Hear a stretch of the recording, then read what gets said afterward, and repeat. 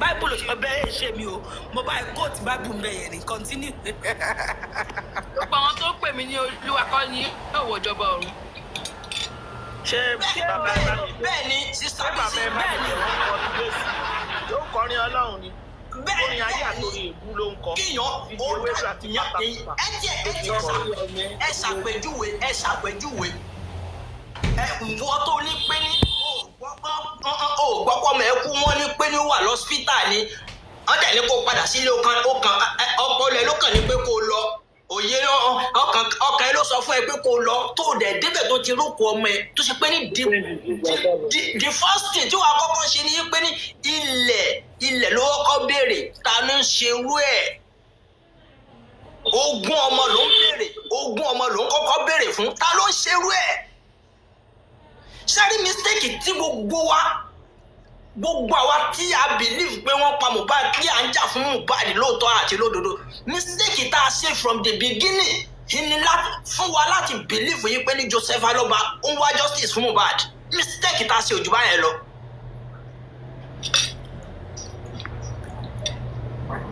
àpò ààrẹ bó ṣe máa dèèyàn bó náà ṣe máa ga bí kú ọmọ ẹ ṣe máa sọ di olókìkí bí kú ọmọ ẹ ṣe máa sọ di popular person bí kú ọmọ ẹ ṣe máa sọ di multimillionaire ìlú wà after kò jà fún ọmọ kankan. kò sí ọmọ kankan tí Joseph Aloba ń jà fún gbogbo ẹnu mo fi sọ. ìwọ ló ń ṣe ọjọ́ bí ìgbà tọ́mọ ẹ wà láyé ọjọ́ bí wo ló ṣe tó ṣe rẹ́kọ̀dù ní ọjọ́ bí yẹn. bàbá tó lè wò ó pé ní kọ́mọ ń wọ̀ kùnkùn kóun dẹ̀ fi ga ṣé bàbá wa lápè yẹn. bí bàbá tó bí mi ṣe dàgbà tó nú ayé bó ṣe dàgbà tó nú ayé pẹ̀lú ọjọ́ orí ẹ̀ iṣẹ́ tí dáàdì mi bá sì ṣe ní iṣẹ́ àgbẹ̀ èmi yìí ò lè ṣe níbi tí egungun wà fún dáàdì mi tó. àti 3 to 4 years ago tí first born dáàdì mi ti ṣaláìsí tó jẹ́ àǹtí wa àtìgbà yẹn ní àgbà tó wà lára dáàdì mi ṣẹ̀ṣẹ̀ sọ̀kalẹ̀ sí dáàdì mi lára àtìgbà yẹn ni dáàdì mi ò ti gbádùn mọ́ kí dáàdì mi tó kú bíi 3 weeks ago nísìn. my father will come kálí dáàdì mi di September this year ni ó máa jẹ́ 104 years 103 ní dáàdì mi bá kú. bí bàbá yìí ṣe dàgbà tó ọmọ táàdì ẹ̀ ń sọ yìí náà àgbà ẹni o torọ́ ọmọ wọn gán jù mí lọ lọ́jọ́ orí ní sísà mi ọmọ wọn sì jù mí lọ lọ́jọ́ orí. bọ̀ tó ń di bẹ́ẹ̀ náà kọ́ pé ikú ọmọ ibi tó ká ládé àtìgbà yẹn ni ò ti gbádùn mọ́. ní tá à ń pè lábíàmọ́ nìyẹn kìí ṣe èyí tí ikú ọmọ ẹ tọmọ ẹ wà mọ́ṣúárì tádé ẹ tó ń fún iná information pé ọmọ tó ń gbé sí mọ́ṣúárì ni wọ́n tírìtì ẹ̀ dáadáa bẹ́ẹ̀ ló ń rùn bẹ́ẹ̀ ló ń ṣe gbá bẹ́ẹ̀ ló ń ṣàwo òun dẹ̀ ń jó káàkiri òun sálúbọ̀bù káàkiri òun kọrin káàkiri òun pààrọ̀ aṣọ òun wẹ̀ lẹ́ẹ̀mẹ́ta lójúmọ́ ṣé bá bà nìyẹn àbí bá bò ṣì. irú èèyàn báyìí lèmi àwọn ọmọ jà fún màmá jà fúnrú yẹn bá màá dẹ̀ ni mo mọ Ọlọ́run màmá jà fúnrú yẹn bá màá lọ́rọ̀ Ọlọ́run yé mi. definitely tí n bá fi ń jà fúnrú Joseph Aloba definitely èmi náà lè ṣerú ẹ̀ fọ́mọ mi nìyẹn.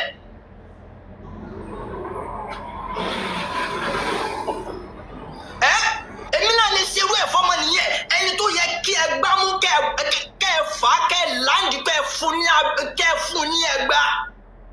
gbogbo èèyàn ń pè é bàbá ó mọ̀ pé ọlọ́mọ ló ń jẹ kí lọ jó orí Joseph Aloba gan.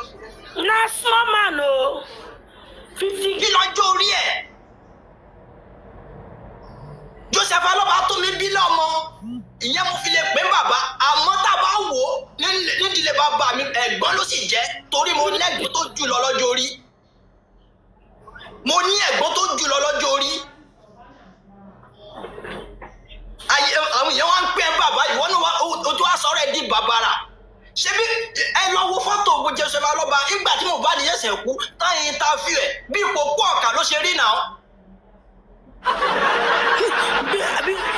wọ́n ní kókó má tẹ̀ dáhùn dáre àwọn èèyàn kọ́kọ́ ló fún ọ ní 40 research. bí ipò kú ọ̀kà Ibi Joseph lọ́run Joseph Alọ́ba ṣe rí.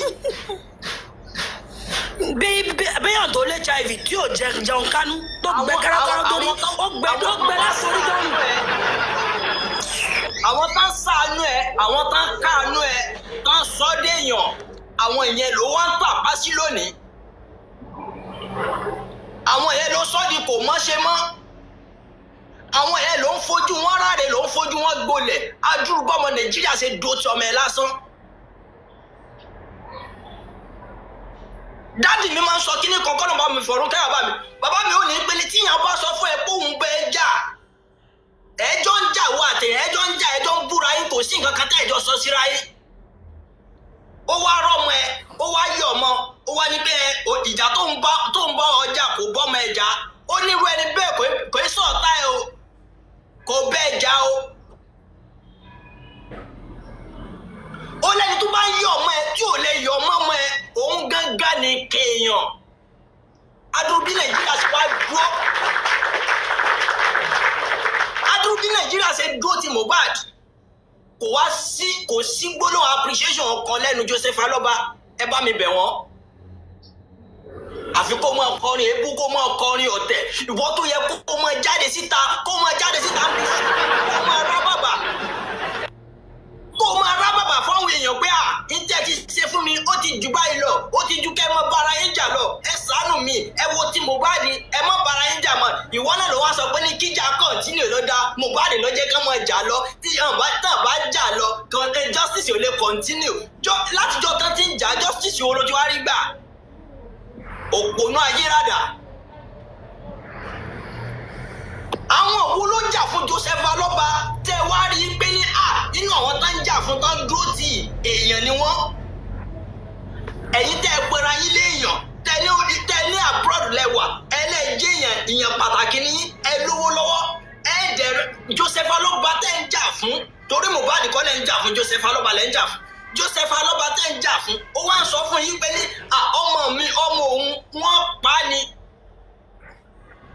Ẹ̀ẹ́dẹ̀rí kankan nu gbogbo ọwọ́ yín, nu gbogbo bọ́lá bẹ́ẹ̀ ṣe lọ́lọ́ gbé yín ga tó nu gbogbo ọlá yín, ìgbéga yín, ẹ̀ẹ́rí kankan contribute láàrin ara yín láti lè fi kó àwọn tán wà nulẹ̀ nígbà tán pamọ́ ọmọ ẹni tẹ́ ń jà fún.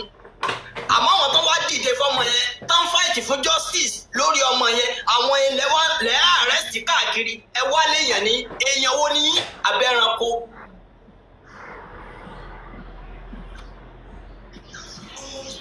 Ní bẹ̀rù èèyàn ká bẹ̀rù ẹ̀jọ́ lọ́nà náà.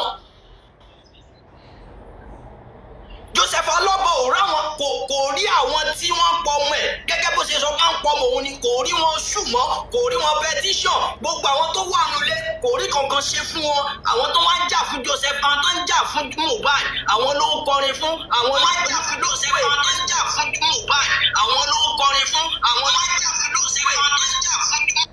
Mr. Emi, welcome, Jare. I greet everyone. Mo dákẹ́ báyìí náà, Jare. Ó ní kókó on the 4 court máa resume after 2 weeks after on the 4 wọ́n máa gbé déètì Mohbad jáde. Ṣé ti gbọ́? Ìwo déètì Mohbad wo? Déètì bẹ́rẹ̀. 4 court ó ní kókó wọ́n ti gé wọn on the 4 corona máa resume ọkọ̀ wà lọ́lùdé. So after 2 weeks ní déètì gbàtẹ́ máa lọ sí corona àti Mohbad máa. Wọ́n wà lọ́lùdé. Wọ́n wà judge wà ní leave ni. The judge said she's on leave.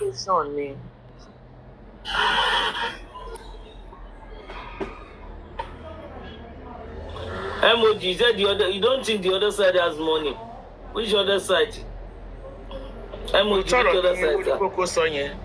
Bàbá ò wá justice, owó ló wá wá. Bẹ́ẹ̀ lọ. Mọ́mí Àjọlá kí bọ̀dá Yomi tó sọ̀rọ̀ jẹ́ kí Sọ́yẹ́ sọ̀kan tó fẹ́ sọ torí máa tó rí sí wọn padà gé. Lákàárọ̀ mo ti sọ fún yín pé mo fẹ́ sọ̀rọ̀ jẹ́ ẹjọ́ ẹ má bínú. Nǹkan tí mo fẹ́ sọ bàbá àti Bukky àwọn mo fẹ́ bá sọ̀rọ̀. Tó bá jẹ́ pé lóòótọ́ o ní Gbémidébẹ̀ ló dúró fún Mohbad ló ń ṣe justice for Mohbad. Ẹ lọ yẹ̀sàlẹ̀ yín wò báyìí gangan. Gbogbo iṣẹ́ tẹ̀ ń ṣe pátápátá àwọn tó súnmọ́ yín ló ń dànù tó ẹ pé lóòótọ́ ẹ̀ mọ̀ kọ́kọ́ nípa ẹ̀ gẹ́gẹ́ bẹ́ẹ̀ sọ níjọ́sí o gbogbo yẹn tẹ̀ ń ṣe pátápátá àwọn tó súnmọ́ yín ló ń dànù bàbá Mohbad tó bá jẹ́ pé lóòótọ́ lẹ́lẹ́ wá justice for Mohbad lẹ́lẹ́ wá justice for ọmọ yín o àwọn tẹ́ ẹ kó mọ́ra àwọn gangan ni gíwọ́rọ́kọ́ tó ń dáná ń rò àwọn gangan ló ń ba gbogbo ẹ̀ jẹ́ kẹ́ ẹ lọ jókòó ẹ bẹ ṣe máa ń tú búkà tó bá ní kẹ́ wá túkọ́ tẹ́ máa tú gbogbo búkà kalẹ̀ tẹ́ máa túkọ́ tẹ́ ṣe máa ń to àpótí àti kóló kẹ́ ẹ lọ jókòó kẹ́ ẹ lọ tún tò gbogbo àwọn tó bá yẹ kẹ́ ẹ bọ́ta kẹ́ ẹ wá bẹ̀bẹ̀ kẹ́ ẹ lọ bẹ̀bẹ̀ tẹ́ bá dé mọ̀ pé ẹ lè bẹ̀bẹ̀ ẹ forí bẹ̀bẹ̀ ìtorí nǹkan ti bàjẹ́ o gbogbo bí tẹ́ ẹ fọkàn sí ẹsẹ̀ mẹ́ta ọ ti yọ ẹsẹ̀ kan tó kù náà ó ti fẹ́ kán ó ti ṣẹ́ lórúkú jẹ́ ó jábọ́ Bukky Jesse tó wáyé pé lóòótọ́ o sísítà mi lóòótọ́ ni òun ṣe justice for Mohbad ló ń dààmú ló ń sanwó fún bàbá Mohbad lóṣooṣù ló ń sáré kiri lóòótọ́ gẹ́gẹ́ bó ṣe sọ ipé kó ba lè dání gbogbo àwọn tó kó bọra àwọn tó kó sára wọ́n ń jẹ́ lẹ́yìn ẹsẹ̀ àwa dẹ̀ mọ̀ kan tó ń ṣẹlẹ̀ ipé wọn náà ó ti fapá jánu láti inú ṣùgbọ́n fẹ́ rí sùn ṣùgbọ́n kó ètè káràmásìkì mọ́ dáadáa báyìí kí gbogbo ẹ̀ tó bàjẹ́ pátápátá mi ì sọ jù bẹ́ẹ̀ lọ ire o.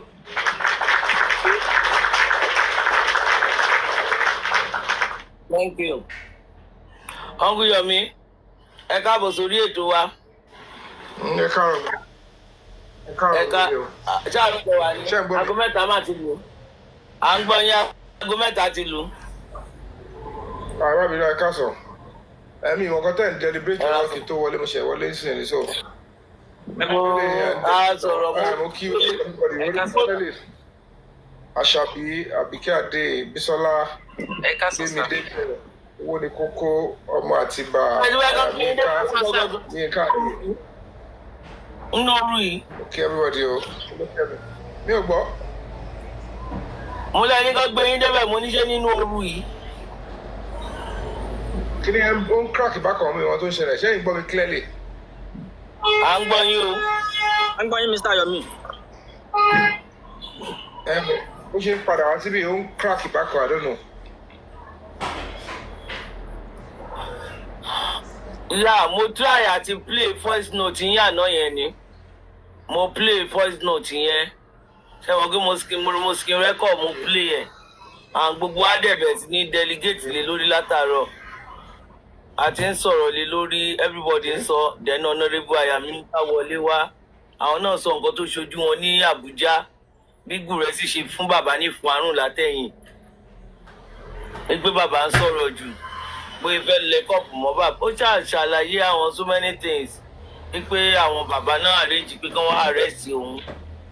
Pé kì í pé tẹ́lẹ̀ lòun rò pé àwọn side Wùmí ni. Pé but later on get to know pé kì í ṣe àwọn Wùmí ló wá arrest òun pé àwọn side bàbá pé mú ìwà àǹkó làwọn tó ṣe tán fi wá gbé òun. Ó ṣàlàyé fún pílánì pé kán lè gbé màmá Mohbad wá sí Àbújá tó ti ṣe gbogbo ẹ̀ tí ìyá Mohbad ti wà pé tó dẹ̀ tún jẹ́ kan náà tó rí i pé wọ́n tún ti bọ́ sí online wọ́n ti tún bẹ̀rẹ̀ sí ní pariwo ẹ̀ àwọn lálàá pé wọ́n ṣàṣọ gbogbo ẹ̀ sà. Láfikún bọ̀dá Yomi wọ́n ní àárọ̀ ni bàbá ti mọ̀ pé ọmọ ẹ ti kú náà kí rán yín létí náà. Wọ́n ní kí ni? Wọ́n láàárọ̀ ló ti gbọ́ pé ọmọ ń kú. Àárọ̀ ni Blessing ti pè pé ọmọ ti kú ìyẹn jọ́ Monday. Wọ́n ti sọ fún àbí? Ta ló confirm ẹ̀?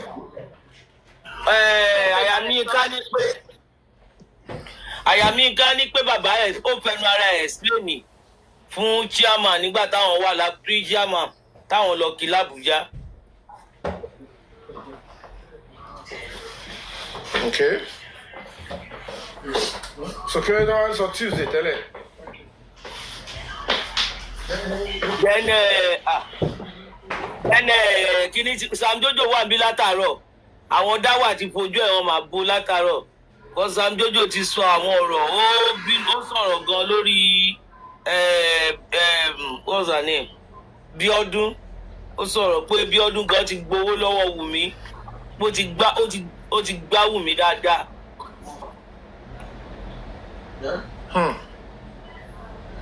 So yẹn ti di. So immediately tó dárúkọ pé.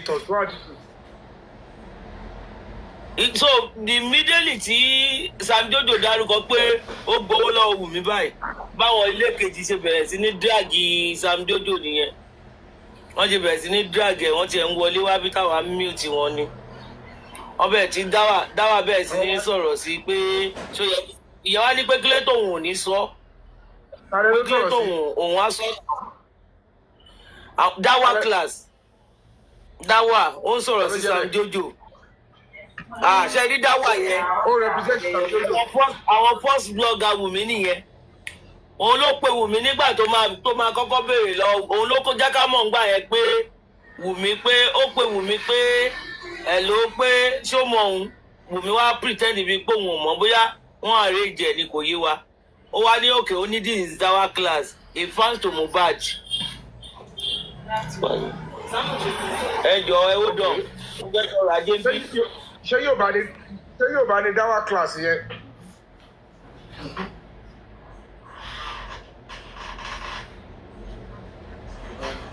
Yorùbá ní dáwà class Yorùbá ní Mr. Yomi. wọ́n ní pé Wùmí fún àwọn tẹ́mi náà lówó tó fi ṣiṣẹ́ ní 50 million àbẹ́rẹ́ lọ pé. Tẹ́lẹ̀ nǹkan ṣé ẹ̀yin ò mọ̀ ni ó fún ọ lówó náà.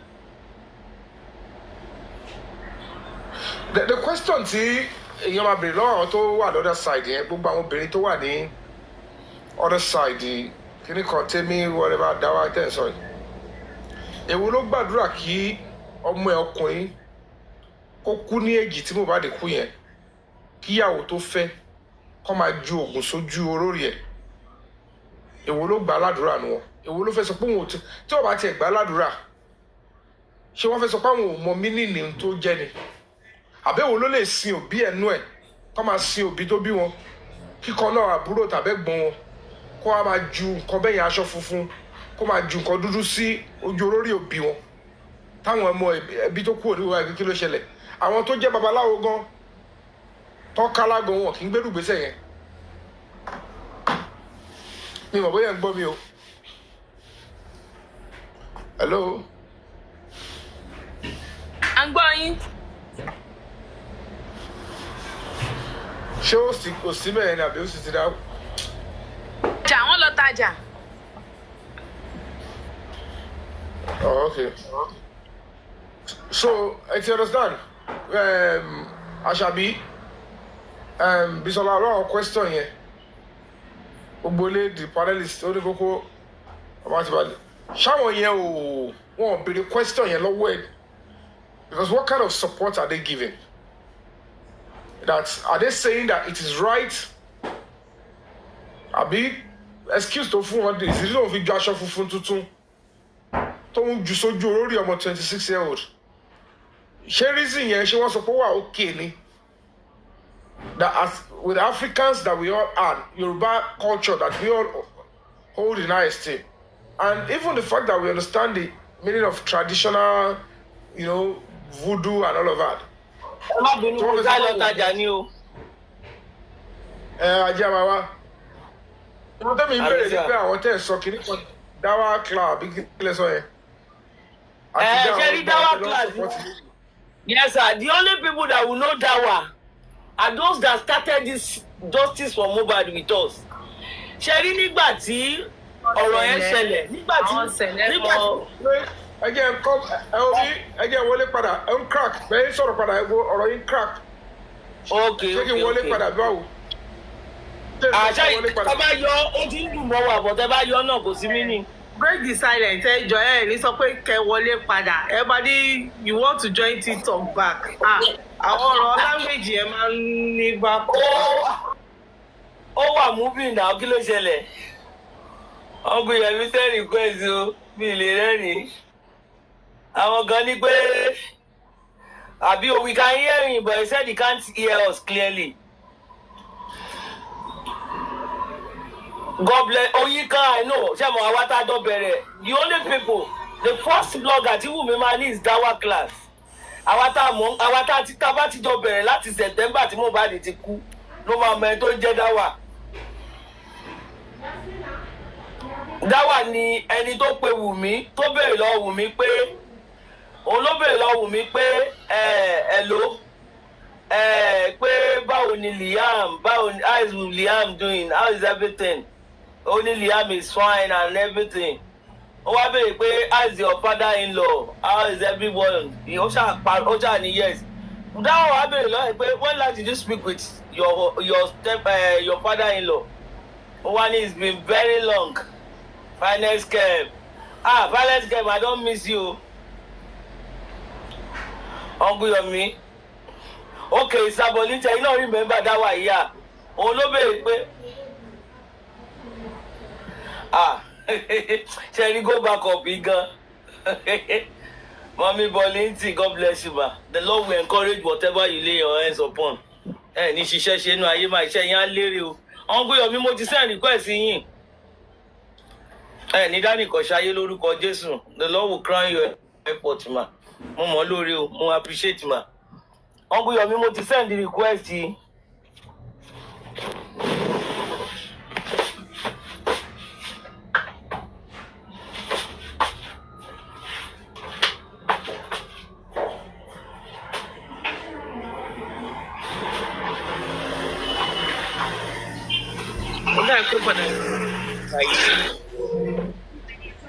Ó lè fún wọn sí lórí bíbá.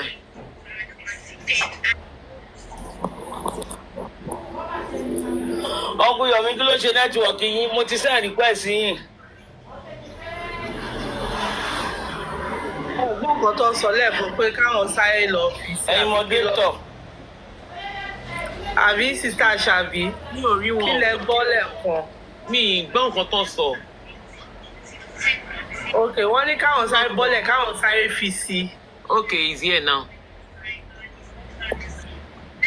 Uncle Yomi, ẹ má máa lo slang yẹn o. Àwọn ọmọ kíláàsì yẹn ọ̀bẹ máa kọ́. Káwọn sáré bọ́lẹ̀ káwọn sáré fi sí. Wọ́n tún wá lo one kind tone bẹ́ẹ̀ yẹn. Is well. Uncle Yomi, àwọn ọmọ kíláàsì yẹn ò láìkó ohun yẹn o. Uncle Yomi, are you there? Dà pé network wọn yẹn o. Network. Uncle Yomi.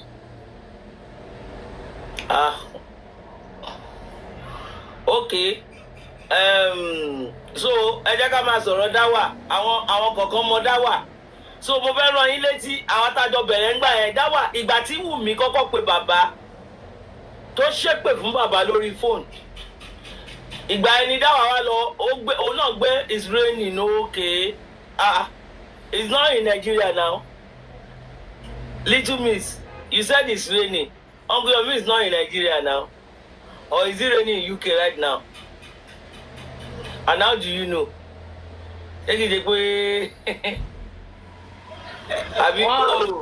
Mi wà ń bí, but fabiyi ló fi wọlé. Yomi fabiyi ló fi wọlé.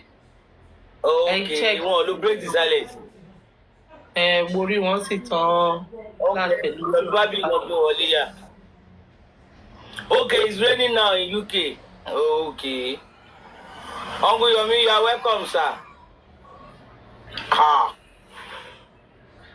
One is not raining in UK. Èwo ni ká gbàgbọ́ báyìí? Bóyá location yín yàtọ̀. Ó jẹ́ location tọ̀dọ̀ wọn yàtọ̀ síra náà. Bóyá location yàtọ̀. Sister Bola, maybe it's not raining in your own location, abi? Some parts, yeah. Okay, the rain just stop. Oga ẹ̀yà ará UK ẹ pọ̀ lórí ètò yìí o. So mo léèyàn nílò èbò tó báyìí. Yéé, ó ga jù. Èmi kan ti wà UK nìyẹn. Anybody bá rí mi Ìbàdàn, UK mo wà o. Yo. Adult class. Gbé mi débẹ̀, ẹjọ́ ìsáyà mi sì tí yín. Gbé mi débẹ̀ ìsáyà mi sì tí yín ẹ̀dọ̀ máa dá yín. No, ẹ má pọ̀ ní. Gbé mi débẹ̀ ẹjọ́ ìsáyà mi sì tí yín. Gbé mi débẹ̀ ìsáyà mi sì tí yín ẹ̀dọ̀ máa dá yín. No, ẹ má pọ̀ ní. Gbé mi débẹ̀ ẹjọ́ ìsáyà mi sì tí yín. Ẹ ti ń bọ́ mi báyìí. À ń gbọ́ yín sà. Jẹ́ ẹ bẹ̀rẹ̀ látòrí Leo. Ọ̀gá mi. Mi ò sọ̀rọ̀. Mo sáré lọ fi nǹkan sí. Mi ì sọ̀rọ̀ sà. Gbogbo ẹja máa pe Uncle Yomi ní sweet name. Èwo lọ̀gá mi. You will tell him. Tó mọ̀ kó wọ́n ló pe ìjà báyìí o. Gbogbo ayé. Ẹ̀yin lẹ rí pé Leo ló gbéjà wá o. Ó gbé wá ní tagbára. Mọ́mí ẹjọ́ ẹja mi bọ́lẹ̀ kí wà ní. ló gbọ́ ẹni yẹ. Mọ́mí Mouhjola, Mr. Yomi, mo kí gbogbo panelist o. Ẹ jọ̀ọ́ fún ìsọkúsọ fún ìsọkúsọ fún ọ̀rọ̀ okó àtòbọ̀ fún lecture. Àwọn tó bá ti pẹ́ tó ti dókó gbẹ̀yìn. Ẹ jọ̀ọ́ ẹ follow. Idán gangan. Ẹ follow account. Ẹ calm down. Mr. Yomi, ẹ follow account yìí o. Ẹ̀yin la fẹ́ fi ṣe speaker of the show later today. Ẹ máa bá wa advise àwọn. What time? What time? What time? Ẹ bá ti di 4 o'clock. Okay. Alo ẹ fi ṣe speaker. Ẹ̀yin náà ni ẹ máa dá wa lẹ́kọ̀ọ́ lára láti bá ti gbóbìnrin débẹ̀. Àwọn Account yẹn wà ó wà on private now. Àwọn Ṣé women rights ni àbí human rights? ẹ na Ẹ bá ti rí idán, ẹ máa rí magi. justice for Magi àwa máa pariwo. Bàbá wọn ní sex right àbí? justice for Ogbó náà Mr. Yomi. Mr. Magi Right kọ́. àwọn èèyàn ni pé kán rú wọn kọ́ dẹ̀ rún èèyàn. Wọ́n làwọn mọ́gìrì. So oríṣiríṣi bẹ́ẹ̀ ni ẹ jẹ́ understand àwọn experience tẹ́ pé irú àwọn ọkùnrin irú bí wọ́n ṣe máa ẹ mọ̀ káwọn style mi wà jẹ́ pé wọ́n máa gbé pílò méjì síbi abẹ́ ẹkùn wọn báyìí á wá gàdí yẹn sókè látẹ̀yìn báyìí. Àwọn obìnrin mi wà náà wò dàmíra rí àwọn òṣèkiri kan rí. Idán ẹ̀sọ́ jẹ́ adult class. So ẹ jẹ́ follow account yìí ló fọ́rọ̀ kó àtòkò Private yìí o. ló wà. Ẹ kò fọ ẹ má wọrí à ń select àwọn tá a máa gbà sínú kíláàsì ni ká wá lọ gbọ́ wá lọ dọ̀wọ́ kọ́mẹ́sì. Ẹni tó bá ti qualify ò qualify nìyẹn eléyìí ò sí pé ọ̀kan wà lẹ́fIP àbí ọ̀kan gbọ́ kọ̀ọ̀kan lẹ́fIP private class ni ẹ ti understand so Mr. Yomi ẹ má gbàgbé o torí ọ̀sán yìí àwọn kan wà náà ló ti dọ́dún mẹ́ta tó ti dókó gbẹ̀yìn. Ó máa lẹ́tì. Àwọn wà tí ò dání o. Say na everything you dey talk out because I give you small gist.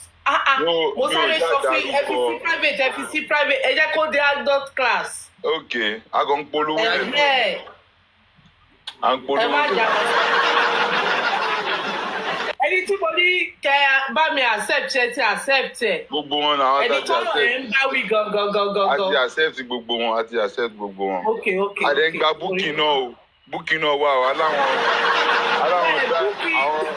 báyìí láwọn shine baby aláwọn diamond men náà.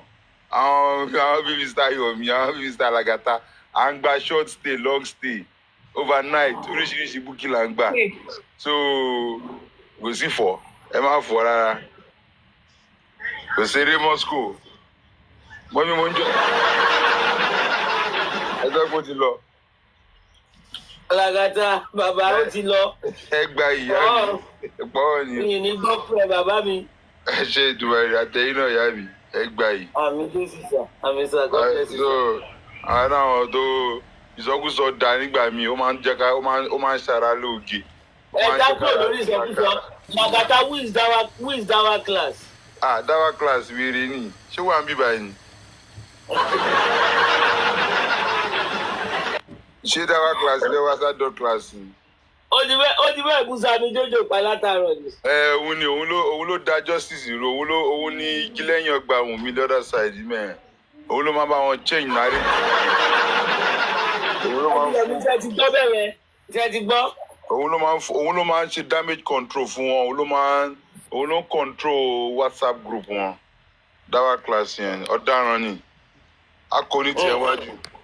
Àmín. Breakfast go reach us. No, this is adult class. Adult class account lele mo kàn fi wá jẹ́ káwọn students kọ́ lè mọ̀ pé private account àwọn máa lò ó sí lele breakfast iṣẹ́ follow you dey part of adult class na breakfast go reach us. Abi today is our day off na. Network ń gbìyànjú mi títí gbọ́. Ó dàbí ó receive. Network wọn ò dání.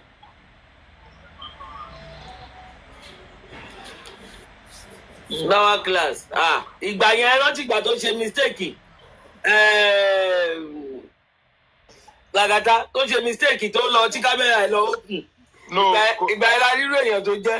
Kò ṣe mistake ó ti ṣí kámẹ́rà lórí platform mi rí. Ẹ ti gbàgbé tó yìí tí mo sọ. nígbà tá à ń sọ. Àwa tíṣà Lagata níṣẹ́ ọ̀tá ò bá yọ̀ mí. Ta ló sọ̀rọ̀? Ọlọ́run ni ò jẹ́. Oyin ló ń sọ̀rọ̀, ìwọ́n ta ló ń sọ̀rọ̀. Ta ló sọ mi ò ẹ má bínú mi ò wọ glasses mi nì. Oyin Kọ́sọ́lá ló ń sọ̀rọ̀. Oyin kan soko kí ló happen? Mo wà. Mo ń kọ́ sàlẹ̀ fún mi Anjola. Dáwà kíláàsì gangan olókọ́ bá just from bad jẹ́. Ó ní backup Wùmí àti Kàrímọ̀. Láti ilẹ̀ wá ó ní. Ibẹ̀ ní Kàrímọ̀ pé kò ní bàjẹ́ àwọn tẹ́lẹ̀ gbogbo wọn ṣẹ̀ wá yẹn. Ibẹ̀ Kàrímọ̀ ti sin pé ibẹ̀ ti lọ sí narrative pé bàbá sin ọmọ ẹ̀ lóòye. Ibẹ̀ ní Kàrímọ̀ ti lọ bá gbogbo just from bad jẹ́ láti right of beginning. Dáwà kíláàsì ní backup wọn. Ṣé ó sì lórí tó? Ibẹ̀ ṣe ló máa change narrative. Lagata mọ̀ náà. Blogger ni Mr. Yomi blogger. Kò kí ń ṣe blog. Na Kò kí ń ṣe òsì o. Na fanatic. Dáwà kíláàsì kì í ṣe òsì. Islamic fanatic ni o àwọn tẹ̀blík yẹn ni. Ọkùnrin lórí tó. Olóògbé ayé òun ni. Ọkùnrin ni ọmọ àlè ni òun ló ànígbà tó máa kọ́kọ́ wá sí kámẹ́rà lórí platform mi à ń sọ̀rọ̀ CCTV kámẹ́rà nígbà tó ń sọ pé kò sí CCTV kámẹ́rà nílé Mohbad èèyàn kan tó wá wà ń bẹ tó máa ń wà lé yẹn ló wá gbé wa débẹ̀ bàtà wa ń sọ ẹni tó wá install CCTV ilé Mohbad gangan ó wá drop láti FYP ó wá sí platform yẹn ń jọ yẹn ó wá ń sọ̀rọ̀ táwa class dẹ̀ ń gbọ́ àlẹ́ FYP náà ń gbọ́ ó kò tẹ request ni and lórí platform mi gbà yẹn tó bá ṣí kámẹ́rà o lè give submission lórí panel o kò lè máa type in comment section ni.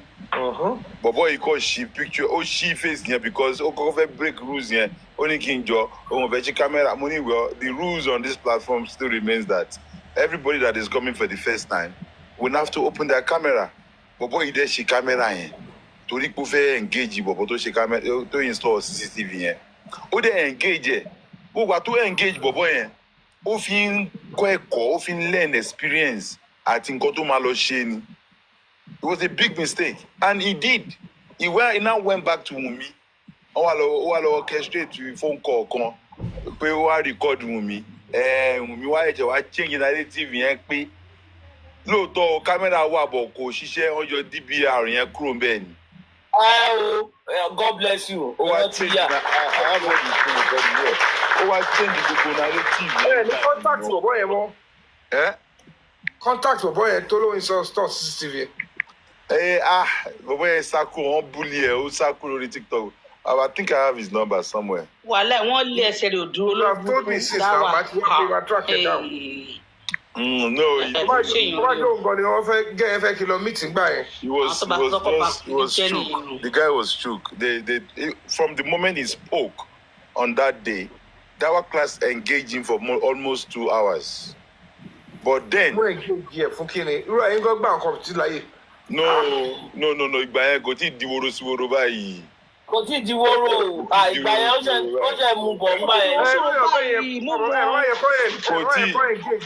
Mr. Yomi, it is very difficult to... Then it was not like this. Everybody knows where everybody stands. Everybody just say, you know what? Like, go the fracas by. Fracas. That time, you can go to any platform and speak and Bẹ́ẹ̀ni máa ń dùn, a máa ń rọ́lọ́ bẹ́ẹ̀ ni. Take my sick ní báyìí àwọn ọ̀sẹ̀ bẹ́ẹ̀ ni. Wọ́n lè dán ṣe ń bẹ̀, kò sí different. Adúró tán ni. Àwọn fèsì àwọn Wùmí yẹn back to back ni. Ṣẹ́wọ́n kọ́tà láti ṣe é sí tó àbẹ́yẹ. Back to back la fáwọn Wùmí jẹ nígbà yẹn pé Lagata mo sọ kankan ń bẹ̀ lánàá pé tẹ́mì tó wá di backup Wùmí lé ṣe pàjọ bẹ̀rẹ̀ nígbà yẹn ni ṣé rántí. Tẹ́mì ń jà fún justice nígbà yẹn ni. King White ló gbé jáde náà. Àìmọ̀ ṣe yí bírí bí ọmọ lọ. Wọ́n bá àwọn tó lè bá ìrè. Even MFM gbọ́ngbà yẹn náà MFM. Tọ́lá ní ọ̀rẹ́ ní yìí nígbà yẹn. Tọ́lá ní ọ̀rẹ́ ní yìí. Ìyẹn ṣekúṣe yẹn gbà yẹn jàre máa mi. Ìyẹn ìyẹn kò ní spíkà Wùmí ó kọ̀ sóbi sọ́kọ̀ sí ṣáájú gbà yẹn náà ní kókó tata jọ́sìsì àti jọ́sìsì ní ọmọ pé yẹn máa padà kẹrù ẹ lọ. Ẹ mọ̀ tẹ́lẹ̀ bá ní ìpínyàn pọ̀ jù. Mouhjola o Lagata. I think the focal points now. Àgbẹ̀yẹ́ máa dùn wọ́n lọ, wọ́n á ti gbàgbé Ẹ mute Madam Oyinko, ẹ fi ìgbà dára lẹ̀. Ẹ kà fún mi. Jẹ́ kó sùn. Oye, ṣé ń gbọ́ mi? We have 3 to 4 crucial questions to really focus on. I say, ẹ máa rí 2,000 views, 300, 3,000 views lókè Madam Oyinko, ṣé wọn ọba yìí fún ọjọ́ ni àbí kankan ṣe yí láàárọ̀? Àwọn mi náà gbàgbọ́ tó Àǹtí Oyinko. Ẹ mute náà ti tán. Ara ń kọ Gaza àti Oyinko. Tata mọ́jú ni. Ibi ìgbà tí ìtọ́fẹ́ lọ yọ. Oye, Lagata. Mo bá sọ̀rọ̀ ṣé ẹ̀gbọ́n mi ni. The point is this. Network is sister ẹ̀yìn o. Oya The sí point Oyinko mo ti drop yín. Ẹ send the request. Network wọn ò dá. As we speak now, to have a proper headway, maybe directly or by court case or anything, with the public don't support Baba, they have right to ask. Withholding information is also a criminal offense. Only good number 1, Baba, at what point did you come to the realization that Monday ni Mohbad kú?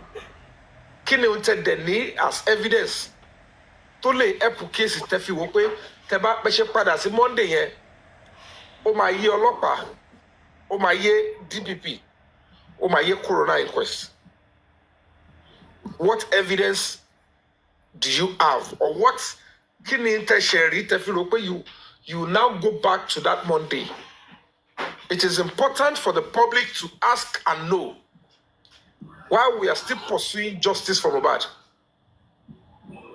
You have the public fund, you have the resources of the public, you have everything, and you are switching back to Monday, which is very pivotal to this justice for Mohbad. They fear our public to know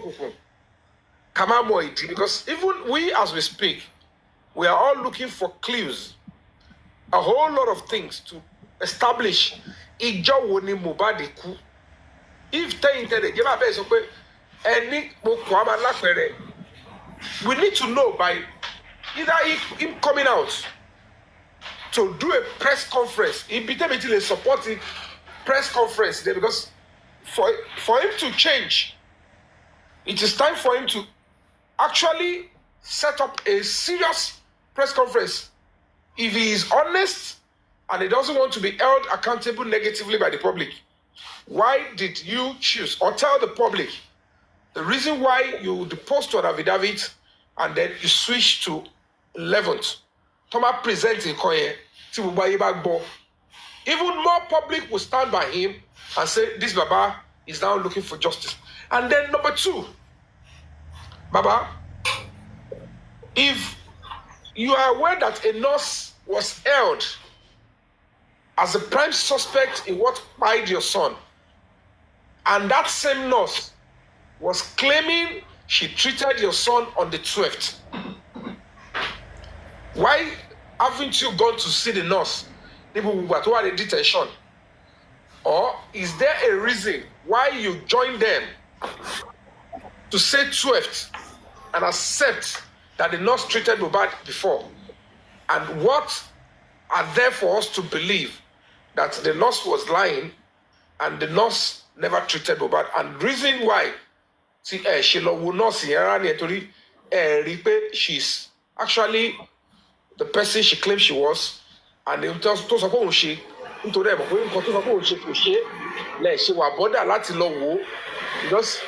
I can tell you all for free, in my own opinion, the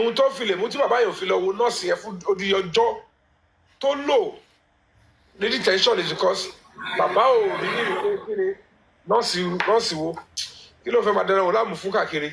that's why he never bothered checking.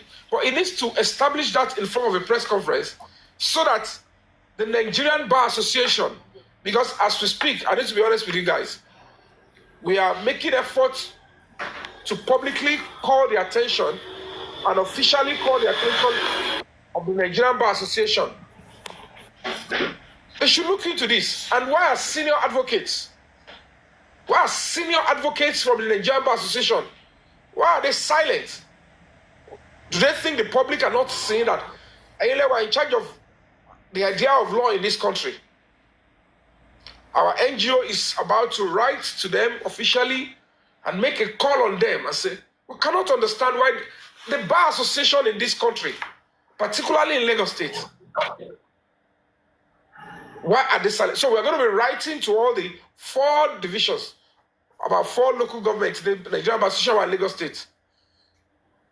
We want to know why they are silent, as such a body can continue to look at things like this and not speak to the government and meet. They must put up a meeting immediately with the Attorney General and Commissioner for Justice. What are you doing with the justice system in this state? You are not the owner of justice system in Lagos State. One dìbò fún yín ni. You are only there temporarily. Ẹ má bẹ̀rẹ̀ jẹ́ kẹ́tó ṣe kéde torí pé ẹ fẹ́ kúrò lẹ́dẹ̀. You can't destroy the state and leave us to carry the burden. This is becoming insensitive. So the Baba needs to also speak up because ibi tó dé dúró sí pẹ̀lú gbóyán pọ̀yán ní tèmi tẹ̀ ń gbọ́ Tinubu mi kì ní kàn biodun la. This one she will mo fi ọ̀nà bàbúrà by the special grace of God she will find herself in jail. No matter how long it's going to take, kọ̀bájọ́ ọdún kọ̀bájọ́ ọdún méjì, she will pay for all her crimes because it's becoming clearer. Mohbad ó kàn tú àṣírí everybody. Ọ̀pọ̀lọpọ̀ àtẹ̀símára táṣírí wọn máa bọ́ta. So if eventually nobody can ask the Baba, but we should be able to demand. Ebi ò fẹ́ ká béèrè lọ́wọ́ wọn legally nílànà òfin. Bó ṣe wá sí live, he should be able to come out and tell us in clear terms. Tó bá jẹ́ pé lóòótọ́ gbogbo àwọn tó ń tẹ̀lé bàbá yẹn wọ́n fẹ́ jèrè ọmọ tó bí. It's enough for them to say, Baba, ní ìta fẹ́ bá yín ṣe lápapọ̀ yìí o. We are only supporting you because we believe you are a major complainant. Ẹ̀yin lọmọ yín kú, àbá yín kẹ́dùn, àbá yín wá justice ọmọ yín. But gẹ́gẹ́ bó tilẹ̀ wù kó rí, kò sí anídìkẹ́ ṣàlàyé fún wa. Kí lẹ rí, tẹ fi change, tẹ fi padà kúrò, tẹ sọ pé kò ń ṣe 12 mọ́. Tẹ ti ń bá wọn wà pẹ̀lú, tẹ bọ́ sí 11. Kẹ tó lè lọ búra, ó máa ní kọ̀kọ̀ tẹ rí àbí ohun tó ṣẹlẹ̀, tẹ lè fẹsẹ̀ múlẹ̀. Tẹ bá fẹsẹ̀ yẹn múlẹ̀, táyé bá gbọ́, gbogbo àbùkù àti orúkọ táyé ń pè é pé ìwà justice wọ́n á padà understand it better. Ìkejì ibẹ̀ ẹ ṣàlàyé fún ayé ìdí tẹ́ fi lọ wo nọ́ọ̀sì yẹn nígbà tí ọlọ́pàá mú tó bá jẹ́ pé lóòótọ́ ẹ bá wọn gbàgbọ́ pé nọ́ọ̀sì yẹn tọ́jú ó ti abẹ́rẹ́ bọ Mohbad lára tó dẹ̀ pé on the 12 ló tọ́jú Mohbad tó tọ́ ẹ sọ jáde ìdí tẹ́ ṣe kọ́kọ́ tẹ̀lé wọn ìdí tẹ́ ṣe rò pé nọ́ọ̀sì yẹn àbí kò ṣe nọ́ọ̀sì yẹn because at the end of the day ìdí tẹ́ ṣe wá lọ wò rárá fún gbogbo àtọ́ fi ti mọ́lé ṣé nítorí pé ẹ ti mọ̀ pé ọ̀rọ̀ nọ́ọ̀sì ọmú nọ́ọ̀sì o wọ́n wà ní nọ́ọ̀sì kan lè máa ṣe ní detention ọkọ lẹ́sẹ̀ ògbé kí lè fẹ́ lọ wò ń bẹ̀ ara ohun tẹjọ plan tẹ́lẹ̀ tẹ papọ̀ ńgbà yẹn láti fi tan aráàlú ni because I can tell you all for free the whole nurse coming in fún lábẹ́rẹ́ anaphylactic reaction one in hospital it is to me is the whole package of the entire family pé ohun tó fẹ́ fi deceive the public káṣírí wọn bá tú at the stage they needed one family member to speak like I'm fighting for justice for myself but as we speak now tí bàbá bá jẹ́ kó tọ́ ọlọ́padà wálé it should come fully if not tí bàbá bá ti fún yín lẹ́sìn ìwé àwọn eléyìí the entire public should be ready to take up serious legal steps to ensure that gbogbo tí bàbá yẹn jẹ́ ó pọ̀ for deception for serious criminal deception and fooling the public for this long and actually engaging in OBT obtaining by false pretense is a serious criminal offence. Tọ́ba dé wàá wọ́n yìí kẹ́sùn lé because wọ́n máa sá ogun kí iye ìbò yín máa lọ bẹ̀ ẹ kàn máa sọ lórí social media ni ẹ máa rí gbogbo àwọn nǹkan yìí at the end of the day ẹ ní tètè engage àwọn tó máa bá yín fèsì ẹ máa sọ ohun tó máa ṣe fún bàbá meanwhile àwọn tó máa ṣe offline lẹ́ni tí lè ṣe kínní yẹn ẹ sọ gbogbo ìgbésẹ̀ yẹn lórí online but ẹ ní institute whether a legal team wọ́n mọ̀ náà kí public lawyer mọ̀ yín lọ́wọ́ gbogbo yín dẹ̀ dákẹ́ tẹ bá fẹ́ fèsì irú nǹkan yẹn ta ló máa jà ìfún yín. Because if you want my NGO to go and my lawyer, my NGO to go and face that, You need a public lawyer that will speak for you and say, okay, at least 20% anything public lawyer. But public case matter, that lawyer will represent you. And if you in Djibouti, no case that lawyer will represent you. And our counsel for you the public lawyer on to party case. There are too many double agents. So going full lie talk of you know, you need to manage so talk. Maybe Baba in Palotoyo. Our case you are the public lawyer, no never pursue because public loan better for justice. If I think what I have is enough to stand with the public, I will work with the public lawyer. As a complainant, okay, what if you do Djibouti like that come? What if you come by the Djibouti? Lawyer NGO below my gaffney on shit me. But when it comes to public lawyer and the public, I ain't about that. Tell what justice for bad. But boy, to bad, boy, like beda, to toy. Any day you to my gaffney offline. Tell about anybody. You need a lawyer that will be going to court, fighting for you as an activist, and then will win case for you. NGO because we are also an NGO. We are also representing the public. But what time it is public lawyer? Any little thing by our party butter want to condemn it. Meanwhile, they will never open their mind for something objective. Anybody, you have to go through that. That is one of the reasons why public law down. Tí wọ́n bá suggest ẹ̀ tí ó bá work ẹ fẹ́ lọ kò ṣe pé tèmi bá ti mú wá tẹ̀ bá ti gbà anybody tó bá ti mú wá a máa bàjẹ́ gbogbo nǹkan tó kó bá tẹ̀fìtìrú lady biodun tí wọ́n gbé sókè tó fi ráyè penetrate there because tí ó bá ti ń ṣọ̀dọ̀ wa tẹ́ni yóò bá ti wà lábẹ́ wa ká bá gbogbo nǹkan tó bá ṣe jẹ́ òun ṣọ̀dọ̀ ẹnìkan láti lè rí justice ibòmí meanwhile ọ̀nà ibòmí wọ́n máa kókó sọ náà bẹ́ẹ̀. So don't be deceived if mo ti sọ fún yín pé the real justice for Mohbad started 3rd of December. If the public wants justice, you need to come up with your words, your evidence, and come up. It's a collective team. Tomalo Jafni offline, not on social media, because if you drag down your wale oruko your meeting was stake. So we need to understand clearly in this platform. Of course, is still for justice for Mohbad. I want to believe. For Mouhjola, ìgbà tó ti lọ bọ̀ láti Ìbàdàn ẹ lè imagine the high risk mi ìròbọ̀ pé kọ́kọ́ bá débẹ̀ and that is even more than money. Àwọn tẹ́mi ń pè pé jagunjagun comrade tó ń fèsì ẹ̀ nìyẹn mo kàn máa bẹ̀ everybody ẹ ṣe ojú kan ẹ wà lójú kan be loyal to the crusade forgetting that if that boy was your son ẹ ríra yín bí ẹbí ẹ̀. We belong to the same movie industry and family. So, entertainment industry, I'm representing well. Monguduku, I don't know who will stand for me when it is my time. If I need help like this.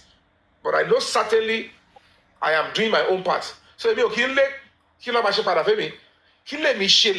about.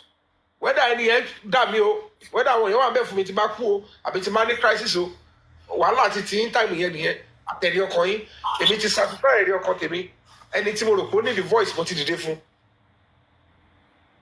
orúkọ tí mo dẹ̀ ní ni mo fi help ìwọ orúkọ pé òkè mò ń ṣe nítorí kí n lè máa lórúkọ no tọ́lọ̀ bá kádàrá pé a bá ṣe ohun tó dáa táyé bá rí pé ohun tó dáa àyà láìkẹ́ sí tó bá ṣá nígbà tá a ti ṣe bàjẹ́ tí mi ìdẹ̀ bá tèèyàn jẹ́ tí mi ò ṣe kà tí mi ò ṣe ohun tó máa jẹ́ kí mo bá tí ò ní jẹ́ kó rí justice. So that is where I think we should be channeling our energy. If we get this, we might get to where we are going. And another thing is this, whatever the case may be, normally on a good day, if the public lawyer was not stopped, he might have been in court against them by now. They will keep coming to block it tó bá yẹ kó ti fly tó ti bẹ̀rẹ̀ iṣẹ́ before August àbí kọ̀ọ̀kan they would have been getting straight to court and then judgment will be dropping bàbá dẹ̀ ti pàṣẹ fún wọn ibi tí fóònù yẹn wà ẹ máa lọ mú jáde the NBA will be brought in as people of interest we'll drag them in to come and see ẹ wo táwọn ọlọ́pàá Lagos State Police Command ṣe ta lálágbára tó wà lẹ́yìn wọn tó ní pé kọ́ máa cover ẹ wá realize pé maybe it's still the same family evidence wà lọ́wọ́ wọn lọ́ní lè múlẹ̀ o ikú tó pa bọ̀bọ̀ yìí then the law immediately ó máa rí family yẹn gẹ́gẹ́ bí ọ̀tá Mohbad ẹ pa èèyàn kò sí pé ẹ pa ọmọ yín àbí wọ́n pa ẹ̀ ń bò gbogbo irọ́ ni kíní kan fẹ́ pa kíní kan fẹ́ le kíní kan irọ́ tó jìnnà sóòótọ́ ni wọ́n jọ mọ ohun tó jọ ṣe papọ̀ and I can tell you all for free tábà lọ wò ó dáadáa èèyàn kan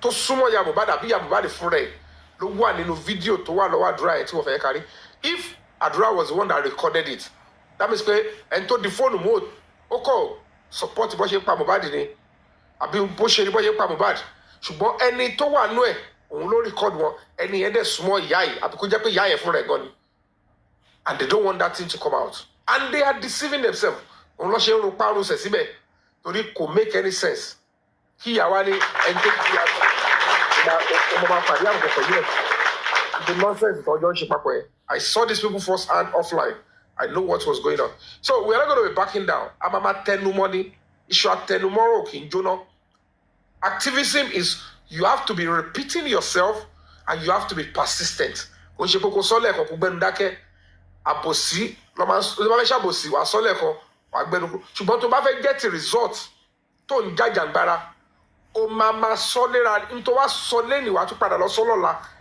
títí àwọn ló máa sún pé ẹ wo bí bàbá yóò ẹni àwọn bú yóò ní dákẹ́ o ẹ fún wọn ní ntọ́ fẹ́ ntọ́ pè ní activism nìyẹn tẹ bá ti rẹ́ni tó sọ fún yín pé ẹ má repeat ntẹ̀ sọ mọ́ àwọn yẹn wọ́n kàn ṣe bálabàla the real people that know what they are fighting for they will keep demanding they will keep putting pressure they will keep repeating themselves because the only thing tí wọ́n fẹ́ tọ́yìn màmá tẹnu wọn ni pé àníṣe kìíní ìṣe ohun tó wà bẹ́ẹ̀ lélẹ̀ títí fàtúnṣe máa fi bá and that is the real definition of punk and executive activism so ẹ jẹ́ ká wà lórí question mẹ́ta yẹn ẹni tó bá ní access sí bàbá yẹn they should tell him before people start going to court to drag him or put him in on a serious spot, on a serious case that case because any moment from now we'll pursue the case beyond, apart from the court, we'll take it beyond the Panti, the AIG, the Lagos, and with serious effort, Gidi, follow Mabura, and that one, final jigsaw. So ẹni tó bá ń tọ̀ pé Yomi Fabiyi ó sá lọ ṣe kinní kan wọ́n tọ̀ra irú king white yẹn wọ́n tún gbé lọ zone 2 ó lọ sí wọ́n ransack ẹ̀ wọ́n investigate ẹ̀ ó ti kọ́kọ́ jánu lọ Yomi ti lọ sí asylum wọ́n ṣe kinní kan nígbà tó wá rí owó tó ń nà sóhun pé Yomi wà ń lo òyìnbó èèyàn ọlọ́pàá dẹ̀ ṣiṣẹ́ lọ tó yìí ibẹ̀ ló ti pariwo èèlò ni Yomi Fabiyi gbé fún yín gan èèlò ni kinní kan ẹgbẹ́ ẹgbẹ́ àwọn ilé yóò tiẹ̀ understand the case ẹ̀yin lẹ máa ń tàn àwọn èèyàn pé téèyàn bá ti jà fún tó ń jà báyìí tó bá yẹra síbi kan ó ti sá lọ ni torí n tó fi ń deceive gbogbo yín nìyẹn and at the end of the day they don't understand every time gbogbo jà òun ló gba timing ló gbọgbọ́n òun ló gba wàá mọ̀gbà tó máa jà wàá mọ̀gbà jà tó máa sá wàá tún mọ̀jà tó máa padà because ẹni tó bá sá lérè òun ló máa tún lè jà lọ́la tó bá ti sá tó bá bógun lọ ó bá lọ nìyẹn o so that's just it thank you.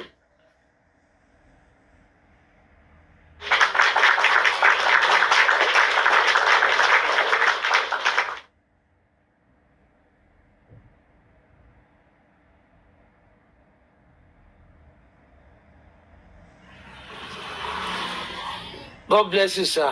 Then Bobo is talking in lẹ́ẹ̀kan. Lady Biodun lawal Uncle Yomi kí lẹ fi pé nǹkan because Sam Jojo tó bá dẹ̀ ti ń tẹnumọ́ nǹkan bẹ́ẹ̀ yẹn ó máa ń ní nǹkan kan torí tó fi ń tẹnumọ́ Sam Jojo ń tẹnumọ́ látara pé kán wá bọ́ yẹn máa gbé Biodun lawal àṣẹ ó ní kán wá bọ́ ẹ máa gbé.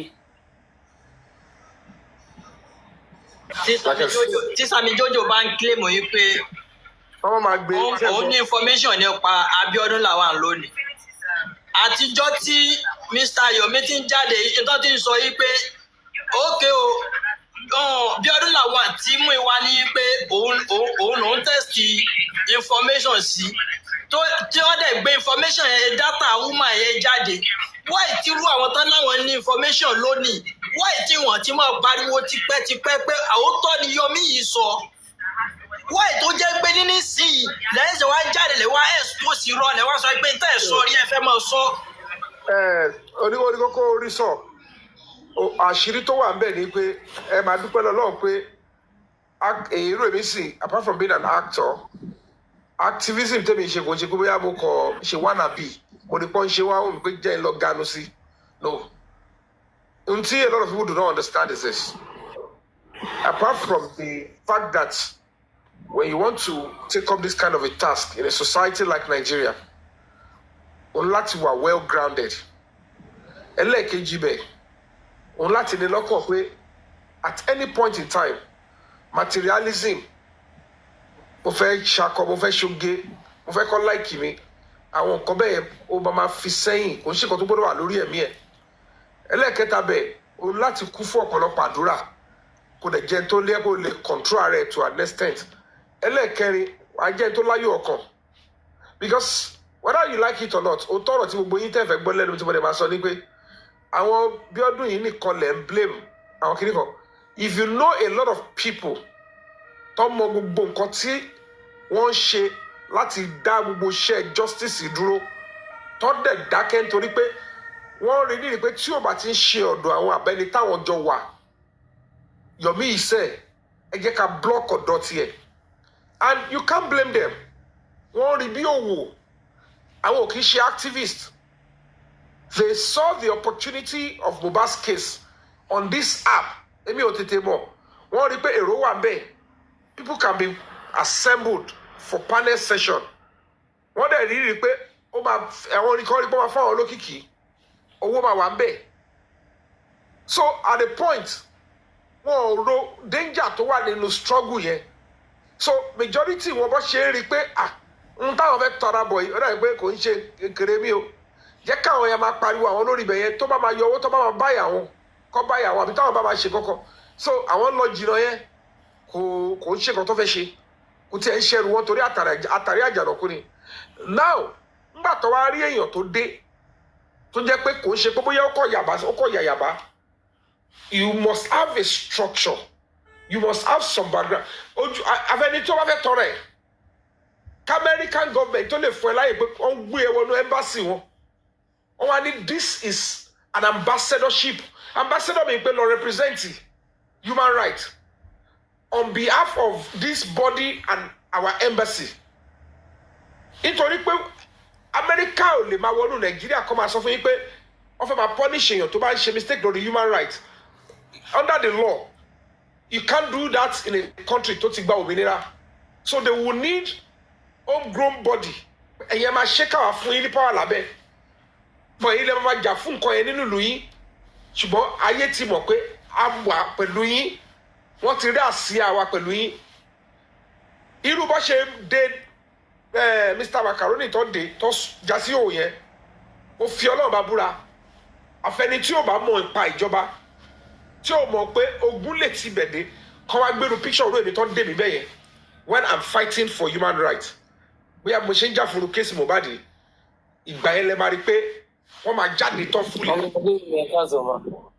So gbogbo yẹn lèmi lè ṣe tí máa dẹ mo láti dẹ bọ́dì mi lẹ̀ fún wọn máa máa tira mi sí wọn lọ́rùn pé àní ẹ ṣe kà fún mi sẹ́ẹ̀ ẹ ṣe nǹkan táwọn yẹn lè fi dá sí torí tó bá ti dé stage yẹn tó bá rí pé ìjọba ti fail ọmọ àwọn ṣe kíni ọmọ àṣẹ fi ọgbọ́n wọlé láti bẹ̀ ṣùgbọ́n tó ọba ti bá dé stage yẹn àfi ti má ṣe ẹ̀ṣẹ̀ tó jẹ́ pé ẹ̀ṣẹ̀ ó yàtọ̀ lórílẹ̀‐èdè Nàìjíríà bó kọ ṣẹ̀ṣẹ̀ sí èèyàn kan àbí mo ṣẹ̀ sí òfin tó ọba ti rí mi mú lápá abẹ́yẹn kò sí. So we all have to understand that ohun tó kó bá gbogbo kíní yẹn majority àwọn tó ń jẹ́ host àtàwọn tó ní kíní ẹlẹ́rara ní gbogbo wọn rí bíi pé pátá ò lè gbé wa justice lè máa nípò lè lọ bẹ̀ straight ni so lọ́kàn mi inú wọn tó bá jí láàárọ̀ bí kí Yomi Fabiyi yẹn kí ni ẹ ṣàjábọ̀ lórí kó ṣáà máa lọ through kó má ṣe gbọ́ ẹ̀ because tó o bá ti wà pẹ̀lú wa tó bá ti lọ wà bó ṣe wà yẹn wọ́n rí pé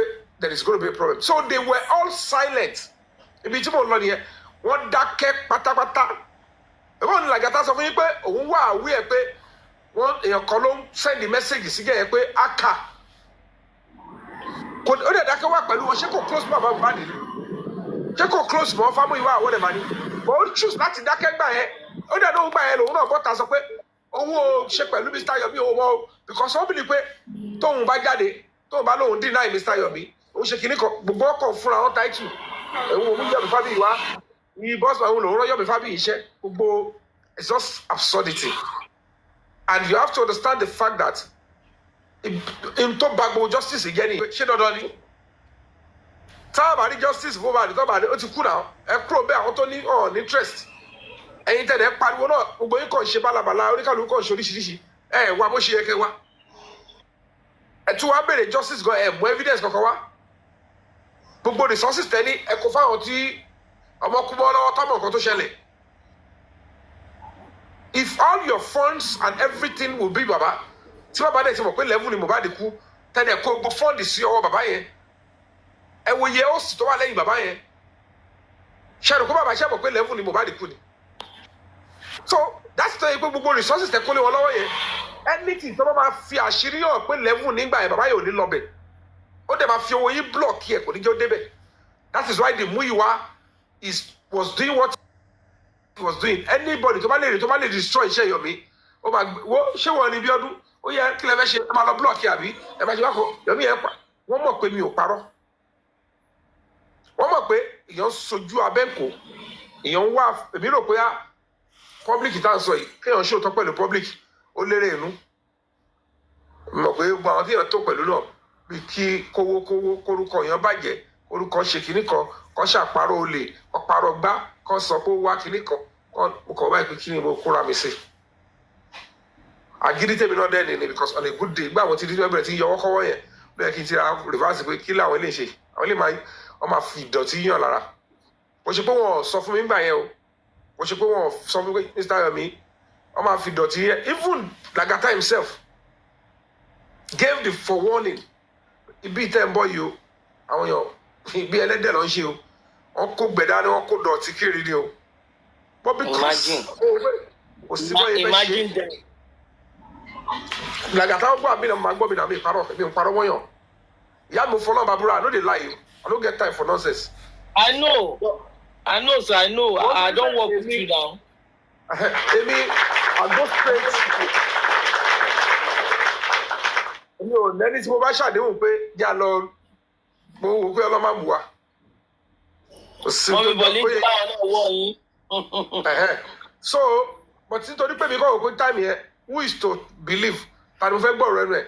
Èmi ni màá ṣàmọ́nú ara mi pé n tèmi ṣe òun rè. So gbogbo wọn yẹn ló mọ̀ including gbogbo àwọn tó mọ̀ ń pa Biodun yìí tẹ bá mọ̀ iye àwọn tó mọ̀ ń pa ẹ̀ tó ń bá sọ̀rọ̀ lẹ́yìn tó dẹ̀ ń wà pẹ̀lú wá ń sìn tó ń bá wa ṣe yóò yá yìí ó ṣèkà ó ń bóbó rà ni you will be so surprised gbogbo àwọn tó bá ń pọ̀ yín lé pé bó ṣe ń sọ̀rọ̀ yẹn ẹ bá ti gbọ́ bó ṣe ń sọ̀rọ̀ yẹn ọ̀rọ̀ ẹ̀ dùn èèyàn gbọ́dọ̀ gbọ́ wọ́n ti tẹ̀lé wọ́n mọ̀ kó ń ṣèbàjẹ́ ńgbà yẹn wọn ò ro tọmọ wọn gbà yẹn ni wọn ò ro bí táwọn wọn ò ro tó fẹ́ ọ̀hún tiẹ̀ kò sí ohun tó lè jẹ́ kọjá bí kíní social media yìí and they will believe anything to say eléyìí kíní kan mo kàn báyìí well now that I got to know bóun gangan ló wà ń di gbogbo rubbish yẹn wọ́n rán mi o ó fẹ́ wá lu jìbìtì ni o mo fi Ọlọ́run bá búra ẹ lọ fi ọkàn balẹ̀ irú ẹ̀kọ́ kó lọ gba ẹyẹ oye yìí kó lọ gba ẹyẹ mo fi Ọlọ́run àbúrò ẹ máa tó gbọ́ kó sá káàkiri àfi tó máa sá kúrò lẹ́yìn. kó lọ sí India. ìyá mi òun ṣerú òun yìí ẹ ti understand owó àtàláfíà kọ́ lọ́ọ́ máa fi wọ́n wà àtẹ̀mígún tọ́lọ́ bá ti fẹ́. àmín.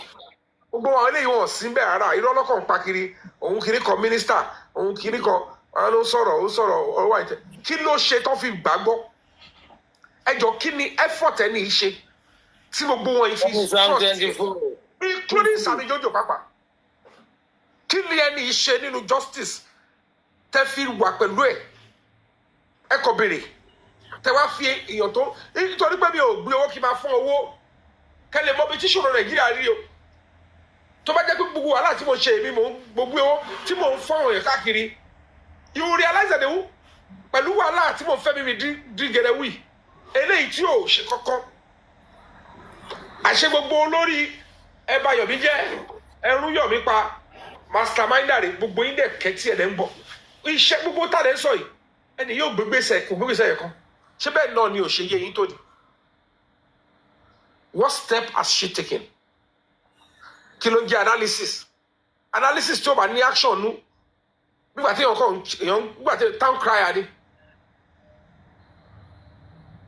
town crying ni why ẹ wo orú àwọn ìyá yẹn ya wà lọ jókòó sílé ẹni it's quite preposterous láwọn rí ó ní kókó ọlọ́run akọ ọgbọ́n àwọn ṣe orúkọ tí ẹ bá wa sọ ọmọ ìlú ẹ ló máa gbé o.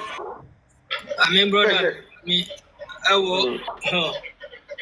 wàhálà kíní yẹn ìgbà ẹnujọ́ mẹ́ta ló wá yé mi pé ní ọ̀pọ̀lọpọ̀ ló kàn kígbe à ń wá justice lórí pé ní ẹni bí ni wọ́n ìkà wá ẹ lérí wọn méjì níbi nǹkan tó darí láyè bọ́n ṣe máa gbé ọmọ ẹ̀ làkejì ṣubú iná wà after kẹ́ máa sọ̀pọ́ọ̀tì kí kẹ́ máa sọ̀pọ́ọ̀tì jàǹbá pé ẹni yà fẹ́ gbé ṣubú wọn ni ọ̀dà ó fẹ́ gbé ṣubú àbí yàmọ́jọ́ là ń wẹ̀ kọ́ dẹ̀ máa support because kò sí nǹkan kan tó bá di ń bẹ̀ pé tíyàn bá rí àṣírí ẹnìkan pé kíní yìí aláǹjà fún nǹkan yìí tẹ́ni yìí dẹ̀ ń ṣe yìí ó máa dáta aláǹjà fún irú o kò sí tó bá di bẹ́ẹ̀ bí pé kẹ́ wá síta kẹ́ wá expose ẹ̀. ẹ ní sùúrù Mr. Owó ní kókó nǹkan tẹ́ ẹ bá ti mọ̀ ẹ má sọ ṣọ́ra mi ò yé yín what you don't know you don't say it and okay.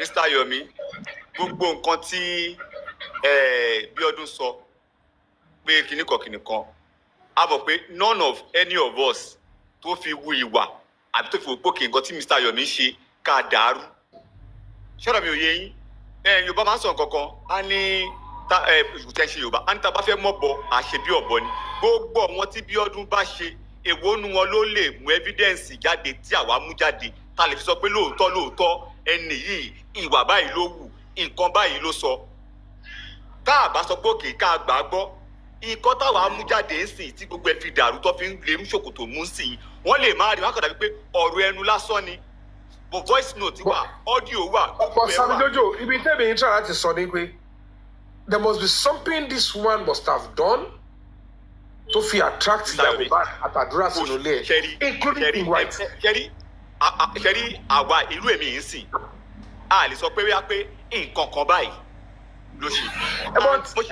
you are very intelligent Sammy Jojo you are meant to ask báwo lẹ ṣe mọ ẹni kò lè máa tẹ ẹ láti fún ẹjẹ. ẹni sùúrù nígbà tí gbogbo ìrìn àjò àwa àti Biodun sì yìí it was shortly after the kilorukwe ta lọ sí police command ni ṣọlá mi yé really maybe after 2 weeks or there about. ó tán 2 weeks after kò ṣe pé kò yé yín gbogbo ìrìn àjò tí mò ń sọ yìí gbogbo kìíní tá à ń sọ yìí ṣé March kọ́ ni àti April ni now ǹjẹ́ ọ̀la lọ sí police command and thereafter he was placed on the call with March la lọ àbí 2 weeks after and she was placed on the call with me this is Sammy Jojo kìnnìkan. No, do you understand? No, you're not getting it. I get clear in there, Mr. Sammy Jojo. I think you are talking about from your own face.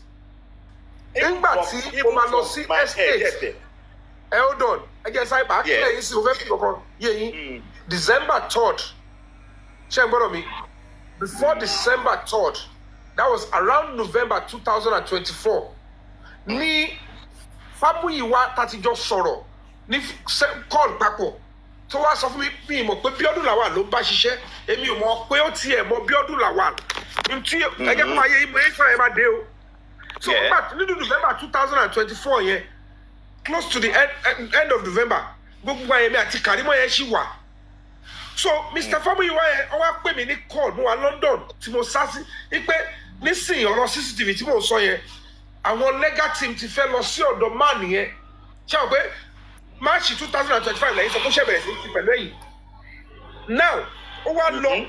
not even March April ní gbala ṣe kínní.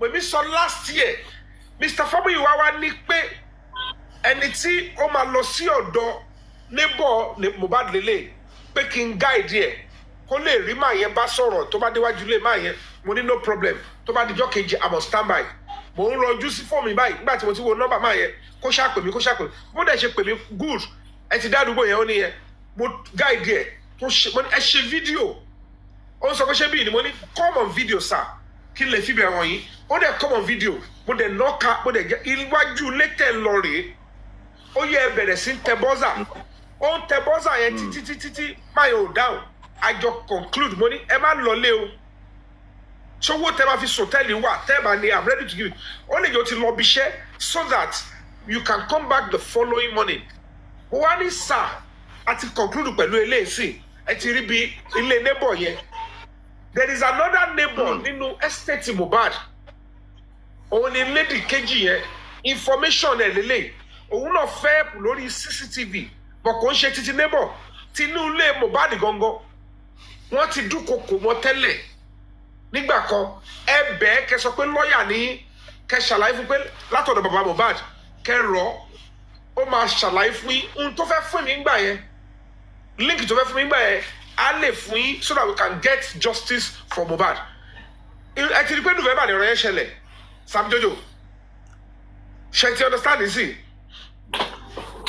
dé bẹ́ẹ̀ tẹ ṣe ń sọ yẹn mò ń dé bẹ́ẹ̀. get now ìgbà tí Mr. Fabiyi wá máa jẹ́ kó yé mi lẹ́yìn tẹ́mi padà dé December tí àwọn yẹn ti lu èmi ò tí mọ̀ tó mi tí mọ̀ pé biodun ló wà lábẹ́ gbogbo ẹ̀ èmi ti wá gbé Mr. Fabiyi wá àti ṣèyí yẹn tí wọ́n padà lọ́rọ̀ tẹ́mi ń pè ní assassin tó lọ threatening lady yẹn mo ti wọ́ wọn lọ síwájú ọlọ́pàá AIG mo ti wá ṣe kí ni mo ti lọ institute to civil suit lọ́ọ̀yà mi ti bá gẹ̀yẹ sọ̀rọ̀ àti fẹ́ bẹ̀rẹ̀ láti process of kàchájì Fabiyi wá àti ṣèyí yẹn sí court ibi tá ti ń ṣe gbogbo yẹn lọ tó wá di year 2025 tàwa around February or thereabout Mr. Fabiyi yẹn wá nígbà tí à ń sọ̀rọ̀ tó rí pé gbogbo tá à ń sọ tí mo ní káwọn èèyàn kọ question and answer question tó máa bèrè lọ́wọ́ ohun mi nígbà tí wọ́n ti issue warrant of arrest lórí ẹ̀ Mr. Fabiyi wá yẹn wá pè mí ó pè wọlé ó pè sórí fóònù mi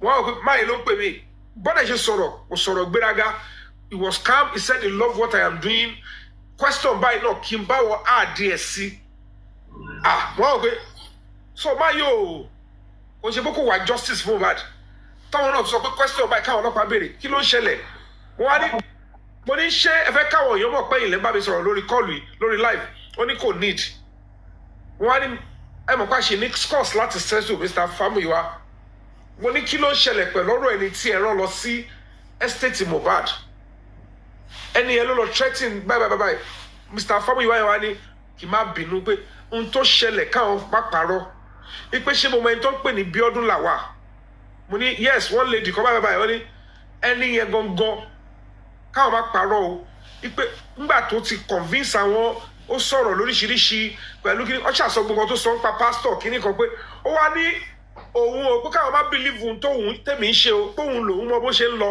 wípé ní bó ṣe wà ń sìn òun máa make sure pé everything òun tọ̀ mọ́lẹ̀ sí nǹkan tó jẹ́ káwọn believe ẹ̀ nìyẹn pé so ṣèyí tó lọ sí estate Mohbad táwọn fún mi ní nọ́mbà yẹn pé àwọn ò mọ̀ rí pé lady biodun yẹn ló fún àwọn ní pé Mr. Fabiyi wá o ẹni eléyìí kẹ fún Yomi Fabiyi ẹni tó lọ sọ́dọ̀ neighbor yẹn nìyẹn mo ní what mo ní Mr. Fabiyi wá mo ní wàhálà tèmi ṣe tẹ sọ fún mi pé lọ́ọ̀yà ló ń lọbẹ̀ ta ló ń jẹ́ bí ọ pé ìmọ̀ ní irí wọn ní nítorí pé wọ́n ní ó close mọ́ mo ní close mọ́ ta ni mo ní I can't believe you did this sir wọ́n ní kì í ṣàbá bínú pé nǹkan tó ṣẹlẹ̀ táwọn fi ṣe nìyẹn mo ní kí lẹ ṣe ẹ ti bà nǹkan jẹ́ wọ́n ní àwọn gan ibi táwọn tìgbà tí mo bẹ̀rẹ̀ sí sọ̀rọ̀ pé wọ́n lọ hack into database ibẹ̀ làwọn ti wà astonished pé Ibo lẹ ti dẹ́ni tó tún lọ ń di aka tó ń hákì. This is a criminal act. Bẹ̀rẹ̀ apá àwọn ti jábọ̀ pé ṣáwọn ti ṣiṣẹ́ báyìí. Mo ní Mr. Fabiyi kí la máa ṣe báyìí. Èmi ò wọ̀n ká ẹ̀mọ́ ń pa ẹ̀ o, èmi ti rìn jìnnà o. Nítorí gbogbo wàhálà tẹ́mi ṣe lọ yìí. Mo fẹ́ ka tó bá ti gbé bọ̀bọ̀ yẹn tó kéèsì bá ti wọnú police tó ti ṣe kéèsì yẹn. Wọ́n máa fáìlì èmi ò mọ̀ mi ò mí tẹ̀sán àti bá tẹ̀yẹ́ anybody jẹ́ o. What do we do about it? Báwo la ìfẹ́ withdraw gbogbo kìíní? Torí pé àwọn ọlọ́pàá yẹn ti ń tẹ̀sán lọ. He said he will get back to me also. Okay, no problem. Now, you can see that Biodun Lawal was already in contact and Otimba Mr. Fabiyi wá sọ̀rọ̀. Nínú ọ̀rọ̀ Mr. Fabiyi wá kẹ́rẹ̀ẹ́rẹ́, wọ́n jẹ́ kó yé mi pé in fact, ó make attempt ó náà fẹ́ pa pé wọ́n gbọ́dọ̀ pé kí bàbá bá wà ní justice. Mr. Fabiyi bàbá Mohbad àti ìyá Mohbad wọ́n gbọ́dọ̀ dọ̀rẹ́ padà. So ó ti wà nínú picture. Ó ti close mọ́ Fabiyi wá. Bó ṣe wá tún wá di pé ó tún wá wọlé báwo ló ṣe ní líǹkì ìyá Mohbad àti àdúrà ni mo sọ because ọ̀tá ló yẹ kí Fabiyi wá àti ìyá Mohbad jẹ́ because òun ló represent bàbá Mohbad. Do you understand? Yes, they never Tito, they never came out to do that. Wọ́n kàn bà orúkọ èmi jẹ́ lọ. So now ibi tí a gbọ́dọ̀ kọ́kọ́ wá ń sìn òun ni pé báwo ló ṣe wá ní líǹkì ìyá Mohbad àtàdúrà because from forensic investigation tó ọlọ́pàá ṣe ní last week lórí Mr. Yomi this guy King White woman ló engage Biodun Lawal yẹn ló gbéṣẹ́ fún mi mọ́ I don't know how the King White afẹ́mọ́ ẹ láti sọ fún mi ìgbà wo ni King White náà dé justice for Mohbad ta ló bá wá. Mr. Yomi ṣe rí tábà máa bẹ̀rẹ̀ báyìí King White ti wà nínú Ibrahim ti wà nínú justice for Mohbad láti ìbẹ̀rẹ̀ but mission ni nǹkan tó ń gbé wá ni ó lè má clear sọ́wọ́n èèyàn but ó ti wà níbẹ̀ láti ìbẹ̀rẹ̀ even when I started this justice for Mohbad I go to his platform before kó tó di pé ó switch sí kó tó di ọ̀dọ̀ tèmi I was on kí lorúkọ ẹ̀ MFM platform. àti ẹ̀sà ẹ báyìí kọ́rọ̀ yẹn pọ̀ Sammy Jojo kó lè yá wọn yàn. Are you with me? So n fẹ́ clear nǹkan kan ni so Ibrahim ti wà níbẹ̀ ó ti wà nínú justice láti bẹ̀rẹ̀ now nǹkan tí mo fẹ́ fàyọ̀ ń bẹ̀ ń sìn ni pé tẹ́ bá sọ pé kí ni Biodun sọ fún èmi tèmi fò pókè jẹ́ kí n gbàgbọ́ ẹ má gbàgbé pé there was a point at the time tó yẹ pé èmi náà mo mọ ìyá Mohbad ṣọ́ra mi ò yé yín mo dẹ̀ ti gbọ́ wọn nǹkan kó tó di pé fallout wà. báwo lè ṣe mọ ìyá Mohbad báwo lè close mọ ìyá Mohbad. báwo mo ṣe close mọ ìyá Mohbad ṣe ẹ mọ gbogbo àti ọ̀rọ̀ liars don't last ẹni tó ń tọ́jú ìyá Mohbad nígbà yẹn kò yé yín. èmi ò àdébí ò ẹ máa tó fọ́nì ẹ̀yin náà mi ò gbọ́n payé rí. ọkùnrin yọ mi ò mọ̀ ọ̀gá wọn yẹn. Sammy Jojo Sammy Jojo mi ìgbọ́ orúkọ yín rí mi ìgbọ́ ọ̀kan payé rí until a week ìta tó fẹ́ lọ protest tí erisi gbé wa papọ̀ yẹn. ṣe mọ̀ pé ìgbà tí mo bẹ̀rẹ̀ justice náà gbà yẹn náà mi jáde pẹ̀lú Sammy Jojo Wendy Gold ni mò ń lò ṣẹlẹ̀ mi ò yé yín Wendy Gold ni mo máa ń lò gbà yẹn ìgbà tí mo support wù mí gbà yẹn Wendy Gold ni bọ̀bà tí mo dẹ̀ róòtọ́ tí mo switch ṣẹlẹ̀ mi ò yé yín gbòkè that I switched and I used my own name my own account to do whatever I wanted to do ṣe ọ̀rọ̀ mi yé yín sí so ìgbà tí ọ̀rọ̀ Biodun come in tí mo dẹ̀ gbòkè Biodun èmi ti mọ ìyá Mohbad mo ti mọ irú àwọn nǹkan tó ti sọ oríṣiríṣi ok Biodun náà ló tún wá house wọn sílé nsìn ok wọ́n dẹ̀ place ẹ̀ sórí call pẹ̀lú mi kí lè mí mọ̀ kí lòun jẹ́ ká juxtapose ẹ̀ papọ̀. Sammy Jojo now look at it now I want to tell you the link the guy boss man ó ní Mr. Fabiyi kò mọ Biodun Lawal rárá òun lòun ti ń bá sọ̀rọ̀. ẹ máa gbọ́ lọ àwọn làwọn tí wọ́n tó wọ́n ìbàdàn. àárín yẹn mi ò mọ àárín yẹn ẹ máa gbọ́ so it means that it is the boss man in conjunction with Ayeye Kudi àwọn ni wọ́n empower Biodun yẹn àwọn ni wọ́n fà mọ́ra to use her so when they wanted to use her they sold her to Fabiyi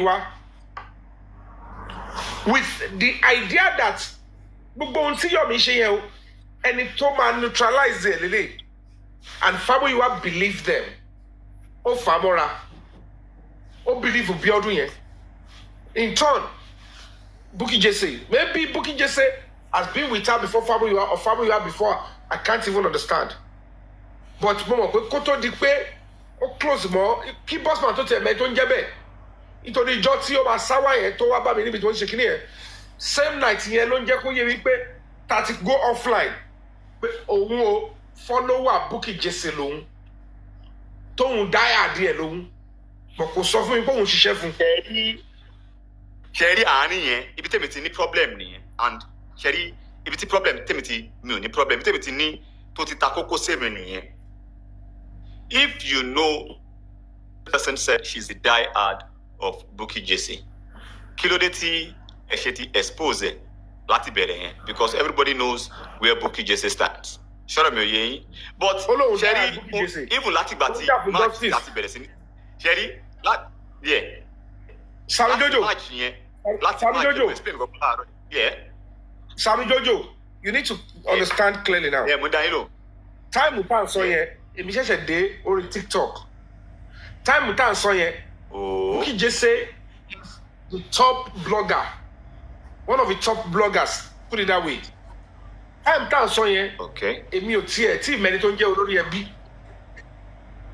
are you with me mi tí mẹ́ni tó ń jẹ́ Yèyé Kúdí mo ṣẹ̀ṣẹ̀ mọ́ ni owó ni mo wà pẹ̀lú are you with me mo dẹ̀ bọ́ Lagata I don't know every other person there so Bukky Jesse was fully are you with me Bukky Jesse was fully justice for Mohbad ngbà yẹn so gbà tó lóhùn die at the Bukky Jesse tó dẹ̀ ti wá sọ́dọ̀ Yèyé Kúdí náà I felt like well kò lóhùn ètì Yèyé Kúdí nǹkan tó lè mú tó ti wà platform ẹ̀ tó dẹ̀ rí pé èmi tí mo wà platform wọn ni mo ní crisis tó dẹ̀ lóhùn bọ́tà wá help ṣe àwọn ó yìí like Yèyé Kúdí náà nìyẹn are you with me because she didn't come because I'm an actor she came because mo ń ṣe nǹkan fún Yèyé Kúdí ní platform Yèyé Kúdí àjọ try láti wo àwọn kíni kọ́ báyìí new dimension to justice for Mohbad lèmi gbé wọlé gbà yẹn because nobody knew or kò sẹ́ni tó mẹ́nu bá ọ̀rọ̀ CCTV neighbor fún mi èmi lèmi wọ ọbẹ̀ tí mò ń wá nǹkan fúnra mi èmi ni mo mọ̀ pé this is high risk jẹ́ lọ fẹ̀ mímí wo ewu ń bẹ̀ yẹn because mo kọ̀ pé ẹ̀kọ́ lọmọkùnrin kú let me even go and check let me go and see who I can talk to let me go into that hospital do you understand so practically everybody was together there so kò sí bóyá fẹ́ pariwo síta pé biodun kan ṣe máa lóhun dáyà di Bukky Jesse and don't forget that ibi tó mọ dẹ̀ nìyẹn lẹ́yìn ìjọ yẹn ta tijọ́ ṣe whatever àtijọ́ kejì ta lọ sí state yẹn and then ìjọ corona court tí mo fojú mi kàn báyìí ta sọ̀rọ̀ that was the end do you understand that was the end kò sí anything mi ìmọ̀ bóyá ó tẹ̀ mi ìmọ̀ bóyá ó ń bá bossman sọ̀rọ̀ mi ìmọ̀ bóyá ó ń bá Mr. Fabiyi sọ̀rọ̀ èmi ò mọ̀ pé òǹgọ̀ ló ń sọ fún wọn pé kò sí kankan until when I ran to UK tí wọ́n wá pè mí wọlé òun ni voice tí mo play ni mo ṣe ń play voice yẹn it's not because of the bossman I have put that one in his place long time ago mo ń gbé gbogbo yín padà pé kẹ́ wò pé lady ó wà nínú kọ́ọ̀lù yẹn ń gbà yẹn but èmi ò fura wípé àṣehùn gangan ni masterminder and you all could see you saw the way I put her in her place nígbà tó fẹ́ fi ẹnu sí ọ̀rọ̀ yẹn òun mo kọ́kọ́ sọ pé gbogbo àwọn tẹ kó sórí kọ́ọ̀lù yìí Mr. Fabiyi ṣé ibi tí mo ti ṣáwọn ilé mo lè sọ̀rọ̀ ibi tó wà because I don't trust any of them látàrí ohun tó fojú mi rí I put it mo tẹ̀ sójú wọn papọ̀ gbogbo yóò ń ṣe ẹni tí mo lè fún lọ́díẹ̀sì wọn torí pé mo rí pé kò sápọ̀lé lára wọn ẹ̀ but I never knew she was part of them as in òun gangan ni aka òun ni masterminder ntí mo ṣe ń play kíni ẹ̀ fún yín pé ẹ wo ilé ayé o you saw that nígbà tí mo sọ̀rọ̀ pé ok ẹ lọ gba court order ẹ ti náà fẹ́ ṣiṣẹ́ pẹ̀lú ọlọ́pàá láti lọ gba court order ẹ lọ sí ọ̀dọ̀ títí yín kẹ lọ ṣe gbogbo alátẹ̀mọ́ máa ṣe ẹ gba court order ẹ kọ affidavit yín ẹ forúkọ mi sí kẹ́dẹ̀ sọ pé nǹkan báyìí ni mo sọ pé má nìyẹn sọ àwọn kan dẹ̀ sì jókòó wọ́n ní irọ́ ni mò ń pa nípa ọ̀rọ̀ CCTV báwo ni mo ṣe máa ní kọ́ lọ sílé olówó that man is a rich man he has influence mo dẹ̀ sọ pé ẹ sì sàmì ìmọ̀rúkọ yìí bọ̀ nǹkan báyìí lẹ sọ fún mi nǹkan báyìí dẹ̀ ní kámẹ́rà yìí capture ẹ̀dẹ̀ èmi kọ́ ni máa lọ gbà á nítorí mi ò ní kò sí public lawyer ń gbà yẹn wọ́n ní deal with legal team ọ̀ bàbá Mohbad a dẹ̀ gbé fún wọn mo dẹ̀ gbé fún Mr. Famuyiwa tó jẹ́ representative bàbá Mohbad fẹ́ rọ́yàn lọ́bẹ̀ ẹ wá rí lọ́yà legal team tí public sọ̀rọ̀ fún lọ́bẹ̀ ẹ wá ní biodun lawal kan ló mú Ṣèyí kan lẹ̀ Ṣèyí yẹn wá turn out to be ẹni tó act tó ń threaten àwọn neighbor Mohbad ẹ wá ní kí n má charge ẹni yẹn sí court kí n má bàa fa case mo wá ti charge Ṣèyí yẹn sí court mo ti charge Famuyiwa sí court principal witness which is the lady tí wọ́n threaten nítorí mo ṣàlàyé fún bàbá Mohbad pé nǹkan báyìí ni àbúrò yìí ṣe o tẹ̀pẹ́ power of attorney nígbà tá a pàdé ní command níbi tó mú Dàmọ́lá sí mi ò mọ tó ṣẹlẹ̀ lára ọ̀dìn yìí o bàbá ẹ fura o nítorí báyìí kan èmi dẹ̀ ti gbé gbèsè báyìí o as a matter of fact Famuyiwa àbúrò yìí a warrant of arrest is on him and the Ṣèyí tó rán lọ we are going to get justice kì í máa bá a di pé a máa pursue kéèsì yẹn mọ́ kó má ọ̀rọ̀ bóyá àwọn báwọn ṣe lè bàjẹ́ wọ́n wá rí èèyàn advice wọn wọ́n wá gẹ̀ yẹn lọ bóyá wọ́n gbé owó fún gẹ̀ yẹn ni o bóyá wọ́n lọ yọ̀bọ̀n sí gẹ̀ yẹn originally again ni o ohun tí mo rí ni pé the second third day gẹ̀ yẹn dẹ̀ bọ̀ sórí social media ó dẹ̀ bẹ̀rẹ̀ sí ń deny pé nǹkan kò ń ṣe wọn o òun yes estate Mohbad lòún gbé bọ̀ kéèyàn kọ́ máa òun ò ní anything o kọ́ fún òun lẹ̀ o òun Mr. Fabiyi yẹn gan bóun ṣe wà yẹn òun máa gbé lọ sí court mo wá wáyé pé what change the only person I told again about this case is Baba Mohbad and they felt like táwọn bá ti yọ gẹ́ yẹn kúrò tó bá ti ní gẹ́ yẹn threatening kò sí bí ọlọ́pàá àti kéèsì tá a fẹ́ ṣe ní court against the Famuyiwa àti Ṣèyí yẹn bó ṣe lè proceed because tí gẹ́ yẹn ò bá ti síbẹ̀ láti wá witness kò sí case not knowing that biodun yìí òun ló rán bọ̀bọ̀ yẹn lọ kò fẹ́ kí kéèsì dó ọ̀dọ̀ òun ló ṣe paná ló ṣe wọlé sí Mr. Famuyiwa yẹn lára tó wọlé sí gẹ́ yẹn lára tó fi bẹ̀rẹ̀ sí deny mi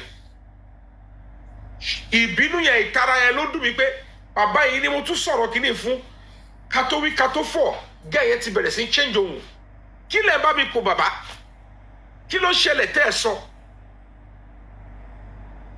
àwọn kan wá lóbi àmọ́ sọ̀rọ̀ sí bàbá gbogbo àlàyé yìí mo ṣe báyìí pé what is going on àṣẹ Bíọ́dún yìí ó ti mọ̀ pé tó bá mú Ṣèyí yẹn tó bá ti get Mr. Famuyiwa lọ́hùn ó máa padà sọ fáwọn ọlọ́pàá Amẹ́ríkà pé òun kọ́ lòun rán gẹ́ yẹn bọ̀bọ̀ yẹn o wọ́n Biodun Lawal òun ló supply Ṣèyí then arrest will go to Ṣèyí Biodun Lawal kí ló dé kí ni stake ẹ nínú case tó fi rán Ṣèyí kó lọ sínú estate Mohbad tó fẹ́ lọ gba information neighbor Mohbad láti gba CCTV you will now realize that apart from being an hacker they are a bunch of assassin 419 and terrible criminals and they would have been facing the wrath of the law. Kó má bàa ṣẹlẹ̀ wọ́n gbé gẹ́ yẹn mọ́ra mi mọ̀ bóyá yẹn wọ́n gbó fún ni I don't know yet but I will pursue it. I can bet on my life pé Bíọ́dún yìí ò ní ìsìn ló ṣe ń kábẹ́lá gbogbo àná àti gẹ́ta yẹn mo weak in the mentally torí gbogbo ohun tó ń ṣe yìí àti bossman o àti Yèyé Kúdí o àti Lagata o àti Sammy Jojo o and the rest ọmọ pé lady gangan ló ń nọṣẹ́ yẹn wọ́n dẹ̀ ń bà mí lórúkọ jẹ́ wọ́n dẹ̀ ní gbogbo nǹkan tí mò ń ṣe irọ́ ni wọ́n wá wọn pé bọ́lá ti rí irọ́. Mr. Yomi ẹni sùúrù ṣe rí ọ̀rọ̀ yìí tí èmi ò bá bá àbí táwa ò bá bá Bíọ́dún ṣe ká mọ wọn kankan ká bọ́ta ká expose ẹ̀. Conversation tá à ń nílé ni a lè má ní. Tá a ṣe ń try láti think deep lórí ẹ̀ a lè má ní, and she will continue to do her damage. Now the thing is this, gbogbo moment tá a lò pẹ̀lú ẹni yìí in the space of how many weeks? Ẹ bá ka March títí di ìgbà tá a wà yìí. In the space of how many weeks? And you cannot get everything in one day. Ṣọ́ra mi ò yé yín. We can't get everything in one day. And gbogbo ẹ̀ náà tó dẹ̀ ṣe di báyìí tó di báyìí náà. Tá a bá máa sọ àwa náà ní ìkọ̀kọ̀ pé okay nǹkan báyìí la lè fi ní ilẹ̀. But gbogbo nǹkan tó ń sọ pé okay o this that. Èwo la gbàgbọ́ nu gbogbo ẹ̀. Nígbà tó ní pé ká lọ máa béèrè fún owó kìnnìkan ṣe ẹrẹ́ anybody tó jáde àbí mo jáde pé kí ó yá o bí ọdún pé kọ́ lọ méye kan báyìí wá o ṣọ́dọ̀ mi ò yé yín bọ̀ tá a bá súnmọ́. Mi sọ pé I know you are correct. You are correct. Another thing ọ̀wọ́n tó ti bá ṣe kọ́ tó ṣẹlẹ̀ ní pé ọ̀wọ́n tó ti bá ṣe tẹ́lẹ̀ àtọ̀wọ́n tó tún ti bá ṣe láàárín because ó ti wà nínú kíní ìsinyìí kò ń ṣe ní kò ń ṣàánú. Kí ló dé tí wọ́n kọlu ọmọ gẹ́gẹ́ nínú estate Mohbad yẹn because if the girl who had written statement to the police, Sammy Jojo, we spent 6 hours, almost about 4.5 hours in traffic, láàrin second toll gate yẹn, dé iwájú new estate Mohbad. Bí ìlú road burúkú bẹ́ẹ̀ rí. As a matter of fact, 2 of the police officers, they had to wait in the car ní Orchard Road yẹn. Àwọn méjì tó kù wọnú estate Mohbad lọ. Inú ilé gẹ́yìn láti gba statement tó kọ against Ṣèyí yẹn tó wá threaten ẹ̀. So it is established evidence wà ó dẹ̀ supply ẹ̀ fọlọ́pàá. This girl on another day on a 3-way call with my lawyer ó dẹ̀ give a breakdown gbogbo nǹkan tí ó ṣẹlẹ̀ bóun ṣe dá sọ̀rọ̀ justice Mohbad wọ́n ṣe threaten òun lálàkọ́ àtẹ̀lẹ́ kejì. Don't be surprised that ibi tó push gẹ́ ìdè nígbà tó ń lọ káàkiri platform yẹn ó tún pe lọ́ọ̀yà yẹn ó tún threaten lọ́ọ̀yà yẹn. Bóyá wọ́n á gbówó fún ni o bóyá wọ́n threaten ẹ̀ ni o ibẹ̀ yẹn ni mo ti sọ pé baba Mohbad I don't know what you did. Àwọn ọbẹ̀ yẹn ni mo ti bẹ̀rẹ̀ sí ní prime pẹ̀lú bàbá yẹn pé mo bá yín sọ nǹkan thinking that pé bóyá you do not know what is going on around you. Kẹ́tẹ̀tẹ̀ adjust. Wọ́n realize pé bàbá yóò mẹ́nu bá lọ but it cause damage. And then you are protecting Famuyiwa. So kí ló stop yín láti sọ pé Yomi Mr. Yomi ẹ bá wà bínú nǹkan báyìí lọ sọ fábúrò mi ọ̀tọ̀ ni nǹkan báyìí. Mo wá ṣe wá realize pé àṣé bàbá yẹn gangan again is my major competitor.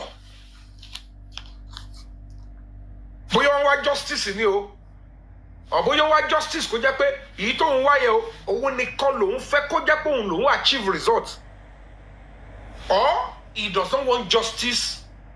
Gbogbo ìtẹ́mi dẹ̀ wá lọ yẹn mo ti ń wọnú òótọ́ kéèsì tó máa kó everybody ńlẹ̀ èyí tó ń fẹ́ ni èyí tó máa mú èèyàn kan èmi fẹ́ mú èyí tó máa kó gbogbo everybody ibi tí mo ti ṣe tí mo ti di olè tí mo ti di ẹni bí tí gbogbo ẹni tí ó mọ̀ tó dẹ̀ bímọ tiẹ̀ sílẹ̀ tó dẹ̀ ń ba èmi ní orúkọ jẹ́ tó ń sọ pé mi ń wá owó èmi ń wá báyìí pé owó náà dà ẹ wá fi Bíọ́dún kan síbì kan but my question is how did she get so close tó wá jẹ́ pé time after ta lọ sí rally yẹn ló ṣe gbéya Mohbad mọ́ra. Then at the end of the day. ó ti gbéya Mohbad mọ́ra before that time o. That's what I'm saying. Now you were saying it but after. No, èmi sọ pé get it. Èmi connect pẹ̀lú ẹ̀ after ìgbà tá a ṣe rally lèmi ṣẹ̀ṣẹ̀ connect pẹ̀lú ẹ̀. And connect pẹ̀lú ẹ̀. You don't know what happened there. You can't know how they became close. So only get family why no. Are you with me? Only get family why no.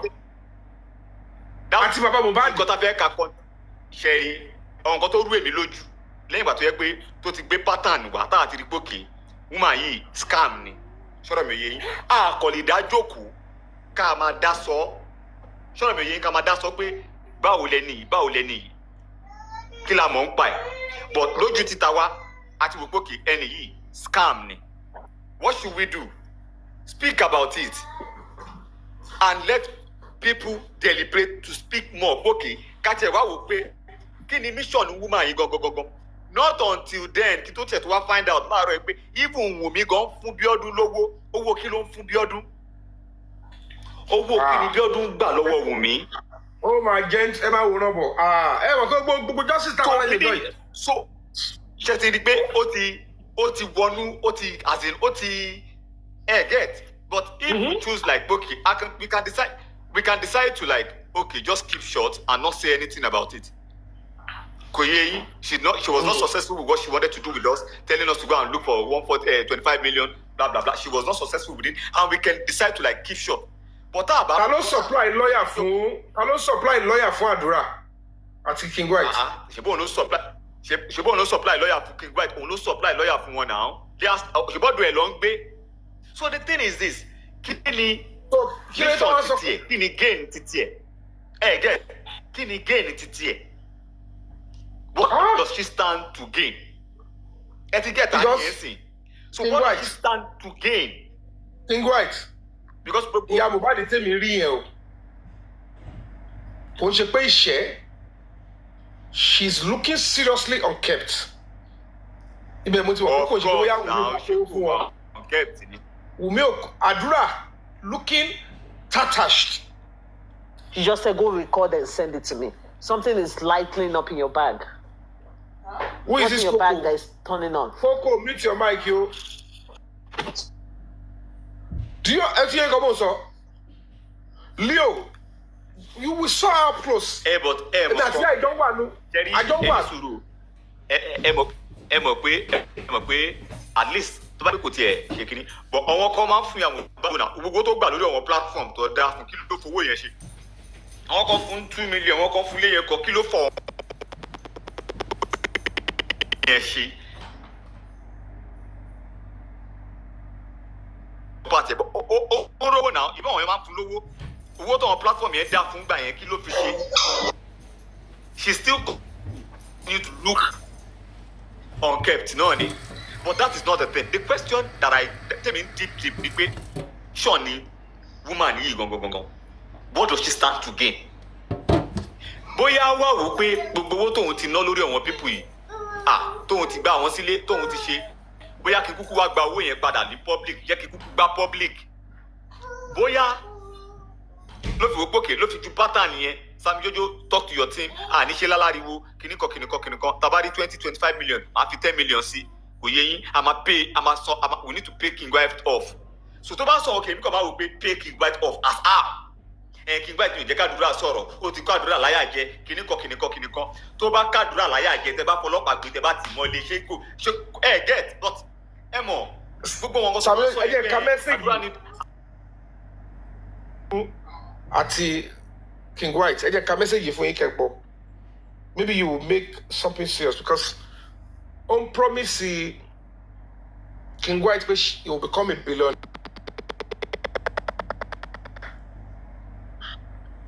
So ti yẹ yín. I want you to. Kẹ́tọ́ ka mẹ́sẹ̀gì yẹn ṣé n the conversation yẹn now according to Biodun ó ní King White máa ń sọ pé ṣèbí tèmi nìyẹn ó ti ń ta gold ó ti ṣe gbá ó ti ṣàgbọ̀n so King White is always paying òun ò cash out nínú justice for Mohbad. Another thing kò tẹ Ibrahim bọ́tà ń gbà yẹn tó fẹ́ gbá káùntì lẹ̀ pé kó máa dá owó fún àdúrà tí mo bọ́tà ta castigate pé o lè ní ẹ owó kí ló fẹ́ gbà ó lọ report mátà yẹn padà fún Bíọ́dún pé Sammy Jojo bá plan wa jẹ́ kìnnìkan so báwo lòun ṣe lè make owó because ó feel it was boxed out ó ti olùkọ́kọ́ bẹ̀rẹ̀ sí ní support mi kí àwọn Sammy Jojo I want people to understand my own investigation I'm going to be going straight to point. Open it. I'm saying, from the forensic done on King White, estate developer, fabiyi solar, òun ló fi save number woman. Thank to go and pay biodun lawal. I'm saying, so for him to call our estate developer, that means before came into one justice for Mohbad, no matter contact or connection with any.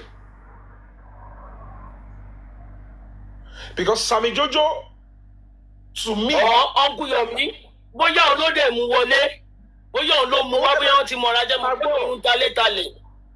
Nítorí gbà tábẹ̀ sí fa case tí wọ́n arrest ẹ̀ tó ń drill ẹ̀, wọ́n wá iṣẹ́ kí ló ń ṣe, ó ní iṣẹ́ ilé lòun ta property. And when he was arrested, 2 major land seller, real estate, whatever, me if I dárúkọ àwọn yẹn, they contacted me. Help wo ni mo lè ṣe fáwọn tí mo lè fi King White sílẹ̀. So, if this lady claims to be an estate developer or whatever, Ele is fraudster here in biodun. Because a complaint came to me láti Abuja. Ìyẹn wà lẹ́gbẹ̀ẹ́ kọjá ìjọba rán yẹn because ó ní ṣe pẹ̀lú lónìí ó gbé mọ́tò lẹ̀ àgbélébùtà àwọn yẹn ni. So it means that only woman be estate developer. So they must have a relationship before to sọ pé Jack Robinson on this justice for Mohbad. No, I will know it. God bless you. Wọ́n ti mọra wọn before the justice, sir. Wọ́n ti fa wèrè lọ́yàn báyìí. Now, nínú message yìí, only why did you give us that offer at first? I am just feeling suspicious the way you are attacking me. Like you give me an assignment to do, but I failed. I am too intelligent in my own capacity to be going through this caging stuff, Mama. I told you from beginning that I will only vibe with reality than selling myself cheaply. I told you that even if they want to give me billions to do what my ideology didn't buy with, I will never do such. Bookie insinuation, according to her last live show, she even said I betrayed Wumi, which I didn't betray her. But saying the reality concerning her father-in-law, moving with Mama and Adura is expensive for me these days. But you gave me this task. And if I know I will be the one to be feeding them, wallahi, I would have stayed in my place. Jeje. But I don't want people to harm them. According to our discussion when we first met, the tax I am beginning to see now scaring me, and with the way you are attacking me, I am also part of the public, and I will choose to remain in public because I am, and that was it. So, do you understand? Jojo, this was the conversation, and this we were able to investigate and detect last week. Just last week. Àwọn mi wà tí mi lè kà síta ń bí, àwọn mi kan mi wà tó wà tí mi lè gbé síta ń sìn. Ṣé ń gbọ́dọ̀ mi?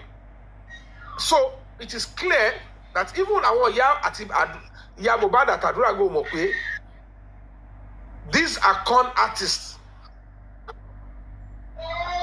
Wọ́n wá ṣiṣẹ́ lórí àwọn ni. Who sent them, I don't know. But how they began working with Fabiyi is established. This biodun lawal got access to Fabiyi through Bossman. And you understand? and they got to know anything about Biodun Lawal. Well, boss man here, mo Biodun Lawal until Ijoti network mi sọnù nínú estate Mohbad. So I am of the opinion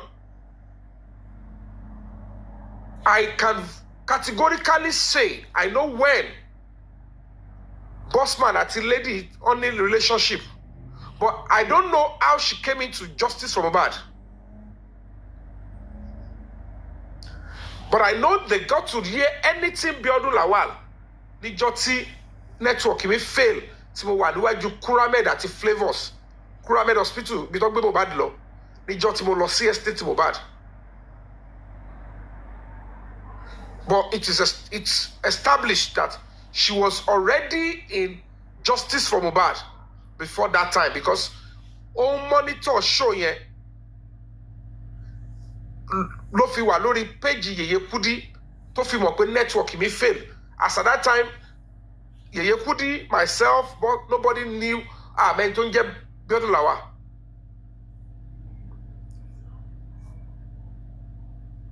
We don't know. So now, we can establish the link. But I'm about to link him up, Mr. Famuyiwa. But ìgbà wo ló ní link pẹ̀lú ya Mohbad àtàdúrà? I don't know. Now, you, Sammy Jojo, said you don't know as well. We'll find out very shortly. Whoever she's working for, we'll find out very shortly. Now, the thing is, yeah, Sherry, Tashi, that is why we actually push this out. Oye, anybody level ni, tó bá ti level leru, àwọn nǹkan báyìí kò ní share me oye, because we can actually decide like, okay, we are not going to talk about it and we'll just keep mute. But for us bringing it out means we also want answers. And I know fair more. We want to know who this any go. The mission ta ló rán kíni kan tó ṣe kíni kan tó fẹ́ mú díẹ̀ ṣó ti yé yín sí we have if truly we kind of like okay gbogbo àtúnṣe sọ pé kíni kan we should have like fall into a trap and come outside and demand for money and kíni kan and at the end of the day at the police colors kò yé yín but we didn't fall for that because we were also inquisitive. We want to know some stuff. It's fine, yeah. We are also inquisitive. We need answers. So whatever we felt like, okay, because NE, she's also a sweet talker. Go back to go see Emma Coffee, Emma Fair, because maybe can be also from King White. Only Temi boldly called you a friend on a platform today. You said everything you are doing in Nigeria, she knows. Only I can't do this King White. Hello, no more. Emma Binu, but that's very important. If the Columba King White Sorombi, only Temi boldly called you a friend on a platform today. She said everything you are doing in Nigeria, she knows. I can't do this, King White. I can't live with calling blue gray. I can't deal. Mabino. Osobefu.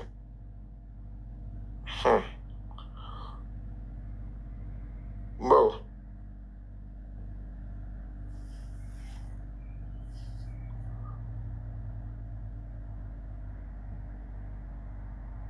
Only if I didn't trust you, when Buki came to life and told people that she bring address, I'll be panicking. But I didn't because I know I am only helping.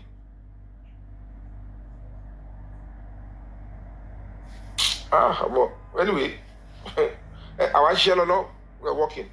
And Sammy Jojo, I've gotten the information I need from you. I now know where you came in and when you came in contact with the lady. So you really may not have a whole lot. Do you understand? You really may not have a whole lot. But I will just promise the public, Biogoshen gets your law. The justice that we seek, like I said, Spirit Mohbad, Everything has been lumped up. And he understands that the justice that the public deserve, if the wheats are not separated from the shaft, even getting him justice will still be a marriage, and it will be so complex. People that will be jubilating over his justice will still be his own enemies. So he wants everybody exposed first. He wants everybody to sheleya. They should sheleya. Then he will now go and meet the person that took his life and say, you have to pay for your crime. Then only few people that are genuine will be the one to beat their chest that they stand true from beginning to the end. So, am I in a hurry? If you see that people are being exposed and we are still not getting to what spied Mohbad and getting to the real people that took his life, it's not because it's not going to get there. Their own supper is waiting for them. But the spirit of Mohbad is clearing the cobwebs to ensure that everybody that needs to face prison time should face it. Those that needs to be eternally disgraced are disgraced. I want to buy them a second chance to make a detour and, come out and say, yes, I'm sorry, I never knew, I want to stand on the side of justice. He will give them the chance. Because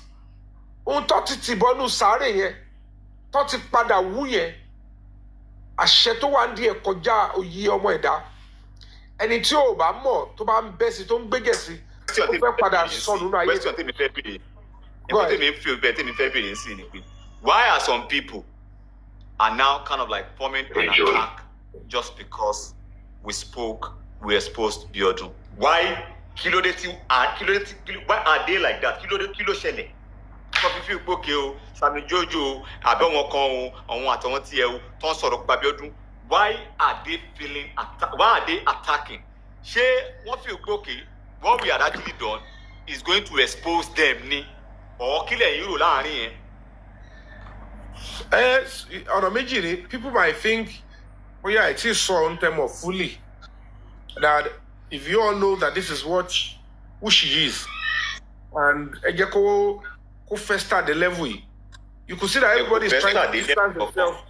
So, they hear you. Time frame, get. Time frame. No, I'm not doubting you. I only know you all know what she was doing. Check improve it for you. Check improve it for you. Check improve it. No. If you say it, I'll believe you. Now, check improve it for you. Gbogbo bati finomo àdúrà. Tèmi náà finomo àdúrà. Kò yé yín. Gbogbo how many weeks ago ṣe ni gbogbo eléyìí. Gbogbo ọ̀rọ̀ ó di kí lorúkọ ẹ̀. Àdúrà was arrested. How many weeks ni gbogbo eléyìí? Don't forget that Sammy Jojo, I ask you.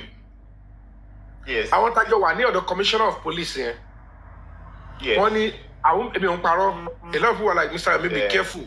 Sammy Jojo, I don't really know you then. Yeah. Am I going to give you I only hear about you through Supreme when she was supporting the movement and other than any time I represent her on here. We spoke first time, second time. We were supposed to meet in Panti. You did not show up, and then you said you preferred to come to the commissioner of police stuff. I said, okay, no problem. And then, I don't know what you have done. I don't know why. I need to know why was calling your name. Because I don't know why reason to find out for me. Reason to find out for me. Even proud to that time. Otiman stylishly darukomi just because of one person.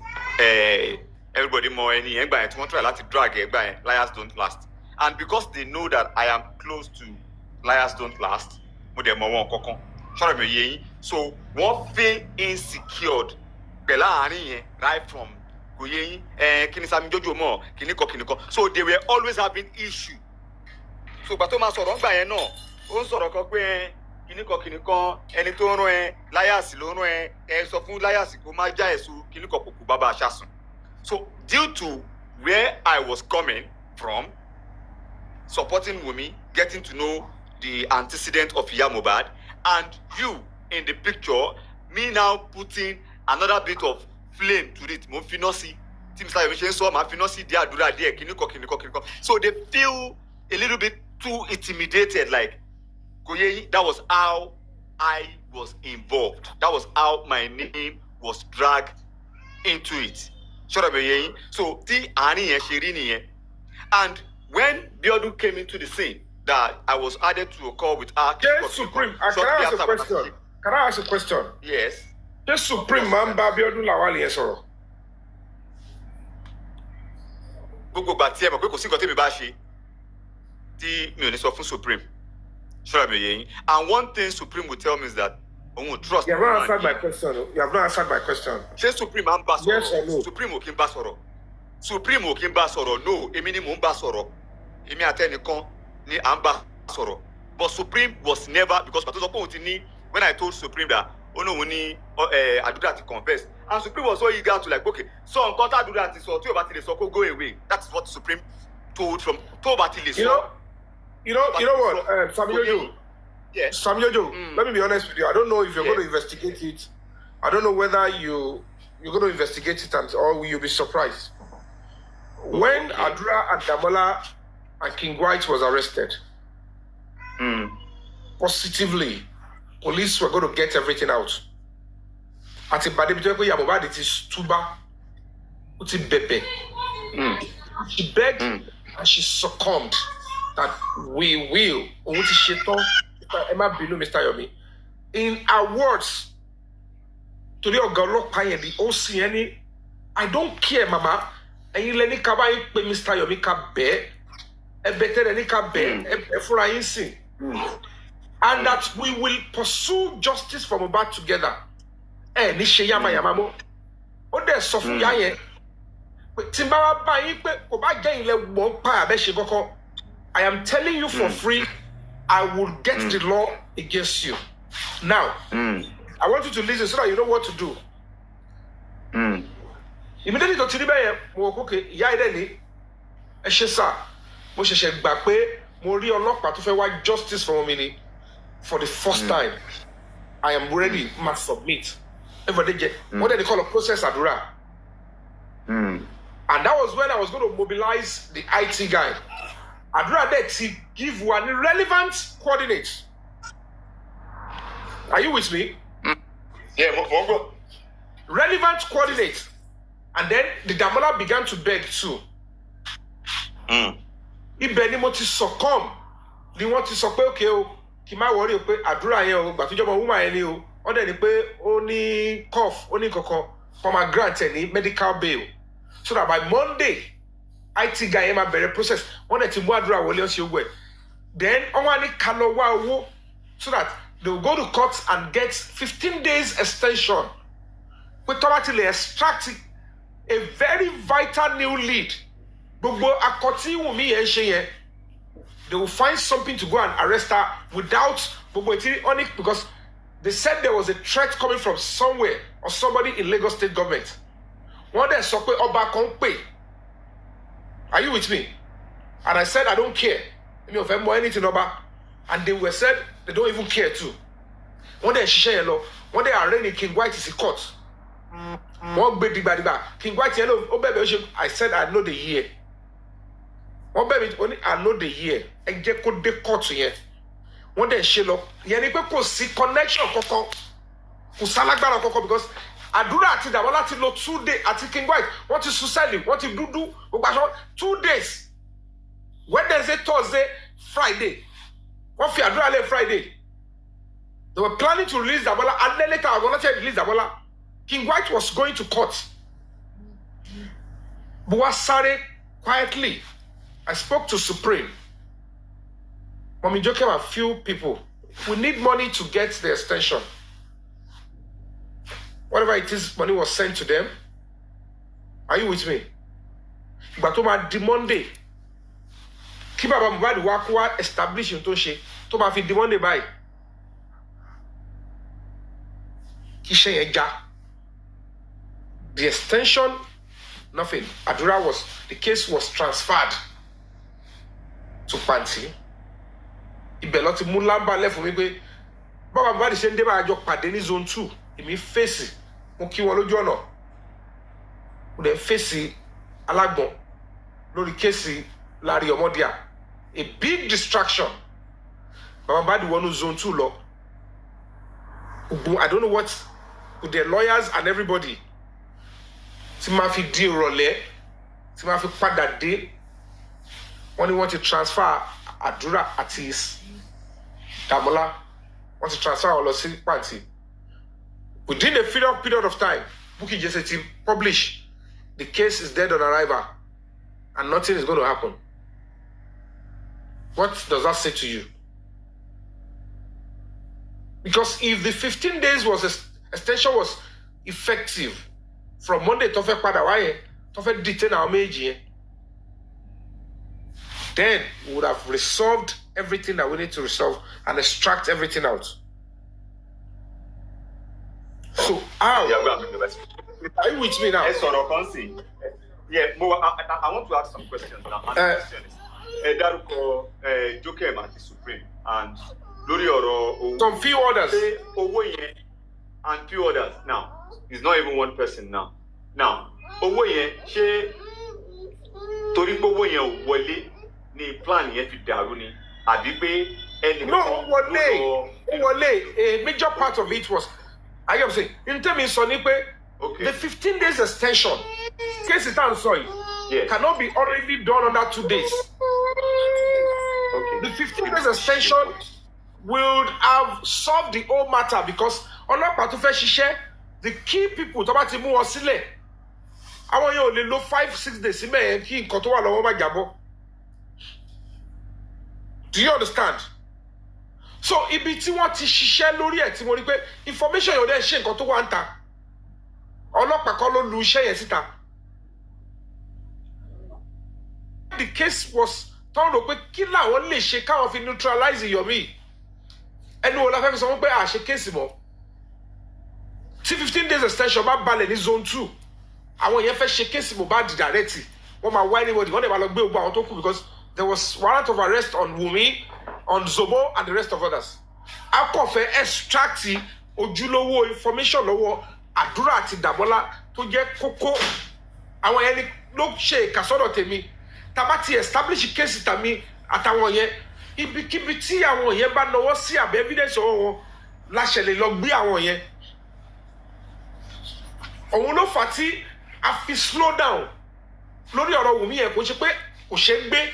Kò ṣe pé kò ṣe arrest kò ṣe pé I make attempt nígbà tí wọ́n ti fẹ́ gbé táwọn náà ti ń pull string tó ti ń avoid láti wò pókè ọwọ́ tó fẹ́ fi gbé wọlé láwọ̀kọ́ yẹn is to bring her in and do forensic on her kó dẹ̀ sọ fún wa information Zobo tó bá di pé wàá ṣagídí ó ti mọ̀ pé kò sẹ́rù lẹ̀ ìwọ Àdúrà àti Dàmọ́lá tẹ ní problem pẹ̀lú Yomi Fabiyi ẹ̀yẹ gbé ojúlówó evidence sílẹ̀ káwa fojú rí tó bá ti rí jáde báyìí ẹni tó bá bá nú ẹ̀ bóyá ni ẹ wá ju AIG lọ àbí wọn nílé gbé àmọ́ level yẹn la fẹ́ ibẹ̀ yẹn la fẹ́ step into but the moment I realize pé there is an extension coming up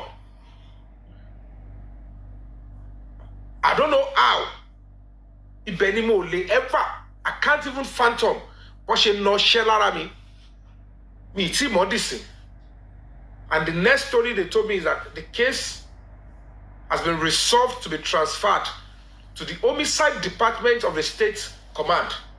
Don't shake case Mohbad Gongo originally. So if you have any clue on that, is what I would prefer. If you don't have Mohbad Wajafore, we will know eventually later. Because we are not backing down. Àwọn ìdojúkọ téèyàn rí nìyẹn. Ntọ́sí ń dún èmi ní pé mi mọ̀ pé this cost of a woman is one of the arrowheads. Tó bá wá turn out pé kò tiẹ̀ wá mọ gbogbo ẹ̀ rí. She's just a con star that took advantage of me going to that estate that night. I want to encourage her after I join her, should be held responsible for what destroyed justice for Mohbad. Because they have no business with her. They become a bagbo, they become a sọ pé reason táwọn fi ṣe ni pé ó ń sọ̀rọ̀ tó dùn ó dẹ̀ ní káwọn má believe Yomi Fabiyi ṣé mi àti ẹjọ́ ṣiṣẹ́ papọ̀ ni or was she my NGO was she my friend how will she say everything Yomi Fabiyi is doing ẹ wá believe ẹ níbo lọ ti tọ́ gbogbo yín how can you believe her ìlara wo ló mú yín tẹ́ fi gbàgbọ́ because èmi ò mọ nǹkan tẹ́mi ń ṣe tí gbogbo yín mo yẹ sọ pé Sammy Jojo I don't know what she was doing that she was able to convince you that you should believe that what I was doing because mo wá pé nígbà tó ń ṣàwọn ẹranko la jọ ń ṣe justice for Mohbad lórí social media báwo ni mo ṣe máa ṣe wàhálà tó pọ̀ tó yìí sacrifice tó pọ̀ tó yìí tẹ́lẹ̀ máa jókòó sọ pé Yomi yẹn irọ́ ni olówó ló wá mo wá pé ní àpapọ̀ mo wò pé mo lọ ti ní courage mo wò pé mo ní irú Bukky mo lọ ti rí irú gbogbo ọ̀rọ̀ ṣé lára náà ló jẹ́ kí Bukky máa ṣe báyìí mo wò pé kọkùnrin rédíò kọbìnrin rédíò tó bá jẹ́ mi lọ́dọ̀ mi ló ti wá ojú ọ̀dọ̀ yìí can't we just come together everybody will share the tó bá yẹ pé glory lẹ́sọ̀ we share the glory we share the praise ṣe bí ká lè rí justice for ọlọ́mọ ni wọ́n wẹ̀ kò lè jẹ́ nítorí kí ni o tẹ́ àwọn pípọ̀ ìbá mi pọ̀ irú Bukky yẹn lọ́sọ̀kọ̀ orúkọ mi ò ṣẹ́ mi ò ró mi ò ṣe tánà díẹ̀ ó kọ̀ píù Yomi Fabiyi yẹn ló ń pa ó òun ló ń ṣàtàrẹ̀ àwọn pípọ̀ ìdẹ́mọ̀ pa wọn làwọn arc this biodun with co-travelers in fact Lagata yẹn sọ sí pé òun wà àwí ẹ̀ pé nígbà yẹn ti pẹ́ pé wọ́n ní wọ́n ń ṣàtì o àwọn ọlọ́run ní kọ́ lọ aka wá o ẹ mọ̀ pé òun ló ẹ̀yìn lẹ́ mẹ́sẹ̀gì lady yẹn ẹ dẹ̀ ń parọ́ pé mi ni mò ń ṣàtì ara mi. That is why they are saying the threat is not real because some of our own threatening it. They just want everything behind me to fail. And once so far, a mere pyrony and them destroy Ruko, but if you call it affecting by it is the justice for Mohbad and the young boy in the mug. So, they blame with this lady alone. But you should ask yourself. Share it big because me mama she fẹ́ bombe. Tó bá jẹ́ pé ohun tí mi ò kí ń ṣe mo kàn sọ pé mo kàn rìn lórí social media mo wá ganu sí mo wá ṣàfẹ́ take trophy àbí mo fẹ́ take lead lẹ́nu sọ pé ọgbẹ́ni lọ fèsì fíìmù ẹ̀ náà nǹkan tá a ti ṣe lọ tẹ́lẹ̀ ọkọ̀ bẹ̀rẹ̀ ní sóyìnbó wá ní ìwọ ló fẹ́ ṣe kíní kan ṣíṣe ò ká ẹ lára ni mo ti pa fíìmù tì severally lórí case different ones tí mo advocate for because mo tó mi ṣe ni and I set out to do it with proper structure and background. Ẹ wo bóyá da gbogbo ẹ̀rú ẹ dẹ̀ parọ́ dẹ̀ ṣe gbogbo ẹ dẹ̀ ṣe everything ẹ bà orúkọ ní o tí ẹ bọ́dà ń pa orúkọ tèmi. I will not be shocked if the same circle of people àwọn ni wọ́n make attempt láti take life mi tí mo sá lọ́ngbà yẹn tọ́dẹ̀ tún bọ́ta sọ pé Yomi Fabiyi's life is not under threat irọ́ ló ń pa o àbí ṣé tẹ bá flash ní pẹ́fẹ́ pa mí màá máa dúró kí wò bóyá ṣe rọ́bà bullet ni àbí real bullet nígbà tí mo gbọ́rọ̀ bọ́ àbí wọ́n fẹ́ pa mí yẹn mí pé kí máa dúró pé irọ́ ni o ṣé mi wẹjú ni ìmọ̀ pé biodun làwọn àgbo ilẹ̀ mastermind how do we scare Yomi Fabiyi away ẹ tún scare me away ẹ tún sọ pé irọ́ ni mo pa àwọn fẹ́ pa mí and you are deceiving the public to make it look like mo kàn sá kiri ntọ́kọ̀ máa dùn mí ní pé tó wáyé pé kò ń ṣe original pípa tí mo wá sá fúnra ẹ̀ anyway mo tún padà lọ because mo wò báyìí pé ìtú yóò bá jẹnu yín mo fọlọ́ bá búra ẹ máa àṣírí máa padà tú. mo dẹ̀ ti ń sọ ti pẹ́ pé àṣírí àwọn tó fẹ́ gbẹ̀mí mi mo sọ mọ́ mi mọ́ Mouhjola I don't know if ẹ máa ń tẹ̀lé mi ọmọ àtibá àṣàbí mo máa ń sọ pé àwọn tó fẹ́ make attempt on my life tí mo gbé sọ pé mo ń parọ́ mo ní àṣírí wọn máa padà tú kí Mohbad tó gba justice nítorí mo mọ̀ pé inú kan utmost respect for the public ló gbé mi dé owó bí tí mo wà agídí lè wà ń bẹ̀ o it's quite sad ẹ power tap o because ẹ ka power tap kọ́ má gbé lọ. Please let's power tap ẹ jọ̀ọ́. Suala, I just can't be sorrow. Host, I don't know. Yeah, good afternoon, everyone. I really appreciate all what you people have been saying since. And what even makes me come up was that being here that someone is in somewhere trying to manipulate and got information from people and just some people that what someone that is working hard is doing is a liar, and he achieved his own aim, rather, because if she's not achieve her aim, Baba Mohbad will not come out and say what you people are saying should talk small and keep quiet or look away from them. And now that is open to everyone now that there is someone elsewhere that is just destroy everybody, penetrate into some people's mind and make it to look as if what they are looking for is not real and that they are just doing child play. This is very, very painful, honestly speaking. It's seriously painful because this thing have made some people have health issue, and they have some people have been sacked from their work because of the love that they have for this boy, and because of the love and the unity they have for the country. To make it for this type of a thing not to happen in our country again. You see now, that is part of what what I said I'm going to start the program on.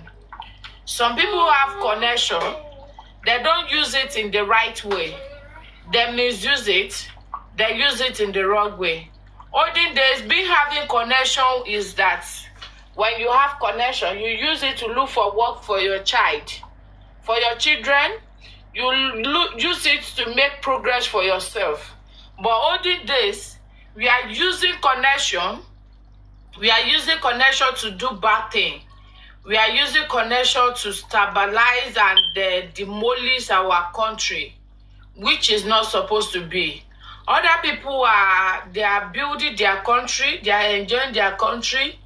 They are proud to be in that country. But when we are outside or we are online, we will wash our dirtiness, our country dirtiness outside, whereas we are the one that is causing it. Like this one now that is coming out and is open to everyone now. I think if the law can take the right thing from there, so that people will know that having connection is not being used for threatening or kill or scatter someone's efforts. You understand? So me, I will, in fact, if I have a power to be in charge of this, I will have let me keep quiet and know what I want to do in my mind.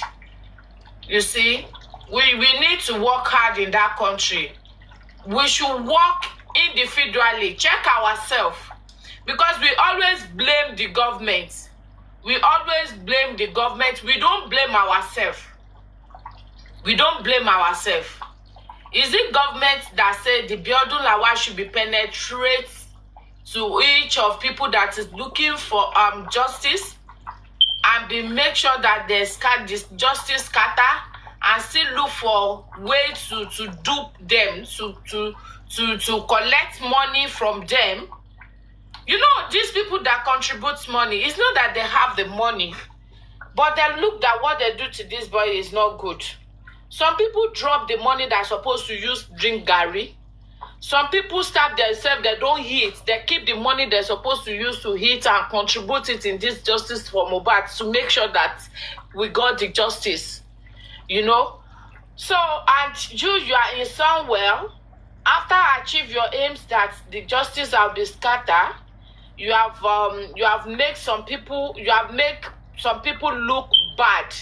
You have demolished some people's name, the image, the name, the fame that they have been built for donkey years. you stay somewhere and you are trying to demolish all their efforts.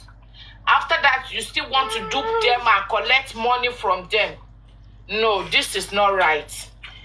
Now, we are just saying it outside now.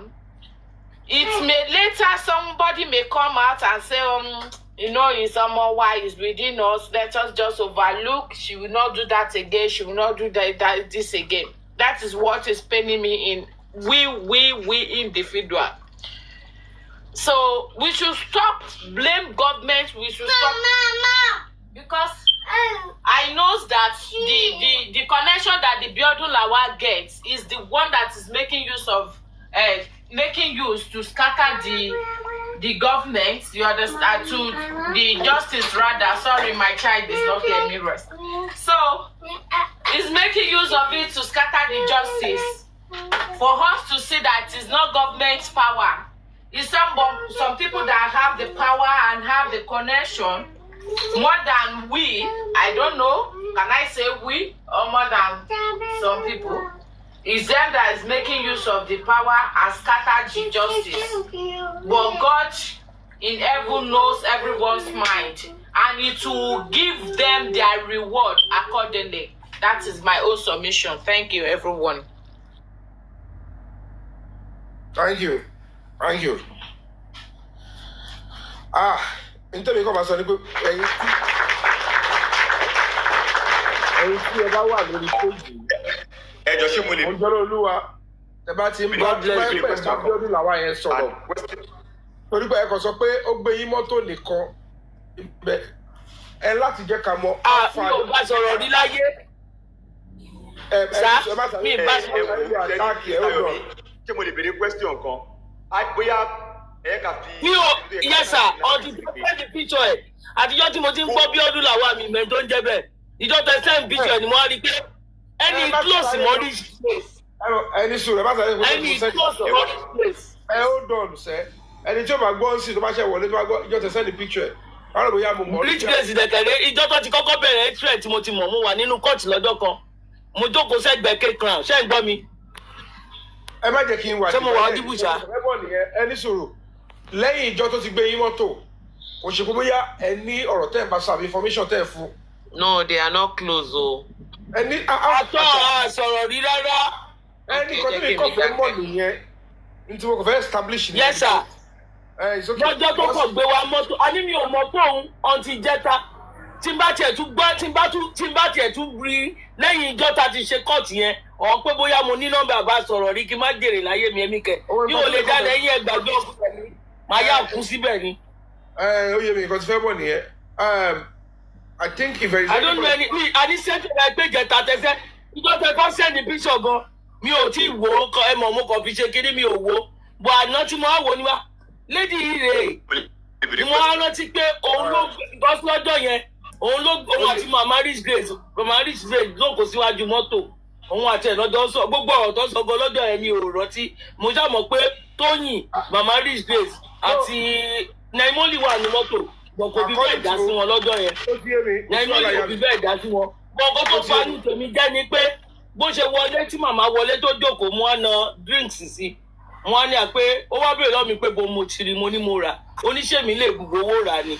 Ẹ mọ̀ ẹni tó sọ orú nǹkan sí bẹ́ẹ̀ yẹn sí ẹ lójú gbogbo àwọn. Mo dẹ̀ ti rí Tóyìn pèpèrèpè yẹn bóyá ń ṣe bí ìgbà tó jẹ́ pé òun tó tọ́ èmi àti òde sínú class o èmi kàn bóyá sọ pé ṣé mi rówó rà ni mo kàn páàkì wọn mọ̀ kí immediately mo wà múdì ní ìbànújẹ́ bu ọkàn mi ni mo kàn bẹ̀rẹ̀ sí ní ìmájì pé ẹ̀bí ẹ̀ máa kọ torí pé mo máa tẹ̀lé ẹni so mo á gbé fóònù I was like mo ṣáà ń tẹ fóònù mi ṣáà ń tẹ fóònù mi ìdásí wọn mọ́ tàbí bọ́ọ̀lẹ̀ gan mi ìbá sọ̀rọ̀ tàbí wọnú mọ́tò gbàtà wọnú mọ́tò máa ó wá rí múdù mi ó wá ní ṣé kò sí mo á fóònù tó dá lóhùn pé ó ṣẹ̀ mí ó wá ní kí lòun ṣe ní èmi fún yín ní díì. tí mo fẹ́ ẹ ó dọ̀ mà ní tí fẹ́ kẹ́ tí gbogbo èèyàn mọ̀ sí ni pé as at the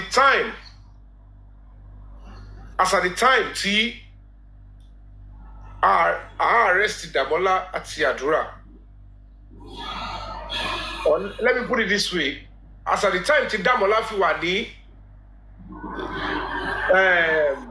command tí mo ń bá bàbá Mohbad sọ̀rọ̀ as at that time Mr. Famuyiwa wọ́n ti ní connection pẹ̀lú lady as at that time, there is possibility. Ṣé rò pé gbà yẹn ni?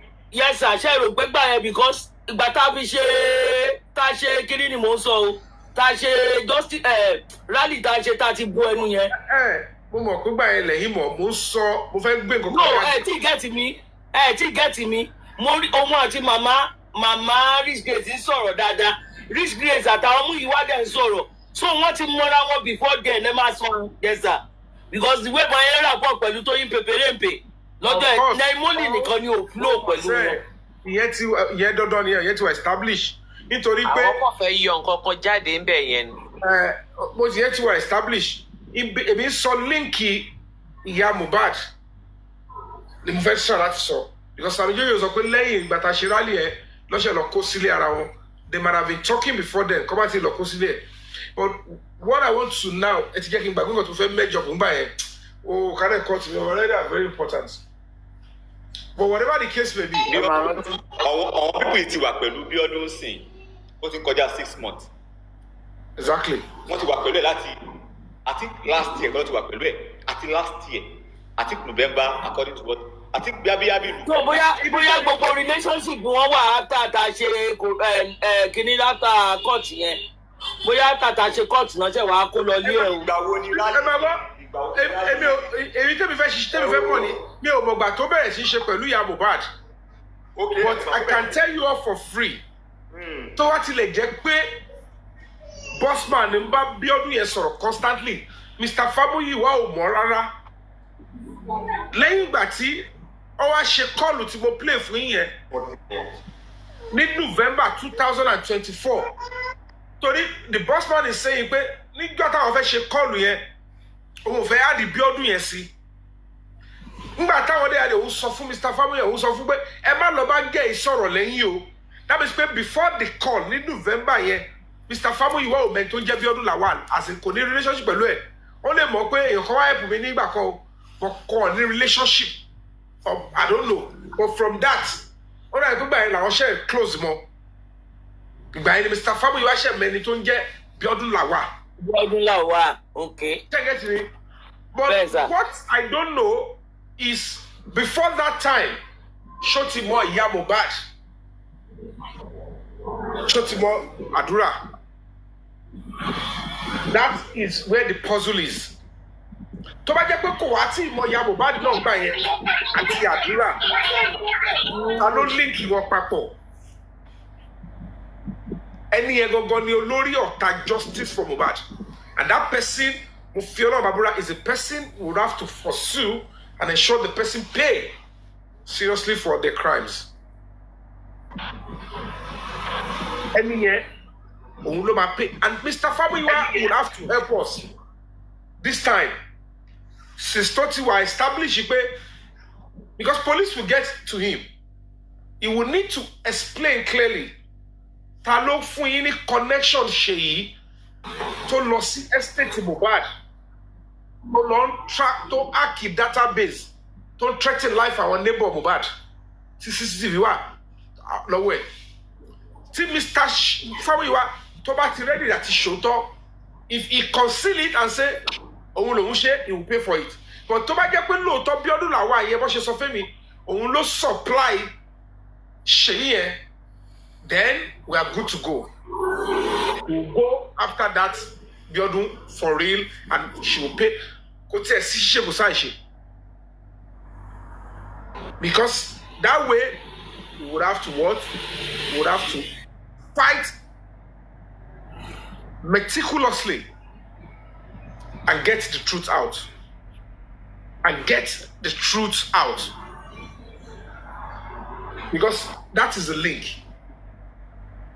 Ẹ wo bó ṣe bà gbogbo ẹ̀ jẹ́. Mo ṣe tí wọ́n ṣe pẹ̀lú Bukky Jesse. Bóyá Bukky Jesse ló wá rán wọn ní o. Bóyá èèyàn kan we don't know. How did Bukky Jesse get to know her, or whether she doesn't know her, whether Mr. Fabiyi wà ló lè kí ẹ̀ mọ́ mi Bukky Jesse o. Tí Bukky Jesse náà ti sọ pé òun láńtẹ́nà òun tó ń supply tó ń ṣe gbòòrò. Because all the lady was saying wọ́n wá pé kí ló ń ṣàwọn ilé tó ń ṣe báyìí. Irọ́ ni o. Ọgbìn Yomi ìbẹ́ nìkan ló lọ ya létí ìbẹ́ nìkan ló lọ ya létí ya Mohbad rẹ́ǹtì ní Sango sí. Ìbẹ́ nìkan ló lọ bẹ̀ tó. They would have to. I will not be explaining to them what it is under the law, the crime they've committed, until when it gets to that stage. I am saying the only regret is Mr. Famu, you are to my get no talk to my need for now, and Tamama saw Tadamama Buo, Tamafi drag one. You entrusted or you trusted a biodun lawal. But could they trust the biodun lawal? It was probably because the boss man was selling the biodun lawal. On the young bar to the family waforo. On the fenu dikara, on fenu judundu. Biodun lawal here would need power lati man knocking poju. So when she paid, the boss man was joining her to condemn and to destroy everything I was doing. Told them mobito ti pa de biodun lawal. Pe okori straight lo jusitini. Onkori wa on ri your family pe network lo was mobito ti nbo mo TV sorry Mr. Yomi. The boss man, you cannot say the boss man is want to spoil the stuff. Himself is looking for justice. But all I noticed was that it did not satisfy the information or the outcome that you are giving to them. So he was looking for more, and he thought biodun lawal is going to give more about that. I think that was his own. No. Biodun lawal here won't share anything that is convincing. The biodun lawal was outrightly destroying everything I was doing. When the only reason why she came to light, see boss mama mentonje biodun lawal, was because only shete me she. Oh no, wa fún mi ní support. Eruba on pe abi won attack mi ni. She was not an active person. Don't look kakiri abi to share anything. Ehun tó bá ti wá ṣe ní kọ̀rọ̀ tó fi lè convince wọn. Débi pé wọ́n fi wá link ẹ̀ mọ́ Mr. Famuyiwa tó fi lè trust ẹ pé àní instead tó máa fi rán lọ́ọ̀yà lọ. Don't forget that pé wọ́n rán Ṣèyí yẹn lọ kò ń ṣe Bíọ́dún yẹn nìkan ló mọ̀ ń pa ẹ̀. The boss man, the Yeye Kudi, Lagata, all of them, Guresi, they are aware pé kò ń ṣe legal team ni Mr. Famuyiwa rán lọ sínú estate yẹn. They don't even know who or the status of that person. And the person now, don't be surprised pé kò lè má jẹ́ Ṣèyí yẹn gan ló ń ṣe kíni ní aka. Don't be surprised, but they are all aware.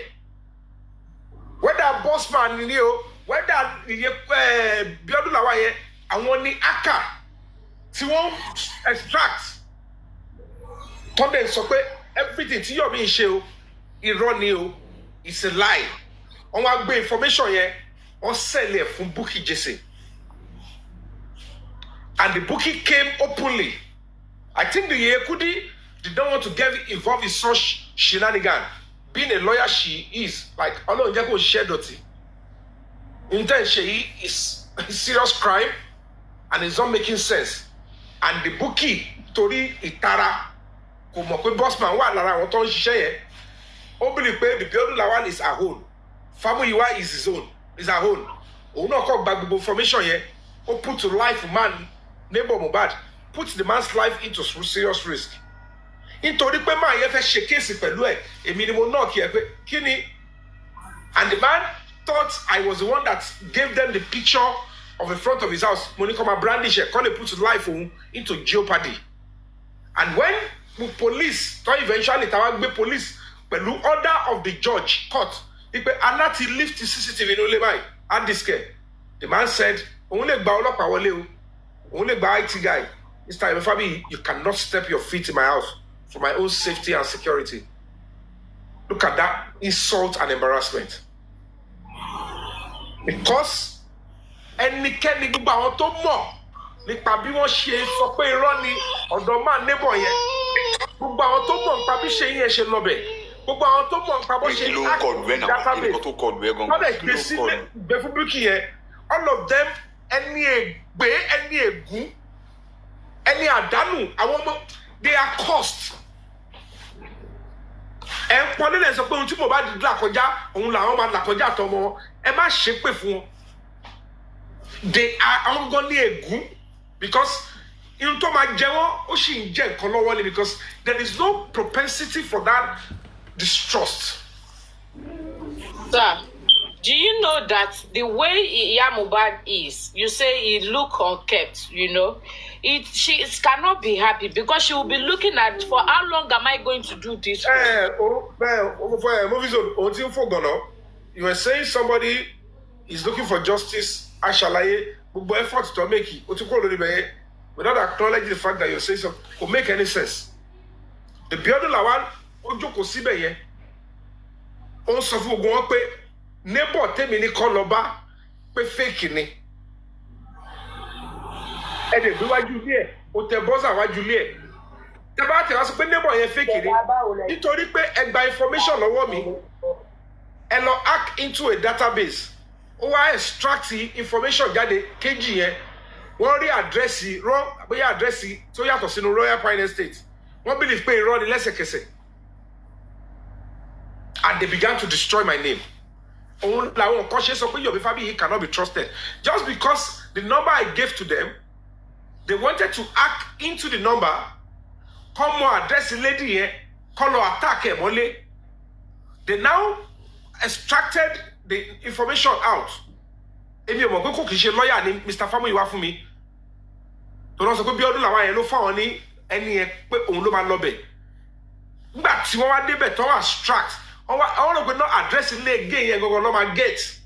Kọ́ lè lọ dún kòkò mọ́ whatever it is. By the time tí àdírẹ́sì yẹn máa come out, ó gbé wọn lọ sí one Victoria Island. Wọ́n wá wáyé pé so kò ń ṣe inú estate Mohbad ní gẹ́ yẹn gbé not on ti ẹ̀rọ pé bóyá nọ́mbà yẹn o ibi tó ń gbé tẹ́lẹ̀ tó fi ṣe registration yẹn. They thought immediately that the address did not carry the girls Royal Pine Estate. Definitely Yomi Fabiyi ń parọ́. The bookie rushed to our platform. Yomi Fabiyi is a liar. Ẹni tó sọ pé neighbor Mohbad kejì fake ni o kò gbé inú estate yẹn ẹ jọ. That time, lady Yeri, she came on my show. I don't know her. I was only helping. And she was genuine. Wọ́n dẹ̀ destroy gbogbo ẹ̀. Gbogbo click wọ́n yìí. Wọ́n bímọ tí wọ́n lẹ̀ o. Wọ́n fẹ́ jẹ́ èèyàn nú ayé. Wọ́n rò pé báwọn ṣe kó bá ọ̀rọ̀ Mohbad. Wọ́n rò pé ẹni tó pa nìkan ló pa Mohbad. Gbogbo yìí tẹ̀ ń ṣe gangan lẹ́ṣẹ̀ṣẹ̀ pa Mohbad. Gbogbo yìí dẹ̀ máa kẹsàn-án yín. Because irọ́ òun lè fi pa Mohbad mọ́nu mọ́ṣúárì. Ẹ wá wo àwọn ọ̀rọ̀ tẹ́yàn ń pààyàn wọlé. Ẹ fi rọ́ pé kí ọmọ ọlọ́mọ lè rí ìdájọ́ òdu. Ẹ fi rọ́ pa sínú mọ́ṣúárì. Ẹ dẹ̀ ń wo àwọn ọmọ yín. You think it's gonna be easy for them. Torí pé ẹ̀yin tẹ́ pẹ̀lú ayé lágbàlagbà, you are already lost. Tẹ́ bá ní ojú inú, if you have foresight, you know you are. It will take a serious remedy to retrace your steps. Kí ni tèmi pẹ̀lú? Kí lẹ lọ hack in the first place fún? All of them are aware of the hacking, including the boss man. And they are aware of the outcome of the hacking. And they fed the public. Ipe, ẹni tí Yomi Fabiyi tún fún wọn ní nọ́mbà ẹni kejì tó wà ní estate Mohbad o. Nítorí pé àdírẹ́sì yẹn ti gbé a different location. Pẹ̀lú gbogbo full name ẹ̀ jáde àti date of birth ẹ̀. Ẹ̀wá ọ̀ṣì ló fi threaten lady yẹn.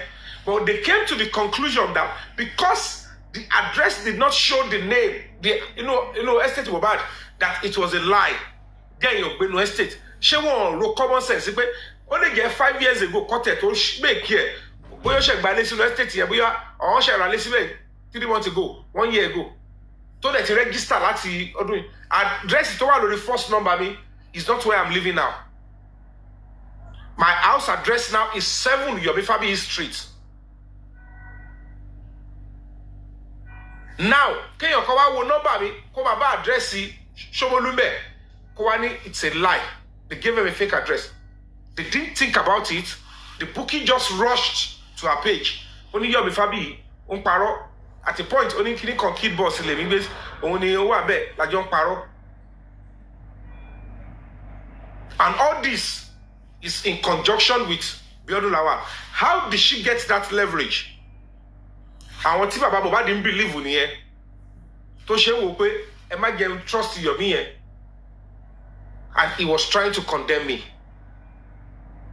wá ń wo wọ́n ń yí ipò lórí corona inquest and èmi dẹ̀ sáré kíjokíjo that whether you like me or not tí n bá padà tí n bá rí pé èrè òótọ́ ni mò ń rìn saying sorry should not be hard for you then you pat me back ẹ má bínú Mr. Yomi and life will continue tí n bá ti kú sí èèyàn kan wá ní mò ń insult bàbá kí ni mò ń insult àwọn nǹkan tí mò ń là kọjá tó ní mi lára tí mò ń mọ ìmá ṣàlàyé léèwé kí ni ohun tẹ́ ẹ̀ bá mi pò níbo ni ta ló ń finá mọ́ mi lábẹ́ mi ò mọ̀ káwọn pípò yìí ni I don't know is this guy to let the sleeping dog lie I said sorry to those I can say sorry to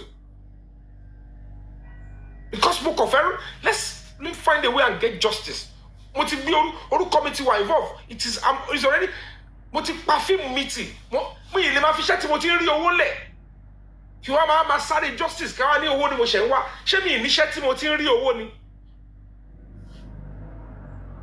àwọn mi ò tún ní ìró bẹ́ẹ̀ pé ṣó possible ni actor àmọ̀ ṣẹ́msì mo ní school student àwọn tó ń sanwó school mo máa kọ story fáwọn èèyàn mo máa ṣe gbogbo ẹ̀ so kí ni máa fi tí mo ti ń rówó yẹn lẹ̀ màá wá ní kè mo fẹ́ máa sáré owó ni wọ́n á ṣàfẹ́ máa lẹ́nu pé ẹ̀dá ẹni tẹ̀lé èjì tẹ̀lé ká máa fi wá justice mo ṣe owó GoFundMe lẹ́gbẹ́lẹ́ mi lọ́wọ́.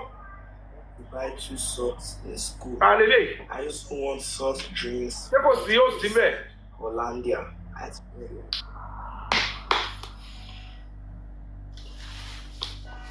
So ohun tó ń ṣẹlẹ̀ gangan lẹ rí yẹn o. So the Mr. Fabiyi should understand that àtàwọn tó ń tẹ̀lé wọn they should understand that oh this is why Yomi Fabiyi took the bold step to petition Fabiyi and that Sheyi ọ̀pọ̀lọpọ̀ wò pé ṣé Yomi kò ní respect fún baba Mohbad why won't I have respect for him but the fact remains that social bonding is unheard pé ẹ̀yin lẹ ń ṣàdúró nǹkan bẹ́ẹ̀ yẹn ṣé mi tí mo lọ tí lady yẹn confide inú mi tó ń gbénu estate Mohbad kò síbẹ̀ ẹ fẹ́ rí justice ẹ máa wọnú ilé Mohbad ẹ máa engage neighbor Mohbad gbogbo nǹkan tó yẹ kẹ́ fi gbogbo public fund ṣe nìyẹn kò sẹ́ni tó kọ́ mi pé kí n lọ engage neighbor Mohbad kankan nobody asked me to go into any hospital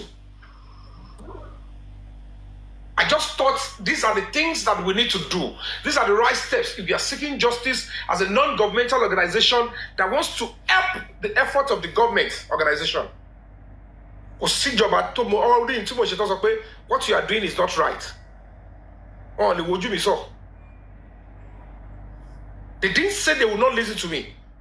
If I'm going to take this last step now, wọ́n máa dá mi lóhùn because àwọn tambolo tó wà ní tọ́ọ̀ ti ṣe yẹn àwọn tó jọ̀gà wọ́n máa dá èmi lóhùn lẹ́yìn ikú sáré.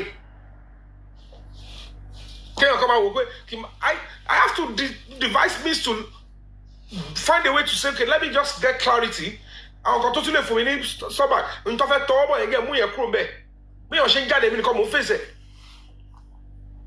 wọ́n ní wọ́n fẹ́ mú mi àdúrà competition ni irú the petition mo ti lọ bẹ́ẹ̀.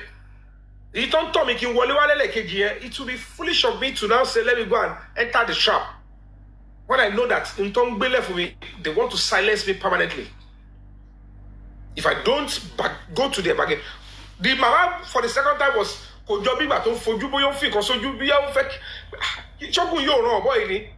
change your and I faced her and commanded to honor competition lawyer. I stood up and excuse me sir, are you insinuating that I've committed a crime?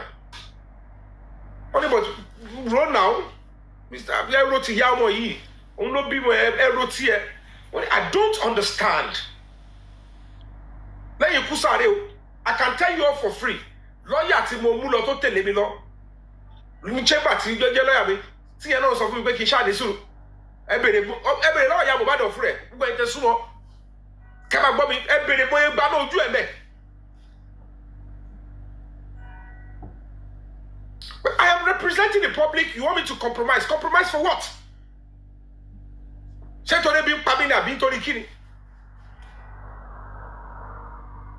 all the nonsense they all did was because they are not justice fighter. They are not activists. They just want to stay on social media and have fun. But unfortunately, they have interest. the interest, at the end of the day, they could not match it up with action. Nígbà tó máa rí àwọn tó jẹ́ pé ń táwa ń ṣe nìyẹn, they saw it as competition. Why would the biodun lawal make sense to any sane person? Because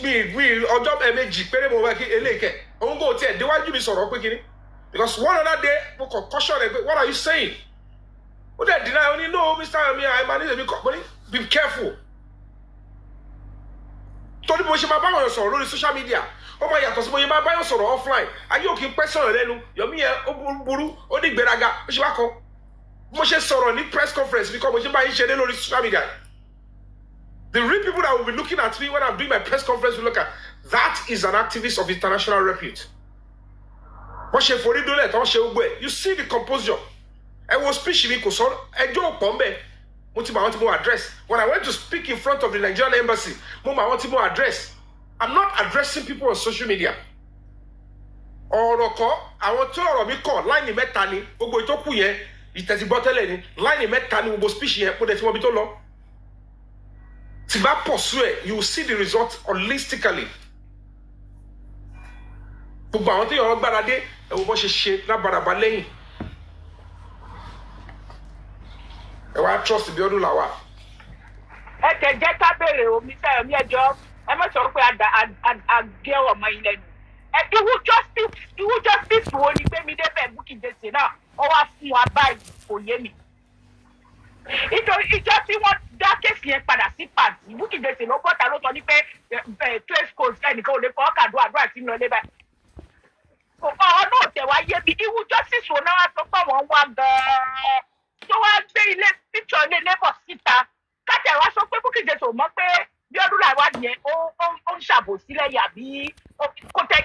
Kí ni ìwú justice wo ni gbogbo legal team náà àti tó ìpèpèrèpè àti mami Paul Grace àti bàbá ìwú justice wo gan-an ni wọ́n wá ẹ̀kẹ́ ká mọ pariwo ká mọ kẹ́sọ̀n wọn justice èwo ni wọ́n wá ṣé justice DNA ni kọ́jẹ́ tó bá jẹ́ justice DNA kọ́jẹ́ ká mọ̀ pé DNA lásán state kò kì í ṣe justice for Mohbad ká lọ sí ọmọ yẹn ká máa wo Peter kí fẹ́ ṣe gbàtà fẹ́ rí justice DNA yẹn ṣe torí property ọ̀tá. Àmọ́ pé justice ta ló pa ọmọ mi tí bàbá ń sunkún yẹn náà nítorí bàbá ti rí ẹni tó pa ọmọ ẹ̀ tí kò sì mú ẹni yẹn ìgbà tí wọ́n ti mú àdúrà àti Dàmọ́lá tán ní ọ́nì tí second video ó yẹ kí bàbá ran Mr. Yomi lọ́wọ́ kó ran bracelet silence lọ́wọ́ láti ṣiṣẹ́ gba ibi tí bọ́dà Yomi lọ gbé wọn sí yẹn kò ní jẹ́ pé àwọn náà tún fẹ́ gbà yìí náà tún fẹ́ ṣe ìrísí láti lọ yọ kéèsì kó ń bẹ̀ nítorí tí kéèsì yẹn fi kó ń bẹ̀ tí bàbá ò bá mọ̀ sí kéèsì náà ò lè kó ń bẹ̀.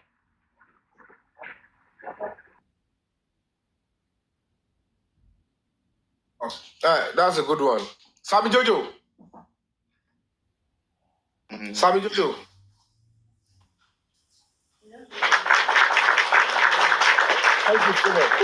Ẹ bá bí wọn, mo gbọ́ pé wọ́n dárúkọ mi àti biodun lawal.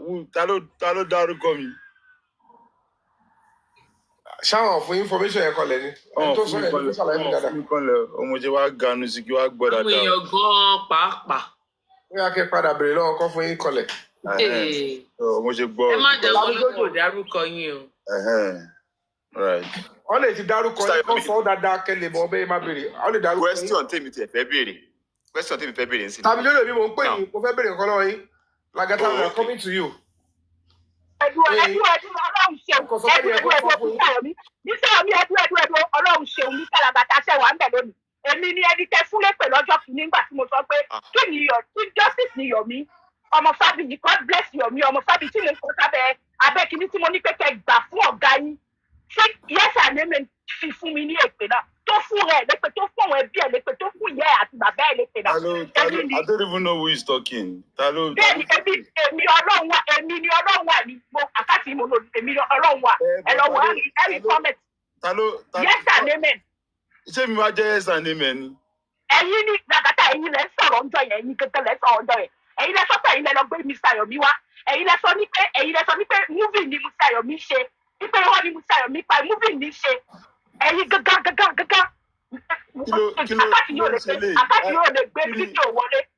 Èmi sọ̀rọ̀ àpótí ẹ̀yin ojú yìí ni mo sọ.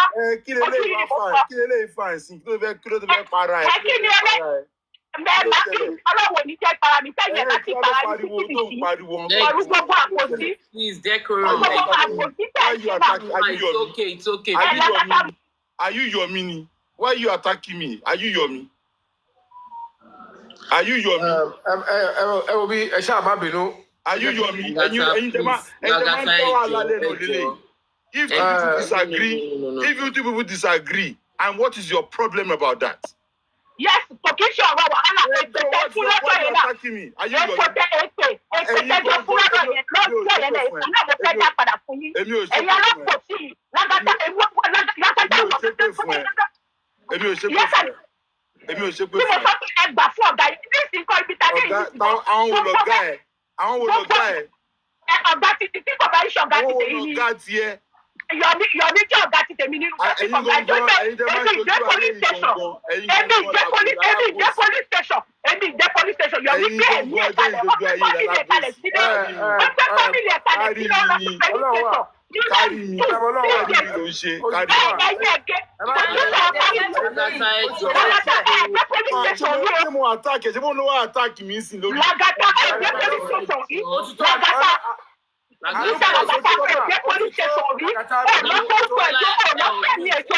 Yọ̀mí tó wá ń jẹ́ ní ètò náà ẹ wá tó ṣàbòsí ẹ̀ ọba wá sọ̀rọ̀ ẹ̀ tàtà tẹ́ sọ nǹkan tẹ́ mọ̀ ní dáadáa ẹ̀ tún mọ̀ wá fi kún ẹ̀ tún mọ̀. Ó ti tó mà ẹ ká mi. Ó ti tó ẹjọ́ má bínú òbí ọjọ́ ìṣeré nìyẹn wọ́n kọ́ máa tẹ̀lé ọkàn wọ́n kọ́ máa tẹ̀lé ọkàn náà ẹ̀kọ́ ẹjọ́. Ẹ má máa ń fa ẹ̀kọ́ láì tí ẹ sílẹ̀ tó gbọ́ submission mi. One more, you know where my stand is. It's okay, Lagata. It's okay.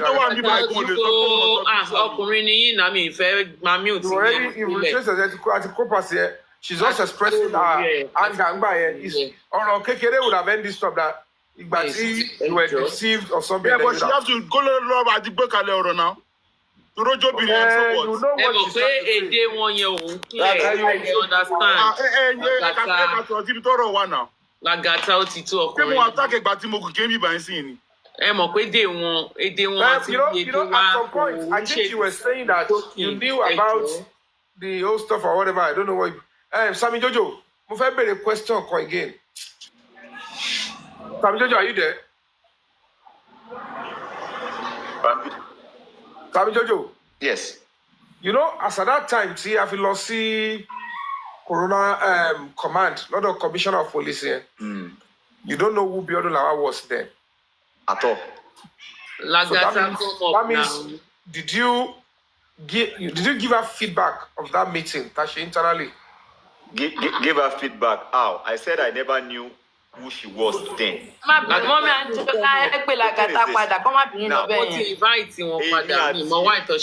thing is this.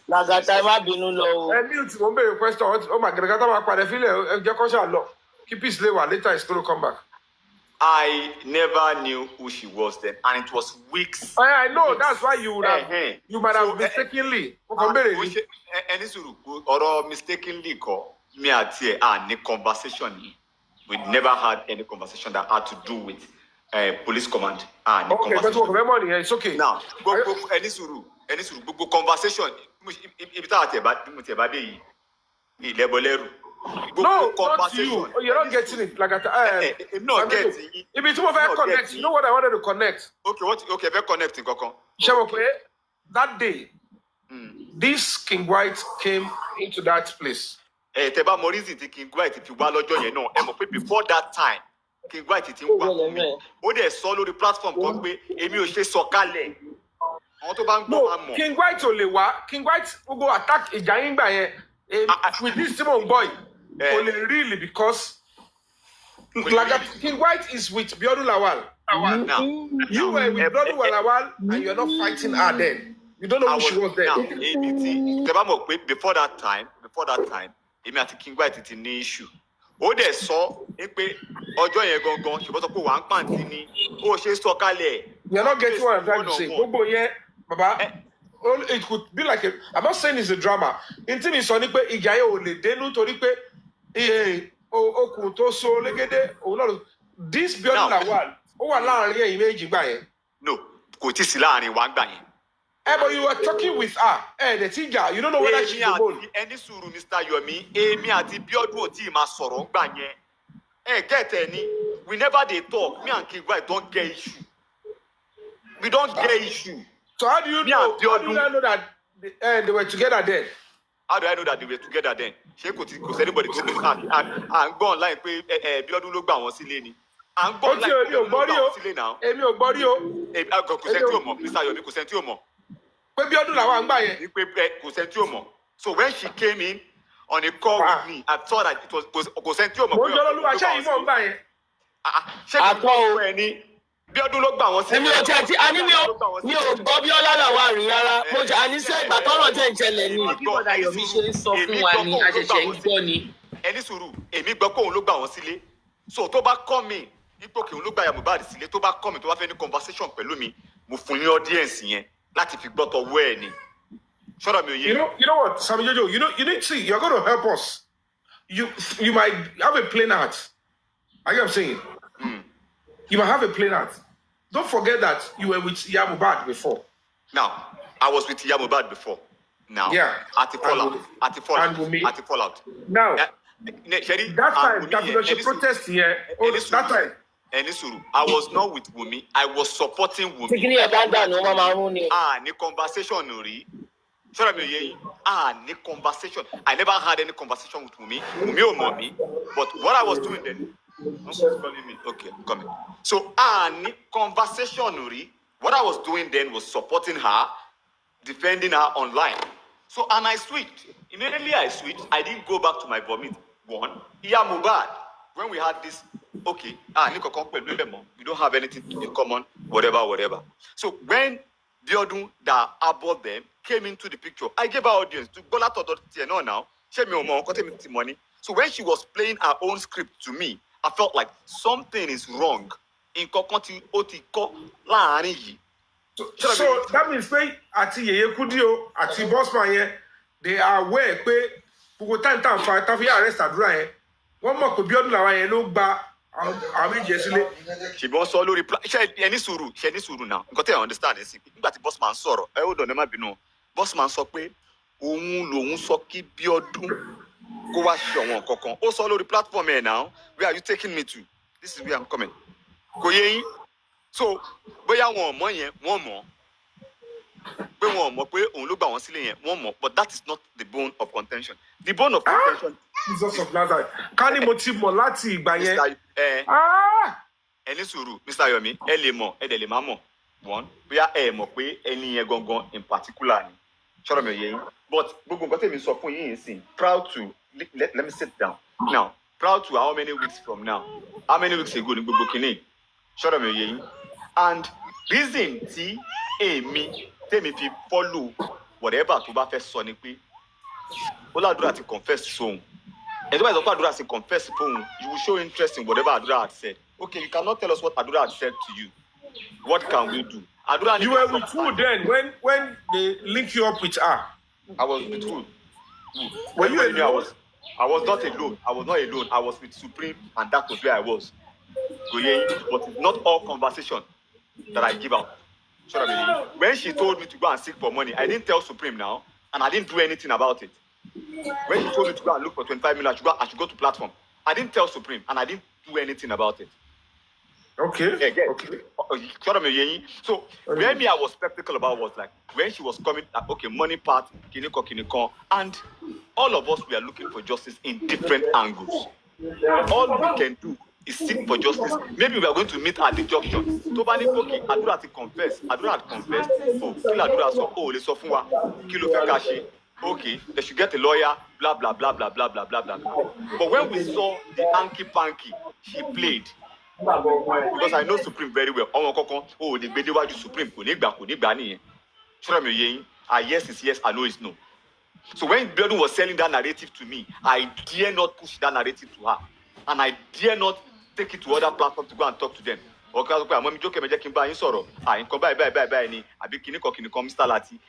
dare not push that narrative.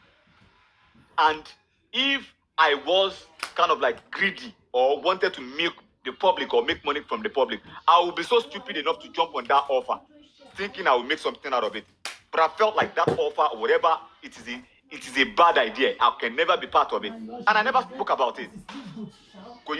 But in Batimo okay, any scam ni, nothing more. Expose this person. So how exposing her now got to do with that? Sammy Jojo might be the part of it because Eson Kokolenko, any pay me fair the question here, any or one ton attack arrest to ye arrest Adura Tom Daru.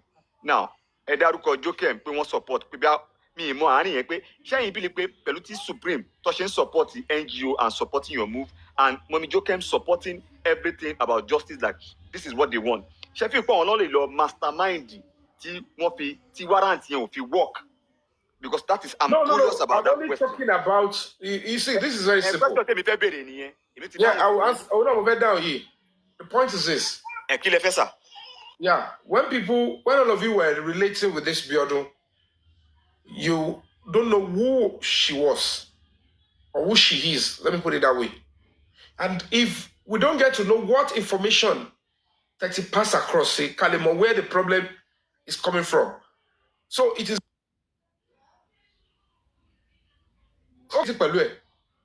Don't share information or don't pass information. Don't believe justice longwa. It's okay to ask like, what have you said to her? Or is it possible that she's actually the real master planner to back justice or bad there? Because while she's trying to prove to them that confess, she is cleverly telling them that what Yomi Fabiyi is doing is wrong. And some people, because they don't want to hear anything Yomi Fabiyi, they were tilting towards her. And there is likelihood information. Iṣẹ́ tó ń ṣe ni pé gba gbogbo information lọ́gbọ́n dá orí gbogbo ọrú kò dẹ̀ dá gbogbo nǹkan tó ń ṣe ẹrú. So it is okay for me to ask whoever have been supporting me. Gbogbo àwọn tó ń donate fún mi kọ́ ló fẹ́ kí n succeed o. Gbogbo àwọn tó ń sọ Yomi Fabiyi is trying kọ́ ló fẹ́ kí n succeed. They even want me pé kọ́ tẹ̀ tí arrest mi láti yọjọ́ yìí. Kò ṣe pé wọn ò dáwó fún wọn ní command bẹ́ẹ̀ fún second attempt tó ní kọ́ wọ́n mi wọlé kọ́ arrest mi. Protest ta fẹ́ ṣe kò ṣe pé wọn fẹ́ kọ́ lo protest yẹn kọ́ fi rí mi mú. Ṣé ti yẹ kọ́ mọ̀ sọ? So the fact remains that it is. Má bínú ẹjọ́ wákàtí kúrò lórí ẹ̀ ó ti lọ ẹjọ́ ẹ ti slide ọkùnrin ní náà. Ṣé ti yẹ kọ́ mọ̀ sọ? So it is safe for me to ask, and I'm asking through you because I need to know what ṣé Supreme member sọ̀rọ̀, because you are like the link. You have a close relationship with this lady. So if you are close to Supreme and you were once close to Biodun, I don't know the timeline when you stop getting close to Biodun, but you are still close to Supreme. So only get in between. Don't forget, in between, Supreme linked you up to me. And I allowed you close as someone privately. At some point, command, we were supposed to meet in zone 2 and stuff like that. And I was going to be trusting you because Supreme brought you in, you are our ally.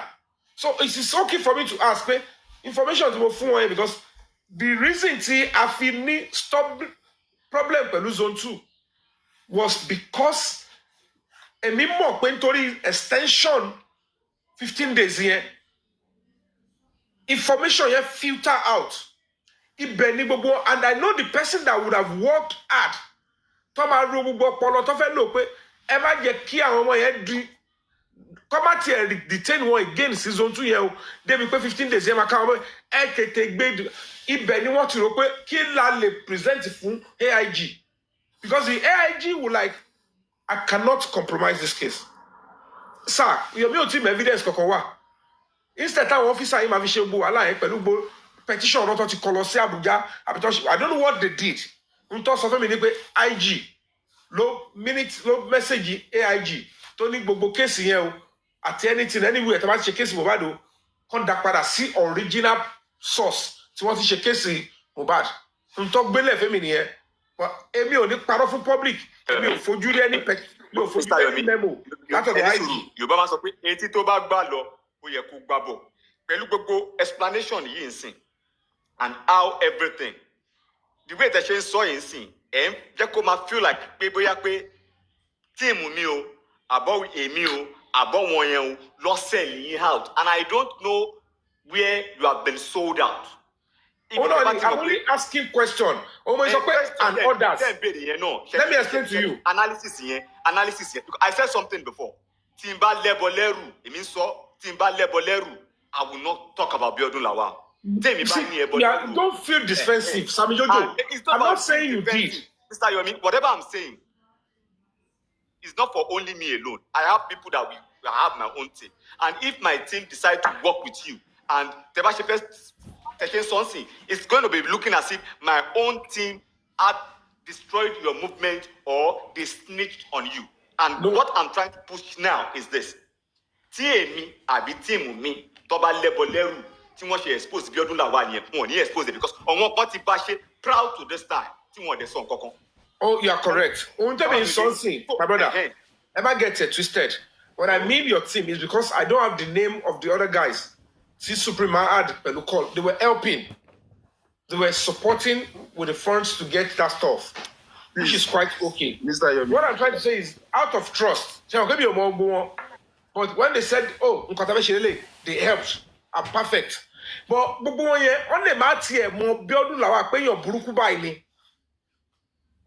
until you people began to expose her. You get what I'm trying to say? So tell you about more information. Tell me about more. I'm a discuss or kini e pẹ̀lú ẹ. Ṣé only jẹ́ pé part of discussion. Tell you discuss pẹ̀lú ẹ ní pé nǹkan báyìí ló ṣẹlẹ̀ kẹ́ máa ń pé òǹgọ̀ ló wà ẹ tètè sáré o Yomi yẹn ti fẹ́ lọ gba extension. Ẹ bá yẹ kó kí extension yẹn kó kádùrà mọ́ bẹ́ẹ̀ tó bá padà Monday yẹn they will hold them down because the intention is allow them to go. Kababa fall into illegal 48 hours detention. Because after 48 hours, they will charge you to court. I got a funny bail. So the idea is, I want to kajo wa ara dura oya. Ama awat olopa gbọ́dọ̀ fún wọn ní bail. Kokoko lọ no. Monday ton padà bọ̀ yẹn ló yẹ ka stamp authority 15 days extension. And they team mobilize any weekend. Kini will drop on Friday. Like Monday, it should be able to drop. The other should drop. Then the next thing is what can transfer case to Chrome bed. So if you tell me Sonny, only get your continue more. Loti love fun oni kini alo e je ka wa ona ti case e gbodo kro ni zone 2 yẹn because AIGE kò ní mọ̀ pé nǹkan ti fẹ́ down lára àwọn àdúrà ẹ jẹ́ ká wo boy le corner AIGE yẹn and then they gave him one package came to dé padà lọ́dọ̀ case Larry Omodia wọ́n ní wọ́n ti pàṣẹ látòkè pé the case should be transferred back to zone 2 pé ibẹ̀ yẹn náà ti máa ṣe wo case yẹn so ìgbà tó ti fẹ́ lójú probably they deceived the AIG or they package him or whatever I don't know but I can tell you for free 15 days ta fẹ́ gbà yẹn tí wọ́n rí pé àti mobilize fún yẹn ọkọ̀ mi sọ pé òun ló jẹ́ kó gbé kúrò because ìyá bàbá rẹ̀ ti jọ̀pálẹ̀ ó ti su kò mọ nǹkan tó lè ṣe mọ́ ó ti gbà sẹ́mi lọ́wọ́ pé nọ́mbà ti bà wọ́n so Dàbọ́lá yẹn ti ń dọ̀bálẹ̀ mo lè sọ wípé hello kò sí ṣe kò sáì ṣe ọ̀rọ̀ bá ṣe lọ rẹ̀ now for that to go on mi mọ́ tó ṣẹlẹ̀ bàbá bàbá di kọ́ dé ní àárọ̀ Monday yẹn báyìí wọ́n ti invite wa kì í pé ìmọ̀ye ìrìn tán rìn nínú ọ́fíìsì AIG mi mọ́ bọ́ yẹn ṣe ogbó ẹ̀ ká ní mo wà ń bẹ̀ ó ṣeé ṣe káwọn ọkọ mi máa lè ṣẹlẹ̀ because decision to take the case back to Panti they would have to call the complainant tí bá dẹ̀ wà lórí ìdúró àlàyé tó fẹ́ ṣe fún mi yẹn bóyá mi máa ti wèrè bọ́ọ̀lù ẹ̀ngbà yẹn o àbí mi ní ti wèrè bọ́ọ̀lù ẹ̀gbẹ́ ẹ sísà kí ló dé ń fọ́ fáwọn ilé ẹ má lọ bẹ́ẹ̀ kẹ́kọ̀ọ́ parí ilé kan tó gbé lọ bí ní kọ́ bá transfer but unfortunately ìrọ́tọ̀ pa ní pé AIG ló sẹ́ni pé ọ̀nà competition against the IPO àti ọlọ́pàá tí wọ́n ti yọ kúrò nígbà yẹn pé wọ́n ní wọ́n gba bribe lọ́wọ́ èmi láti máa fi ṣiṣẹ́ tó ń ṣe yẹn pé so kó bá di iṣu àtàyànyàn kó dá padà síbi tó ti jẹ́ original but that was the reason they took the case away. That man was close to Mama Mohbad. That ọlọ́pàá yẹn. Now Sherry explanation yìí ń sìn mo get it but ẹ ṣe rò pé ọ̀rọ̀ yìí kò ṣe it is not only from this angle ẹ ṣe wo other angle bí okay àwọn team bye effort yìí ẹ ṣe wo okay you want to say something okay sorry please give me 1 second má bínú just please brother. All right To all panelists and the comment section, I'm sorry that I responded and reacted like that at first. Host Emma Binuma, it's very unusual to do that. Only once in a while. Yes, my sister, Anu Plus. I had never swear for you or anybody except you have swear for me before. So,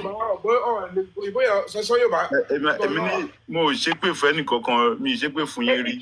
Èmi gbọ́ English ṣùgbọ́n mo gbọ́ Yorùbá mo ti mọ nǹkan tó ń ṣẹlẹ̀ láti day one. Ọlọ́wọ́ ẹ má múlé ẹgbọ́. Ọlọ́run wà ó ti tó èmi kàn ń jẹ́ kó yé yín sí ni pé wọ́n ní kẹ́ má bínú tó bá yẹ kó wọ́n àtàkì yín ẹ má bínú ẹ jẹ́ kó slide ẹjọ́. Èmi ò ṣépè fún yín rí. Èmi àti Mr. Yomi, yes, we had our back and forth. We have dealt with it in private and in public. We have spoken about it and it has been sorted out since how many months? At the party. So at the party láti how many oṣù mélòó sẹ́yìn? Tẹ́yìn wá mú tó wá attack mi lé lórí ẹ̀ lẹ́yìn ìgbà ló fà. Ẹni tí rí imú láti gbà ẹni bínú ọmọ ìyá ni gbogbo wa. Mi tí rí imú láti gbà ẹ̀ mò ń wá yín bàjẹ́ láti gbà. Ẹ má bọ̀ kí mú yín sọ́wọ́ wo. Kẹjọ rúra yín. So, Cherry justice for Mohbad kò sí bá ṣe ní bára wájà tá a dẹ̀ ní parí ẹ̀ náà. So, ẹ má yẹ ká máa mú nǹkan lò. So, ẹ má bínú ṣẹgbọ́ sister Anu ṣẹgbọ́. Ọlọ́run wà lórúkọ wọn, Anu yẹ. Àlọ́ wà lórúkọ wọn. Lórúkọ arábò bóyá ẹ̀rẹ̀ rẹ̀ ganu sí náà ni. Torí tẹ̀wé di Mr. Yomi mú lọ́wọ́ pọ̀ méjì tẹ́gọ̀. Pàdé di adult class. Ṣẹlá ti lè wá sí Kotonu ẹ mọ̀ bọ̀. Idán gangan. Mi ìmọ̀ràn Kotonu. So, ẹ má bínú. Mr. Yomi. Let me tell you something. I think you should just take it easy on this issue of biodun lawal or whatsoever, right? This is my own submission. The first ever time I will observe who is biodun lawal. I've never spoken to her or have any encounter or any communication, even on the panel or on the phone or whatsoever, right? I believe that it was the day he was in the car. He was on a live show. And they flagged your life that day. I think you were showing. I was in America. I remember vividly. Yeah. And listen, TikTok ni. I'm not even following her. I'm not following her. All I remembered was Mr. Yomi was saying that day that they have flagged my account. So please follow this account so that they will get update because they were together. Now, let me tell you something. Like I said earlier yesterday on the Immuni's platform. Yeah. Anybody in this justice for Mohbad that is hiding and playing sick and hide and seek for us not to get justice, Almighty God will continue to expose everybody. Charity Ole. Amen. Yeah. Host at the panelists at the comment section. When robber is coming to rob a house, yeah. The owner of the house is the only one that might not know what is happening. But the robbers, they are having plan on how to penetrate into that house. Biodun Lawal, she's a smart little bitch. Yeah? I don't know her. I only started looking into her life yesterday. And things that I found about her is amazing. She is a complete, proper, smooth scammer. And she has a job to do. She's very smart. So I need to let you know that she penetrated all of the people she has engaged with. And that is the truth. I will not remove anybody, including Mouhjola, yourself, Mr. Yomi, Sam Jojo, Eri. No, go penetrate me. Go penetrate that there was no motor papa. Then you can follow account. You were the one I heard you say that. Call. No. Let me. You are away then. I watched the live now. You. I watched you the were live away now. then. That was when you brought me to TikTok. Yeah. On this justice of bad. So yeah. while you were away, the mo fi wa okay mo wa lórí page mi mo kàn wonder everybody come and pay me. The boss man F1 the panelist lọ́dọ̀ mi tó ń gbé mi lọ káàkiri come here. Then I was sorry I have to go to investigate Katoshi protest because gbogbo àwọn kan ti fẹ́ protest lórí gbogbo àyẹn you know where you came to call me from Instagram. So yeah. No, it wasn't even on Instagram. It was on WhatsApp. Àwọn kan báyìí ni mo fẹ́ mọ̀. Àwọn kan báyìí ni mo fẹ́ mọ̀. Gbogbo ẹ̀. Then the boss man be that he's just sort of privately. Òun náà ni yes, you are very correct. Òun láì gidi nǹkan tó òun náà fẹ́ mọ̀ lélẹ̀. Wọ́n ti ẹ̀ sọ pé ilé Mohbad sí Kuramed Estate òun fẹ́ mọ̀ distance ẹ̀. And then stop it, don't worry. If I get there, I will get that one for you as well. Mo ti fẹ́ bẹ̀rẹ̀ mo fẹ́ mọ̀ bukini ìsìn. Let me just go. Kí tiẹ̀ wo nǹkan tí mo lè find out before the protest. Ibi tí mo ti wá wọnú estate Mohbad kí n tó débẹ̀ ilẹ̀ ti ṣú ó ti ṣìnà. So gbàtí ma fi wọnú estate Mohbad tí mo fi wà lórí mo wá bọ́ sórí péjì Èyékúdí yẹn because I have to go live the moment I approach the gate. Mo ṣe wọnú estate mo ní this is Mohbad's estate mo wà bẹ́ẹ̀ mo wá débi ilé ẹ̀ gangan nígbà tí mo ti get address mo wá ṣe live fún Èyékúdí yẹn boss man wọ́n wà bẹ́ẹ̀. Ibi tí mo ti sọ̀rọ̀ táwọn èrò ti wá wow mo wá fi kámẹ́rà yẹn wọ́n pé this is a camera beside Mohbad's house.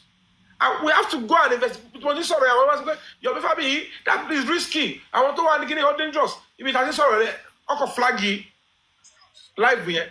If you want to flagging by so why they flagged it? I butter. If it want to move clothes, want to buy security, but one motor, get Chromby, get Malasi, Kuramed Hospital. If it was in Lolo Jono, in moto, the live here to come up, to try to come up. If Benny, what you are moved, this is what we lost Kuramed. Mo show found a moment to the Kuramed Hospital. Mo bá wọn sọ̀rọ̀ bẹ́ẹ̀ wọ́n ní they cannot see me now. But I have to book appointment. Pé kí wá lọ́la àbíjọ́ kejì lọ́ máa rí bá sọ̀rọ̀. Mo sọ kan tí mo wá ṣe. I need to know why what happened on Mohbad. Just Mohbad dey kú tó gbé wá gbogbo ẹ̀. Ibi tí mo ti wá bọ́ síta ni Biodun yẹn wá sáré wá. She was tracing the live. Oh, what in Lekki abi where you were in Lekki? Ní Orchard Road. Okay. Ó wá rí mi níwájú gbẹ̀lú wá ká mi mọ́wájú hospital ní Mr. Yomi Fabiyi o thank God I found you. I thought something happened to you. I was on the live. Lórí Èyékúdí mo wá rí pé nǹkan ṣẹlẹ̀ sí. I thought they attacked you. I rushed out of my house to come and see. And nothing must happen to you. Okay. Mo wá rí wow thank you so much ma. Nigerian. Mr. Yomi, you know, let me now tell you something, yeah. You know that girl, yeah. As far as I'm concerned, yeah, she's been paid to come and do that job, what she's doing right now. And exactly. Don't forget, someone have already said, I think it was Karimo that said that the strong woman that is spending and whatever lives in Abuja, right? So, Terry, lady, yeah, iṣẹ́ tó gbé fún kó wá ṣe, and then tó bá gbéṣẹ́ fún ọmọ ṣe illustration armed robber that is going to rob a house. And Tony Lee kò ní mọ̀ what plans the armed robber they are having for the owner of the house. They will just turn up, break in, and ask everybody to lie down, and they start robbing everything. You understand? And that is what she's doing. So, but the time you Aki won't threaten Lady KG here. But you said you are aware then. No. I told you when you were complaining, you were on a live show, was playing a recording. You were on 10 Yomo logo and your own platform. You were playing, and I came out because when I spoke to Muiwa, I was asking him, is it true that CCTV, you sent our details to her? You know? And Muiwa said, yes. I'm like, but you told people that you were sending a lawyer and a lawyer and a police officer to go and support, that is that Sheyi, to go and support this CCTV. Neighbor. They can be the neighbor. You know, say no, there is one lady called biodun lawal. And okay, that is why I said you go to the because Daruko where you know biodun lawal here. No. I don't know. No. Then what that is telling you that's bullshit. I'm telling you that is where I link both of you. Tasombi. No, I don't know. That's when I came out to on the Loriabi's platform the day you and Muiwa was there. That I said Muiwa needs to apologize to you because there's no way you will send anybody's details to them and that they will not feel threatening or feel some type of way. And it was that time, after that time in 3 seconds video jadi.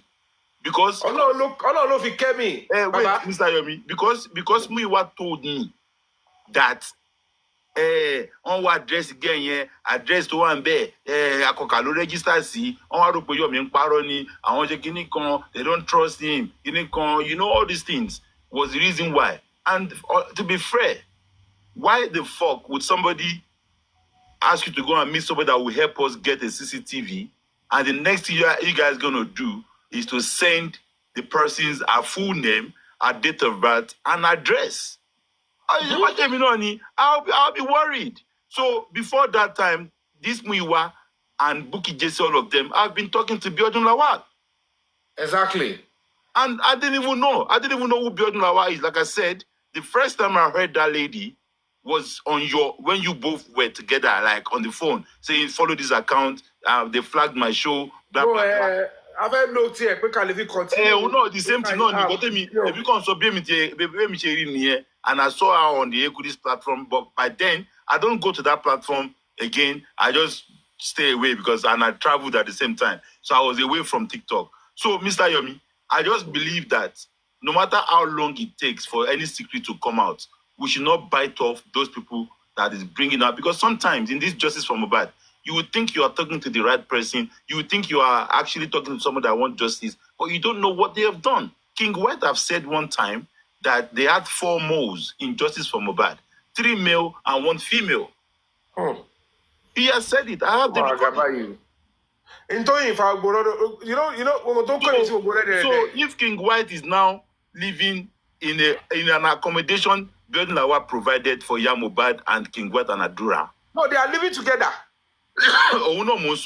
So he's now connecting the dots that this girl was used to penetrate to anybody. And let me tell you, it's only by the grace of God that you will not fall for a trick. She's a young lady, but she's very smart and she's eloquent. She's educated. I've looked into her. She because personally. Mr. Yomi, enjoy it. Oh no, mo follow Babura. No, ti wo time yẹn. Bàbá tí yẹn bá ń jaro ogun yìí, tó bá ti lọ nílé kó fẹ́ ṣe kiri, ó máa kọ lọ rọ́ọ̀lù gúdẹ̀ tì ní. You know, so I think we should just thank God that you just thank God that in a way you have indicated. Yeah. Kì máa parọ́, kì máa jalè. Tó bá yẹ pé kọ́nà ilé dá pátápátá tí kò sí pé. Àwọn dọ́gì ni wọ́n jẹ́. Pátápátá ni kẹ́yìn ṣe kámẹ́rà dancing fún. Ta ló ṣe fún? Kámẹ́rà dancing báwo. Ìgbésí ló jẹ́ bẹ́ẹ̀. Pátápátá ni mo sọ wíwá. It is very. Mr. Yomi, in this justice we have dealt with a lot of people that you think they want justice and they don't want justice. It's ó máa ń ṣẹlẹ̀. Gbogbo ọkọ ló ń kọ́ máa continue. Láti máa bá wa máa tún wá sí. Nígbà tí Kúrẹ́sì tó rún lẹ́nu ni ó ṣe múṣẹ́ lẹ̀ fún àbí kó tó rún lẹ́nu. Èmi ò mọ about that. Ọlọ́run wà á ti parí ìjà wa. Báyìí pẹ́ẹ́nu yẹn ló ti fi lápílẹ̀tì ìbíọ́dún yẹn. Ogun kan ti bàjẹ́ bọ̀. Bẹ́ẹ̀ni, Mr. Agata ẹ káàsọ̀ ẹ kọ̀lẹ̀ á kí. Alábòsí ni oní ẹ̀kọ́lẹ̀ káàsọ̀ tí bá mú dọ́gì ẹ̀ máa gbà dọ́gì. Ẹ wọ́n ti lọ ẹ wọ́n bọ́ kúta ní àti ṣe dọ́ọ̀tì lẹ́yìn fóònù. Ẹ wá lọ gbà tó pé àtọ́pẹ́ jáde lọ. Bàbá gbọ́. Mr. Abisha ń gbọ́ Lagata. Mr. Abisha ń gbọ́ Lagata. Wọ́n náà after tó ń lẹ́nu. Èmi ò dá sọ́rọ̀ yìí o, tọ́rọ̀ yìí bá ti wọ̀. Bísí ni láàyè o. Astagfirullah. Ẹ fi Astaga lẹ̀. Ṣé rí torí ni nígbà tẹ sọ̀rọ̀ tán ṣe ń gbọ́. torí ni àbí. Ẹ fi Astaga lẹ̀. Astaga bò. Lagata sà. Ṣé rí gẹ̀ẹ́ bí ọdún yẹn? Iṣẹ́ tó wá ṣe kò dá wá ṣiṣẹ́ tó wá ṣe. No, kò dá wá, na smart girl o. Ṣé rí gẹ́ẹ̀ bí ọdún yẹn, ó mọ̀ kan tó ń ṣe, ó jẹ́ fún àwọn èèyàn ní mẹ́sẹ̀gì bóyá ń ṣiṣẹ́. Yeah, Mr. Yomi, I will send you some stuff now about her. Ó forí gbá orí ni. I will send you some stuff about her. I'm not in Muge yẹn o, Lagata. We have surprise. I'm a Muge yẹn o. If Mr. Fabiyi àti Baba Mohbad, cause they have to come through now. Wọ́n lo àwọn yẹn náà, wọ́n lo Mouhjola gullible. Tí ó bá ti ń ṣe àwọn lọ gbéṣẹ́ fún, tí ó bá ti ń ṣe Baba Mohbad ló gbéṣẹ́ fún gẹ̀ẹ́ àti Mr. Fabiyi, it is time for them to work with us and let's get this girl down. So, because everything more Andrew was always on anti-justice platform, but I don't want to follow this one but because then my mind was not with TikTok. So I was going through some stuff, so I didn't even understand. I any encounter anything. We're having to look into her yesterday. Agbawo ni kẹ́yìn biodun Lawal. Lagata ẹ má bínú sá, tí mo ṣe ń gbọ́ gan, ilé tó ní pé kẹ́yìn tó kọ́ àwọn pípò yẹn sí, Don't you saw you? Be any to lay one in Asa country. To yẹ pé òun náà jẹ́ mọ̀ nípa justice for Mohbad ibẹ̀ ló kọ́ àwọn people yẹn sí mi rẹ̀ bí mo ṣe ń gbọ́gàn mi rè bí gẹ́yìn gọ́gọ́ lónìí lẹ́yìn kẹ́lẹ̀ mọ̀ pé wọ́n lo gẹ́yìn. ẹ máa wòran bọ̀ èmi ò ń fẹ́ máa lẹ́nu ẹ bá mi ò blog ọmọ jí ẹjọ́ mà mọ́ mi mo ń jọ lálùwà ẹjọ́. Wọ́n lo gẹ́yìn ni o tó bá jẹ́ pé ọ̀hún ṣáájú wọ́n pọ̀ sí lọ́gbọ̀n láfẹ́. Mr. Yomi ṣe àwọn pé pàtẹ́fẹ́ lọ gbàdúrà tó bá yẹ pé àwọn àṣírí kan tún sí lọ́yọ̀ pẹ́ ní ládùúrà gbé ṣe mọ̀ bẹ́ẹ̀ ṣe mọ̀ pẹ́ ní ládùúrà gbé. Kò yé mi. Bọ́ nítorí pé àwọn àṣírí ò bọ́ sí lọ́wọ́ iye fi ṣiṣẹ́ yẹn tó fi clean ṣe rí gẹ̀ yẹn ó ṣiṣẹ́ pẹ̀lú àwọn èèyàn pàtó sọ pé mo sọ fún Mr. Ayọ̀dẹ̀ lára pé ó gbáhùn mi ó máa gbáhùn mi torí pé òun náà wà náà tó ṣiṣẹ́ fún so ó ti gba ẹ̀ lọ́ọ̀tì lọ́wọ́ ẹ̀ nǹkan tóun náà dẹ́ expect kọ́ bá mú ìyá Mohbad mọ́lẹ̀ kọ́ má lè sọ̀rọ̀ kọ́ mú yàn mọ́lẹ̀ bí ẹran for what reason kí ló ṣe. Ó bá yẹ kó olóòwò àìfi gbogbo ọ̀ṣọ́gbó. Kí ló ṣe ẹ̀dá fi lọ bòyàn pamọ́ kó wọ́n bá sọ̀rọ̀ for what reason. Mi ò ní búlọ́ọ̀kì mi. Nítorí pé tẹ bá rí gẹ̀ẹ́yì kíní kan wúrà yẹn àwa máa sàmíwò ṣé mi ń bọ̀ lọ bí báyìí ó ní I'm smarter than all of you. Tó bá jẹ́ pé NGO tó ti wà well funded ni gbogbo àwọn tẹ́mi ń kójọ pé mò ń ṣe wọ́n bí ìgbà tẹ́ pé staff NGO mi ì lè bá wọn ṣe because how do I know them? For me ní choice kọ́mádà ìpolú ẹ̀ wá sí glory kúrò àbọ̀fẹ́ wá kó kọ́kọ́ kúrò I have to work with the people here pé okay you know what they are saying they are fighting for justice for Mohbad and we are all together kí wọ́n máa lọ wá àwọn tó yẹ pé wọ́n ní tí mo believe pé wọ́n ní full interest àṣẹ ó dùn mí gan ṣá ó dùn mí. ó bá lọ́yà sọ̀rọ̀ ó bá bá anybody sọ̀rọ̀. Sammy Mr. Yomi ìgbà tẹ ẹsẹ̀ bẹ̀rẹ̀ iṣu struggle yìí mo máa ń comment lórí program yìí pé Mr. Yomi ẹ ń lọ sórí platform káàkiri wọ́n ń trap yín ni o ẹni ẹmọ kan tẹ̀sí and Mr. Yomi from the initial stage ẹ ṣe mistake ẹ̀yin tẹ́ ẹ fẹ́ lọ ṣe investigation ní àdúgbò kan tẹ́ pé ẹ gbé bẹ́ẹ̀ and a stranger came to you ó lóun ò ní TikTok ẹni tó yẹ pé ó wà enlightening graduate ní gẹ́yẹ o. olówó ní IBK ẹ̀gbọ́n Mohbad tún ti wá o IBK tún ti wá tó bá yọ ọkùnrin Yomi ní IBK. ẹ máa ṣe kéèsì mi o ẹ máa ṣe kéèsì mi máa gbọ́ mi. olówó kò ṣe kókò ní TikTok kò lè ṣe fídíò báyìí. ó wọlé ó jáde ni. Mr. Yomi rọ ni ó bá bá ògùn àgbà. ọkùnrin Yomi ó wọlé ó wá jáde. sẹ́yìn bọ́ọ̀ Yomi sẹ́yìn rí bó ṣe wà yẹ TikTok tó gbé wá báyìí ọ̀sẹ̀ òkú ni. TikTok ló fi wo show yẹn ló fi rí pé mo kó offline ló fi wá. àníláwọ̀ sẹ́yìn tẹ̀ ń bọ̀ ẹ máa gbọ́ mi sẹ́yìn tẹ̀ ń bọ̀. kò sẹ́nibọ̀dì tó mọ̀ ń gbà yẹn pé mò ń lọ bẹ̀ ẹ má gbé mọ́ra wọn n tó ṣẹlẹ̀ kọ́ ẹ̀ tó mọ̀ pé mò ń lọ bẹ̀ àwa tájọ mọ̀ pé mò ń lọ was Bossman I think Bossman Yeyekudi and one I don't know they were always talking to me in Green App ní WhatsApp ń gbà yẹn and discussing it strategy we can analyse what do we do kí ló fẹ́ ṣẹlẹ̀ then anything that ti analyse lórí TikTok lórí new movement kan fẹ́ lọ gbé nígbà tó ti bẹ̀rẹ̀ justice la gbé ẹ máa gbọ́ ṣiṣẹ́ ẹni tí ìwé ló ṣe yẹn ẹ ra máa sọ̀jọ́ sẹ́ẹ̀ mọ̀ ìwé ní sanwó ṣé ti yín ṣé ti ń dùn ẹ̀yìn náà ni don't always talk as if you know it all ìwé ní sanwó ṣé ti yín. ẹ ń sọ nǹkan tí ò ṣe síbẹ̀ ẹ ń sọ pé ó sọ lórí TikTok àní WhatsApp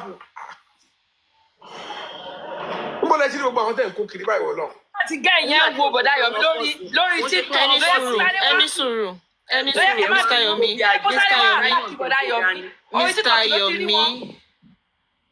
Mr. Yomi ẹ kalẹ̀ ṣé ẹ̀yin ò fi pé ok kàtẹ sọ pé wọ́n ti plan girl yìí ṣé mọ̀ pé ọjọ́ tẹ́ lọ sínú estate Mohbad yẹn ṣé mọ̀ pé ẹ wà live a dẹ̀ wò yín lórí péjì Yeyekudi tẹ́ bá rántí ṣé mọ̀ pé ẹ wà live. Okay, let me explain to you now. Can I explain to you now? I was not live throughout my hold on. Gbogbo journey mi tí mo fi dé estate yẹn, I was not on live. Nobody knew I was coming to the time I began to go live was the moment I entered into that estate. Ilẹ̀ dẹ̀ ti ṣú. Mo ṣe ń déwájú lé Mohbad ni mo go live.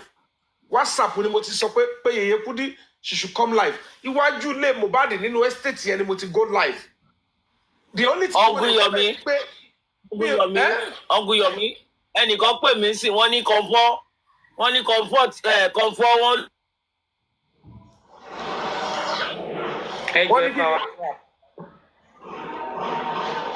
Nǹkan bàbá.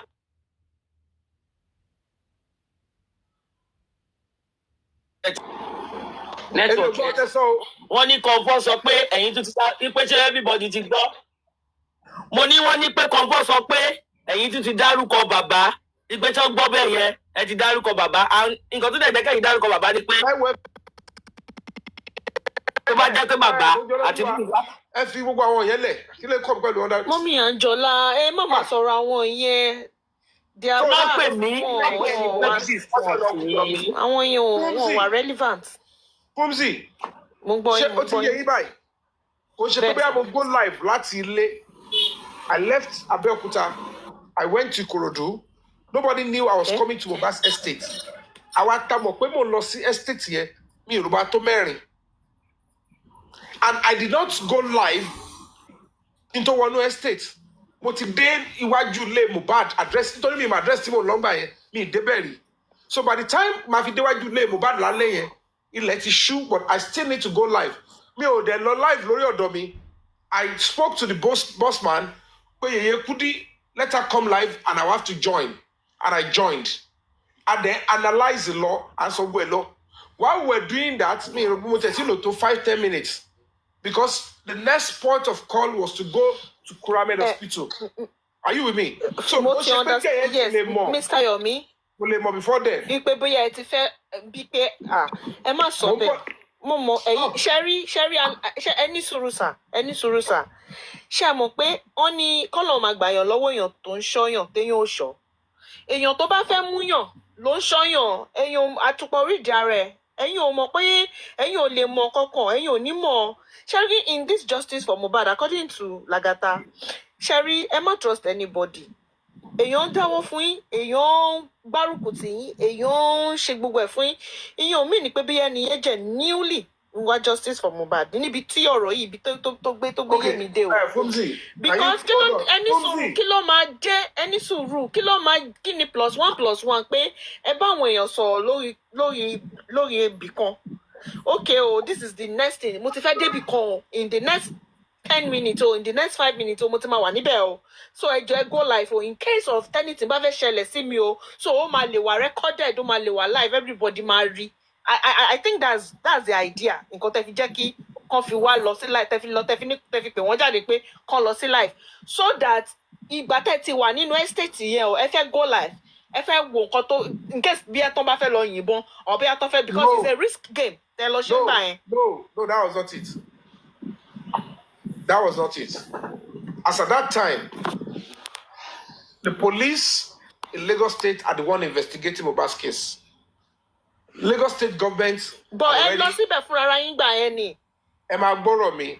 They are already in corona court.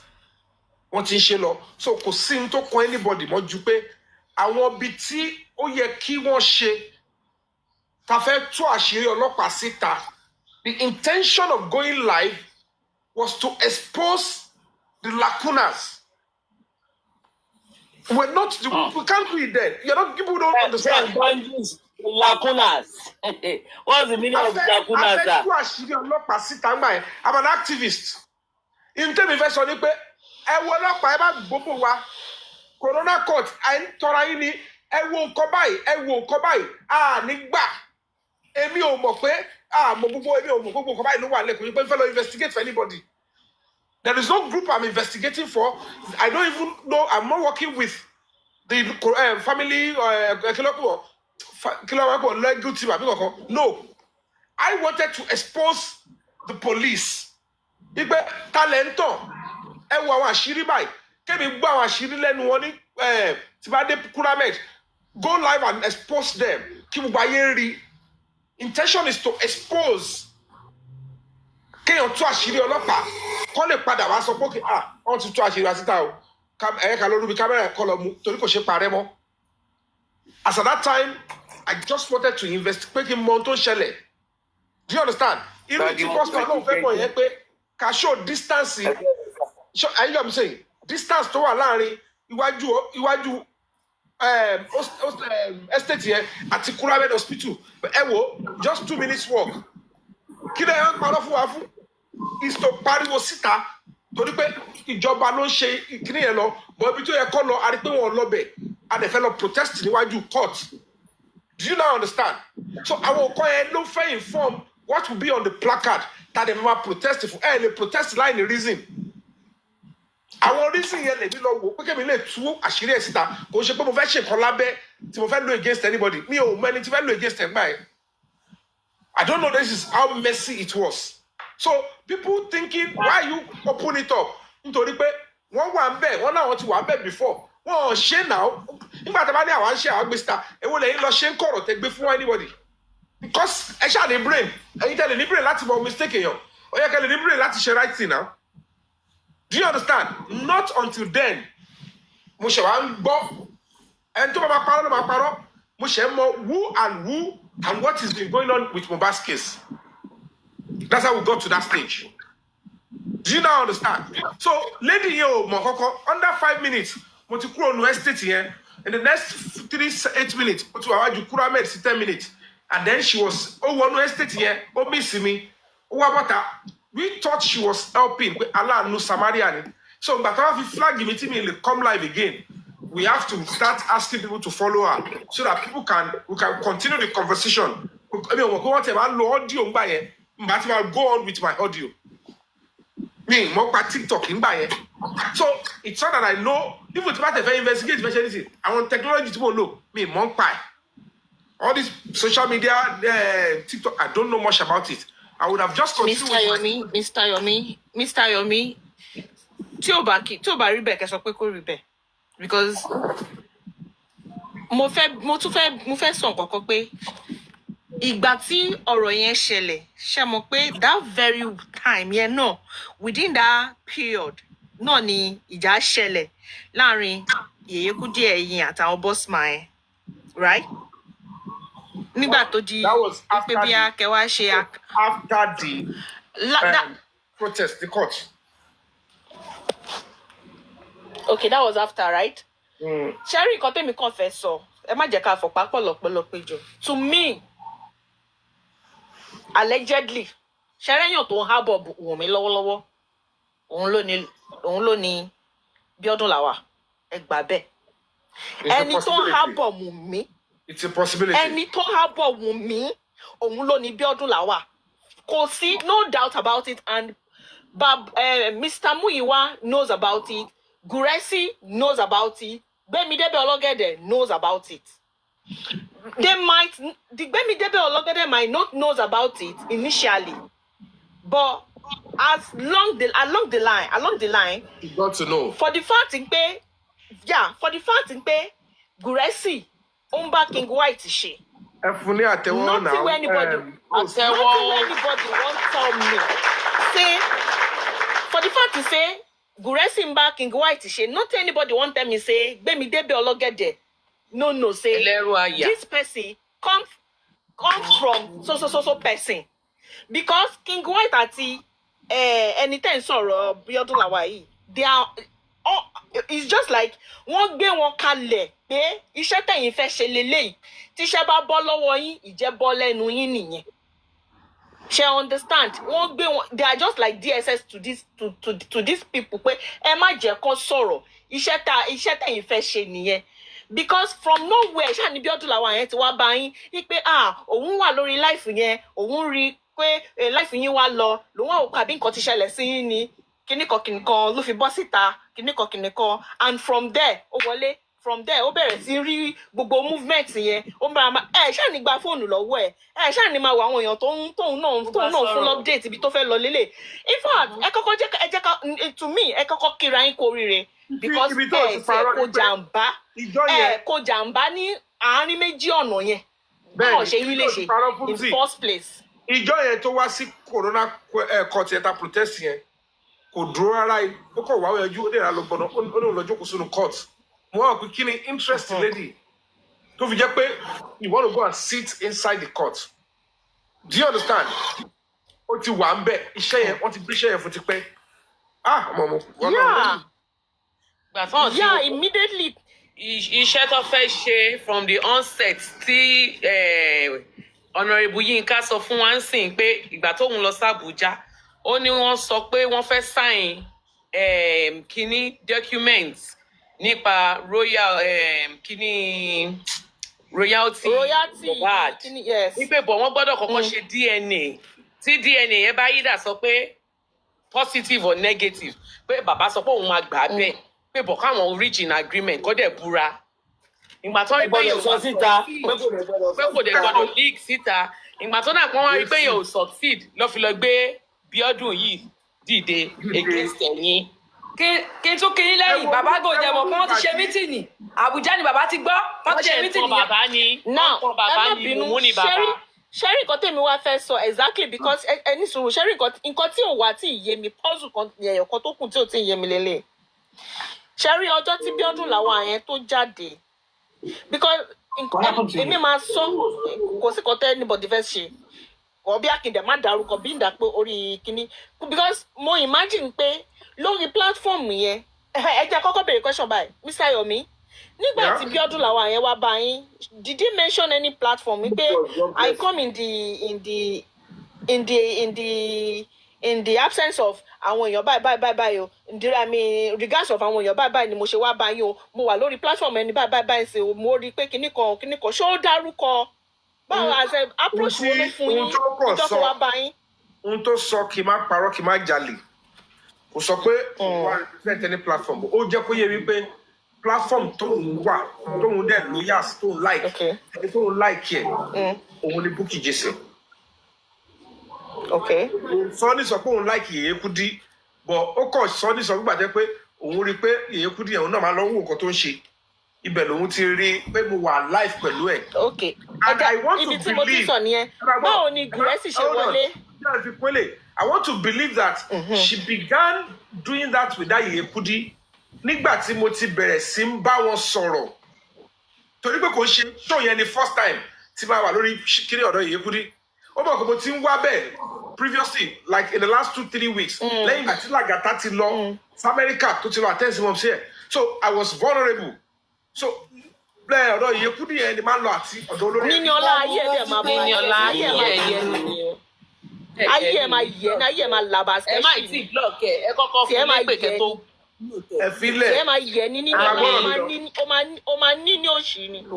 ẹ má yẹ ká ṣe pé bí ẹ fi wọ́n lẹ̀ kí ẹ bá ti wá ní pẹ̀lú negative five ní bá wọn oyè yín so ìtẹ̀sẹ̀ yẹn má ṣe pé mọ̀ àrọ́ ti rọ̀ mọ́ so basically ó ti ń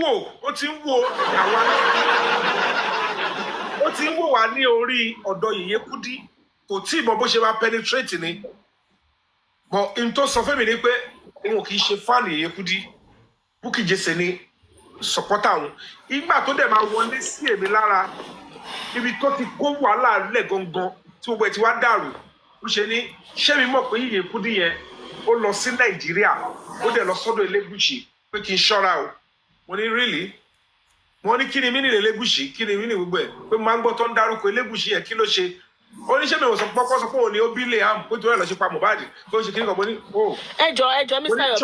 Yomi ṣe lè repeat nǹkan tẹ́ sọ yẹn ẹ má bínú ta ló sọ yẹn fún yín.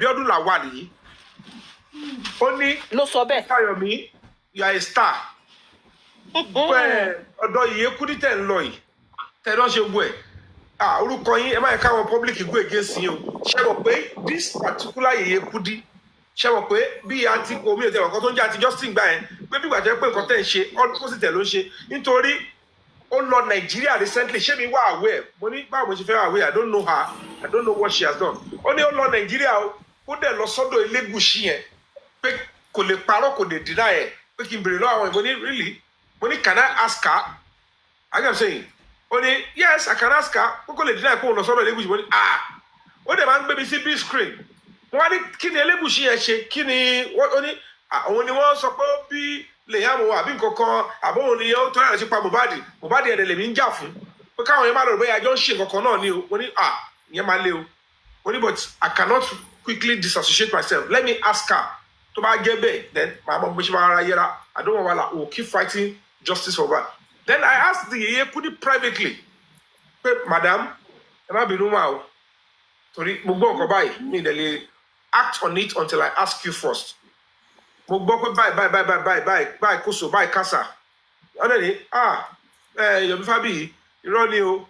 Though àwọn láìkì ìyàwó Elégùṣì yẹn and to our best of our knowledge the Ọba Elégùṣì has nothing to do with Mohbad's case. Kò ṣe pé olópa Mohbad àwọn orí kankan tó jọ àwọn evidence àwọn ò dẹ̀ lè deny pé àwọn láìkì ìyàwó ẹ̀ àwọn the family pé so àwọn lọ́bẹ̀ tó tọ́ pé but whoever told me ọkọ̀ fẹ́ bá àwọn lórúkọ jẹ́ ni pé so I should disregard it pé ọkọ̀ ń ba orúkọ máa yẹn jẹ́ ni mo ní okay fair enough if they are trying to destroy the man's name pé kò dáa pé gbàgbọ́ ọba ti ní evidence ó ní wọn ní evidence ọkọ̀ ń parọ́ mọ́ wá yẹn ni and he doesn't know why they are keep calling the man's name mo ní okay fair enough let's keep fighting for justice for Mohbad we will get it tí ẹnu wa bá kò let's go on mo ní okay I'm convinced I will continue let's go on ẹ má wọrí kò béèrè lọ́rùn pé ta ló sọ fún mi ó dẹ̀ di show tó máa di ìrọ̀lẹ́ báyìí torí yèyé kúrò yẹn máa lọ bí iṣẹ́ tó máa di ìrọ̀lẹ́ tá máa ṣe show yẹn báyìí I came on the show wọ́n gbé mi sí big screen báyìí picture mi báyìí gàdàgbà ojú mi máa ń lo camera mi mọ̀ pé ó yẹ kí n máa lo audio báyìí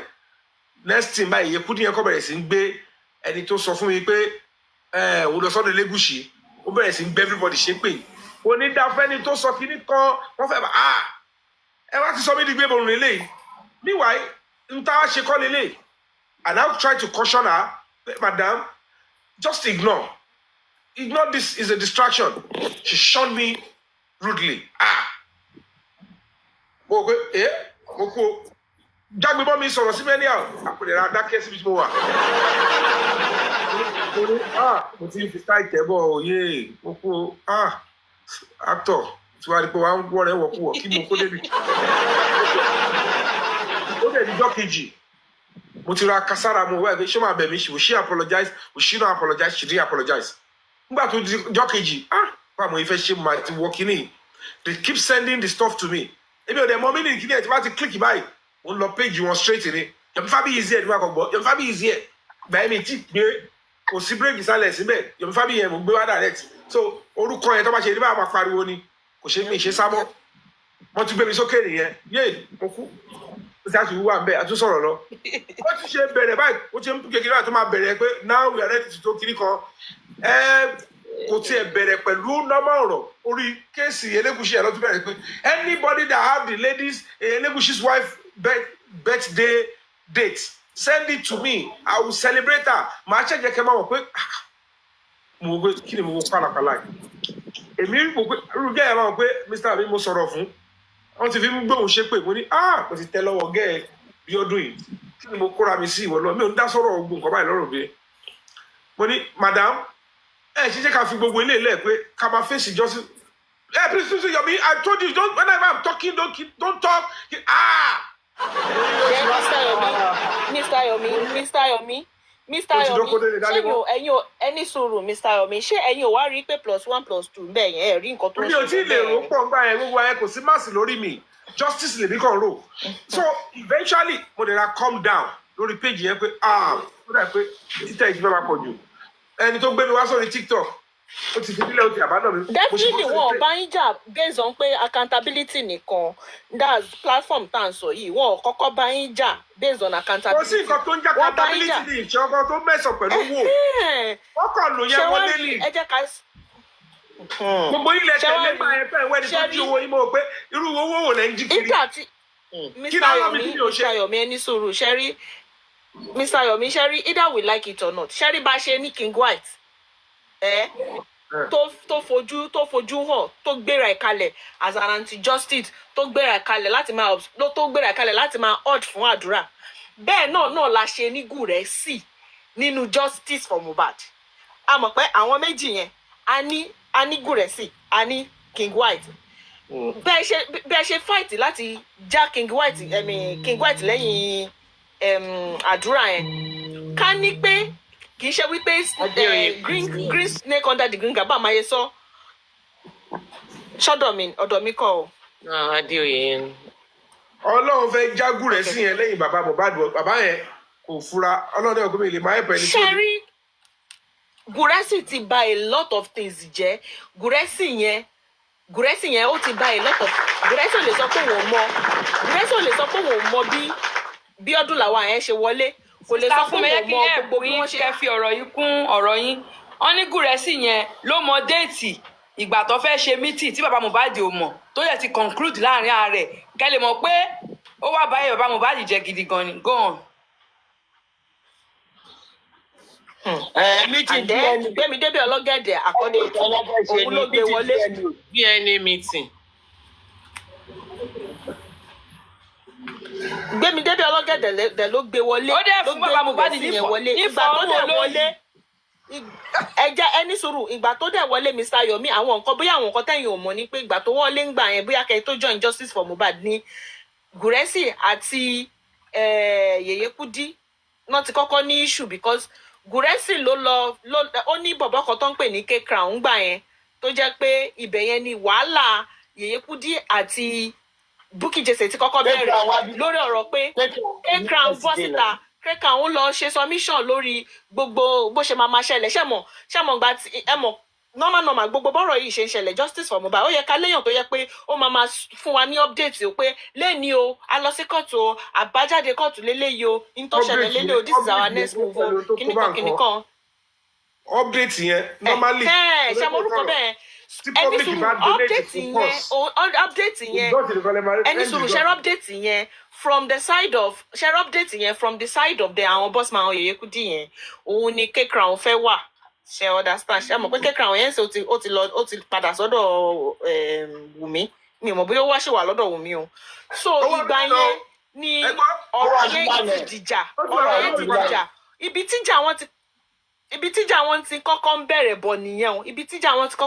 bọ̀ nìyẹn o tí Gúrẹ́sì tó ní láyé tó òun Gúrẹ́sì ló ń gba ájúgbẹ̀yìn tó nullify gbogbo àwọn nǹkan tí K-Crown fẹ́ máa ṣe ń gbà yẹn ìyẹn ni Yèyé Kúdí fi bẹ̀rẹ̀ sí fight fún K-Crown kó tó di pé K-Crown gangan ó wá jẹ ojú Yèyé Kúdí ẹ̀ṣẹ̀ yẹn lé ní ṣàwárí bá a ṣàṣẹ wá rí Gúrẹ́sì ìtàṣẹ́rí Gúrẹ́sì lẹ́yìn bàbá Mohbad náà tó jẹ́ in fact anti-justice ni Gúrẹ́sì from the beginning of this issue is an anti-justice just like òun ò kàn fojú wọn ni Gúrẹ́sì ò kàn fojú wọn ni and nothing anybody wan tell me Mouhjola know say Gúrẹ́sì is an anti-justice.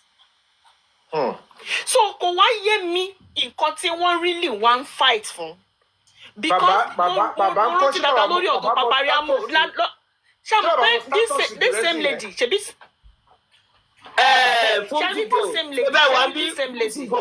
Fúnṣìgò ṣe bẹ́ẹ̀ wà mí lọ́jọ́ tó nílé wá pé òun àti Gúrẹ́sì travel lọ sí bẹ́ríà bàbá màmá tí ipe Gúrẹ́sì jẹ́ ń gbé bàbá jẹ́ lójú. wàhálà wà o. ṣé bàbá Mohbad pé ọ̀rọ̀ tí mọ́mì yẹn sọ láàárọ̀ tó bá jẹ́ pé Gúrẹ́sì ò sọ pé òun máa ju glass cup fún bàbá ni bàbá máa jẹ́wọ́ fún àwọn ṣíàmà l'Àbújá ṣé mọ̀ bẹ́ẹ̀. nítorí pé bàbá ti sọ̀rọ̀ lọ. Ọlọ́run ti ń sọ̀rọ̀ lọ náà. ó ń fún bàbá ní close marking. ó ń fún bàbá ní close marking kò fẹ́ kí bàbá sọ̀rọ̀. ìgbà tó lásìdẹ̀ǹtì yẹn Ọlọ́run ti fẹ́ já bàbá lẹ́yìn ẹ̀ náà. Bàbá ni ò jára ẹ̀. Bàbá yẹn ti sáàbù sí lọ́wọ́. Wá imagine pé báwo ni Gúrẹ́sì gan ṣe wà planted sínú láìsí bàbá. wọ́n trap bàbá ni máa dúpẹ́ pé biodun lawal yìí tí olóhùn wa ẹ̀pù mi ń jọ yẹn ṣé tó bá yẹ pé kọ́nà lọ pọ̀ jù tí ilé lọ dájú ṣé olú ẹ̀ náà gan òní ti máa wọlé kò yẹ yín akọ̀múṣẹ́ mi lẹ̀ ni. Now my question again Mr. Yomi my question again is this again ṣẹ́rí gbẹ̀mí débẹ̀ ọlọ́gẹ̀dẹ̀ yẹn ó ní iṣẹ́ tó máa ṣe àṣírí tó máa tú tó máa pọ̀ wàhálà yìí ń bọ̀ o wàhálà the way me am saying ni dùgbẹ̀dùgbẹ̀ gidi ṣì ń bọ̀. ìgbà tí yẹn bá dẹ̀ bí ó dẹ̀ kẹ́ mọ̀ pé yàn kì í kò ń gbọ́ kò ń gbà ní. dùgbẹ̀dùgbẹ̀ yẹn ti fún mi kò dùgbẹ̀dùgbẹ̀ yẹn ti wà ńlẹ̀ fún mi kò dùgbẹ̀dùgbẹ̀ yẹn ti wà ńlẹ̀. ẹni sùúrù. kó bá ti wá gbọ́ nǹkan tó tún ṣẹlẹ̀ sí i ló máa ń fọṣẹ̀ dùgbẹ̀dùgbẹ̀ yẹn ti wà ńlẹ̀ already gidi gan already.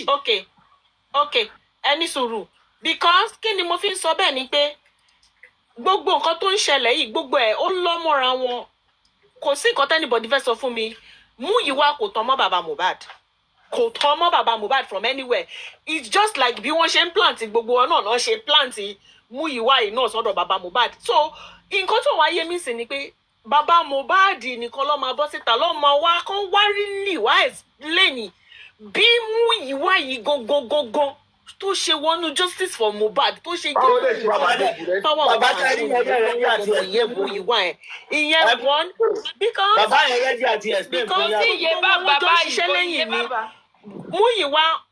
Múyìwá according to nǹkan tí mo gbọ́ allegedly like Múyìwá gan ó ń ṣiṣẹ́ fún ìyá Wùmí ìyẹn tún kọ́ ó ń fún ìyá Wùmí lọ́pdate ó ń gbé ìyá Wùmí débẹ̀ báwo ẹni tó ń tán ẹ ń look for justice for Mohbad.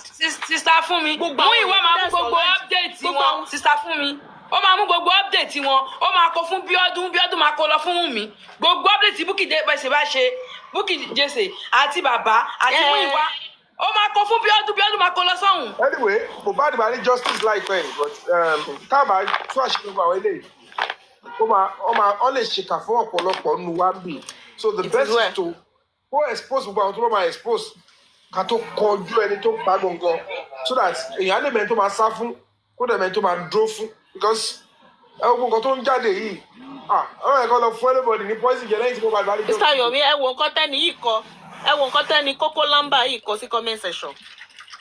Only Josie cried to a host of recent that he was jinxed, can't do anything, hands tied. I suspect so too. I am willing and ready. Ọ̀gbìn mi nǹkan tó ń ṣẹlẹ̀ bàbá ti wà ní tight schedule ó ti wà ní tight corner tó jẹ́ pé kò sí nǹkan tó lè ṣe mọ́ kò dẹ̀ sí ẹni tó ti mú bàbá lọ́wọ́ bí ó ṣe àwọn tó kó tì bí risk case kan ṣe wà yẹn risk case ti gbà wọ́n. orí yẹn ò sinmi a lọ sí police command pẹ̀lú bọ́ọ̀yẹ ló sì tó pẹ̀lú ẹnu tó bò yẹn ó tún pàṣẹ ẹnu yẹn wá bẹ́ẹ̀ lóru ká tó mọ̀ báyìí commissioner yẹn di pé ó bẹ̀rẹ̀ sí ń jáde fòrò kò jókòó mọ́ ká tó mọ̀ báyìí commissioner ti ń bọ́ tó ń wọ́rìn àárí bó ṣe wọ́rìn débẹ̀. commissioner tó dúró digbí pẹ̀lú wa. Arígùrẹ́sì bó ṣe wọ́rìn débẹ̀. These people are actually planted in the life of Baba Mohbad ti wà nínú cage. Baba Mohbad. Ó ti wà nínú cage. Ẹni tó dẹ̀ lè help ẹ̀ ní Bukky yẹn tí kò bá mọ̀ nípa kan tó ń ṣẹlẹ̀ o. Àwọn bossman. Àwọn bossman dẹ̀ mọ àwọn nǹkan yìí. Kò dẹ̀ sí nǹkan tó máa ṣe bàbá yẹn. Àwọn bossman nǹkan tí àwọn nǹkan kan tí mi lè sọ tí tó ṣì ń kọ́ mi lómi nínú pé kí ni wíìsì táwọn bossman gan ò lè sọ̀rọ̀ síta. Nígbà tẹ́ mọ̀ pé gbogbo àwọn nǹkan yìí ó ń go around kí ni gbogbo wàhálà tẹ́ wá ń ṣe àìsùn àìwo tẹ́ wá ń ṣe káàkiri lórí platform káàkiri tẹ́ ń sọ̀rọ̀ táwọn wá dájọ́ tẹ́ dẹ̀ mọ̀ pé inú ìgbèkùn ni bàbá yìí ti wà ẹ ti rí lupus tó pọ̀ gan ìpè gùrẹ́sì yìí eléyìí Múyìwá yìí tẹ́ bá sẹ́yìn kan sí Múyìwá yìí lọ́dọ̀ babaláro ṣẹ́ ń gbọ́ bọ́sùmá ó sọ lọ́sàn-án yìí pé bàbá Mohbad ó ti wà kínní yìí pé wọ́n fẹ́ ṣe DNA test tó fẹ́ ṣe yẹn ọjọ́ gbéra mo fẹ́ gbọ́ dada bí sọ́la. ó ní bàbá Mohbad ó ti wà perplex. Ipe DNA test tó fẹ́ ṣe yẹn ipe bàbá Mohbad àti Wùnmí jọ jókòó báyìí adájọ́ jọ pé wọ́n ní fídíò kọ̀. ló pàdé pé wọ́n pe Wùnmí ní fídíò kọ̀. Ipe Wùnmí dẹ̀ sọ ipe òun ti gbà òun ti. tó bá yẹ kó fẹ́ ṣe o òun máa ṣe ní Èkó wọ́n lè tún máa ṣe níbì kan òun tẹ kó yẹn òun lòun máa ṣe bàbá Mohbad máa ṣe ti bòmí. Bàbá Mohbad wá sọ fún wọn pé òun máa ṣe ní Lut ní Ìbàdàn àbí kí ló ń pe bẹ̀ ipò òun yẹn ti sanwó síbẹ̀. báwo lè ṣe máa sanwó nǹkan tí wọn ò tí ì ṣe ipe bí tápọ̀ bàbá Mohbad ti jábọ́ ni pé bàbá Mohbad kò ní ẹni tó máa ń fún ní orientation kankan rárá ó kàn máa ń sọ̀rọ̀ ni pé àwọn ọmọ bí ó ti perplex ni òbí àkọ́kọ́ ń ṣe ni o ipe ọ̀rọ̀ yẹn ló ń fà yìí. wàá tún lo perplex mọ́ kò yẹ. ok o ti lọ rà kọ́ lomi. so ìwé àbíyọ mí gan ẹ fọ́ ni o. ó ga òwe ẹ tiẹ̀ fún wá gíìtì látàárọ̀ ó ga. so ipe ọmọ jọ ń wà ipe ń sìn báyìí àbá Mohbad sọ wípé ibi tóun trust ni Lut ní Ìbàdàn libẹ̀ lòun trust pé kó lọ ṣe ipe Wùnmí sọ wípé òun ò lọbẹ̀ mọ́ ipe yẹn lọ́jọ́ ń fà mí ìwà bóyá sọ o bóyá sọ o ipe Wùnmí dẹ̀ ti ṣe titi ẹ̀ private pamọ́ ipe kéèsì yẹn lọ́jọ́ ń fà lọ́ọ̀yà yẹn tún wá lọ́ọ̀yà tó ń lò tẹ́tẹ́lẹ̀ lọ́ọ̀yà yẹn wá sọ wípé kò sí ẹni lówó kó dẹ̀ gbé àbá Mohbad lọ sí court kó sì jẹun lówó.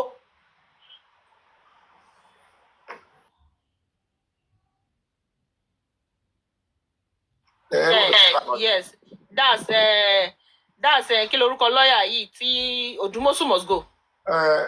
God bless you, Jare. Jola signature, Yami, God bless you. Our gifters were come go gift lọ́wọ́ ti gbàgbé. Odumosu must go. Wọn ò sẹ́ni látàárọ̀ wọn tiẹ̀ bá engage live yẹn kò tiẹ̀ dá rárá. Kò wá ẹ̀kọ́ bí wọn bá ti ṣe wà yẹn kò mọ nǹkan tó ń ṣe mọ́ gbogbo nǹkan ti dàrú fún gbogbo nǹkan ti Ọlọ́run dáríjì mi o because bó ṣe wà yẹn wọ́n kàn gbá wọn bíi table tennis káàkiri ni nǹkan tó dẹ̀ máa jẹ ló kó bá wọn débẹ̀. Mr. Yomi ẹ jẹ́ kí n rán yín létí o Bukky Jesse said maybe in ó ti block mi actually Bukky Jesse sọ́ngbà kan of recent ṣá wípé òun ò fẹ́ kí Mr. Mouhjola kó jẹ́ power of Anthony bàbá mọ̀ pé kí Mr. Mouhjola kọ́ lọ jókòó ṣe mọ̀ wípé kí poor Grace yẹn kó máa tẹ̀lé bàbá Mohbad kiri òun ló máa jẹ́ second in hand so that ọ̀hán lè máa gbọ́ gbogbo ọdún sàkọ́ tí mi sọ. Poor Grace tó jẹ́ pé òǹgọ́ ti wá rí wọn òǹgọ́ ti wọ ẹgbẹ́.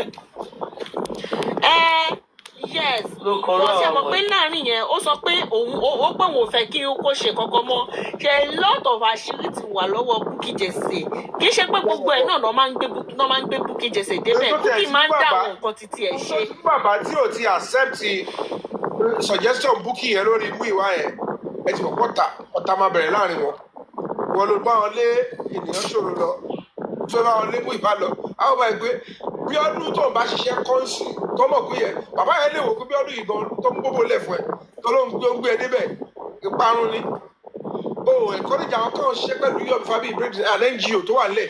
ó kàn fẹ́ discredit ẹni sùúrù ṣẹ́rí ẹ wò ó ń ṣiṣẹ́ mọ́ra wọn ni ẹ mọ̀ bọ́rọ̀ yìí bó ṣe yé mi ẹ lísìnsì mi ṣe bọ́rọ̀ yìí ṣe bó ṣe yé mi ni pé ẹni sùúrù Mr. Yomi ṣe mọ̀ pé Kúrẹ́sì máa ń pè mí ṣe mọ̀ pé Kúrẹ́sì ọ̀rẹ́ lòun àti Gbémi Débẹ̀ Ọlọ́gẹ̀dẹ̀ ẹ má gbàgbé pé of course now Bukky Jesse àti Kúrẹ́sì they are actually friends now even gbàgbà tó ní accident orí Bukky Jesse bá gbowó now orí platform ẹ̀ náà ti bá gba almost 10 million naira. I thought they were friends before they came. Tani kí ni ẹ ṣe bí sọ́lá òde. kí ló ń dún bí atẹ́gùn yìí. Tó wà ní desert àbí kí ló kọ́ tí ká ọmọ Israẹli lónìí.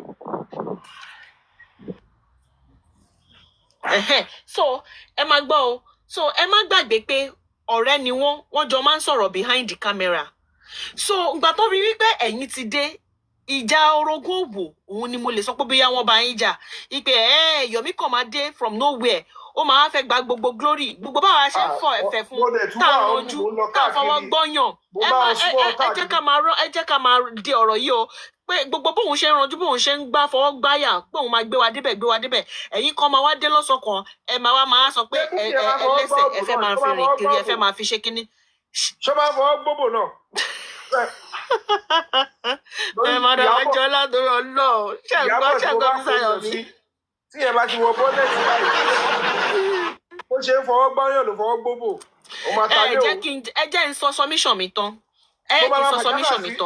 ṣe rí èmi ò mọ tó ló bò ọyàn ló máa àyà ló ń gbá tó bá dẹ̀ ń gbá àyà ó máa sọ pé àyà ló ń gbá òun ò fọwọ́ gbọ́yàn bó tilẹ̀ jẹ́ pé ọyàn náà ló ń fọwọ́ gbá ṣe understand mi wàá mọ̀ kò fọwọ́ gbóbò nǹkan tẹ́mi fẹ́ sọ ni pé ọ̀rẹ́ ni wọ́n so gbogbo bí biodun làwọn nǹkan kan yẹn ṣe wá tó ṣe yẹn gbogbo shit yẹn gbogbo àárín yẹn number one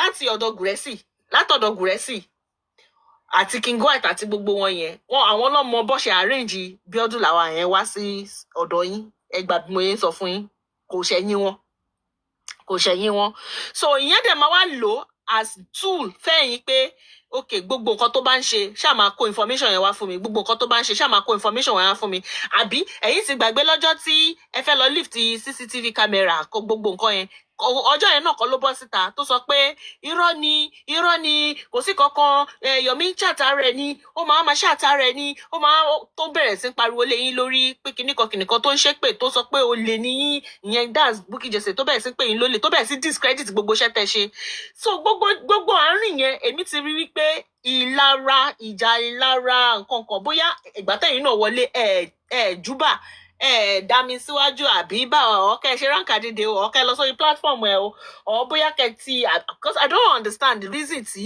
gbogbo hatred yẹn fi wá pọ̀ because it's of no bí mo reason tí hatred yẹn kàn ṣáà. òun ló bí Mohbad àbó jẹ́ family Mohbad. òótọ́ ló sọ bẹ́ẹ̀ yẹn. hatred yẹn kàn ṣáà bẹ̀rẹ̀. mi mọ tó ṣe mí mi mọ tó ṣe mí tí mi fi lọ sí page exactly no page give credit give of course tó dẹ̀ jẹ́ pé wọ́n ti ní problem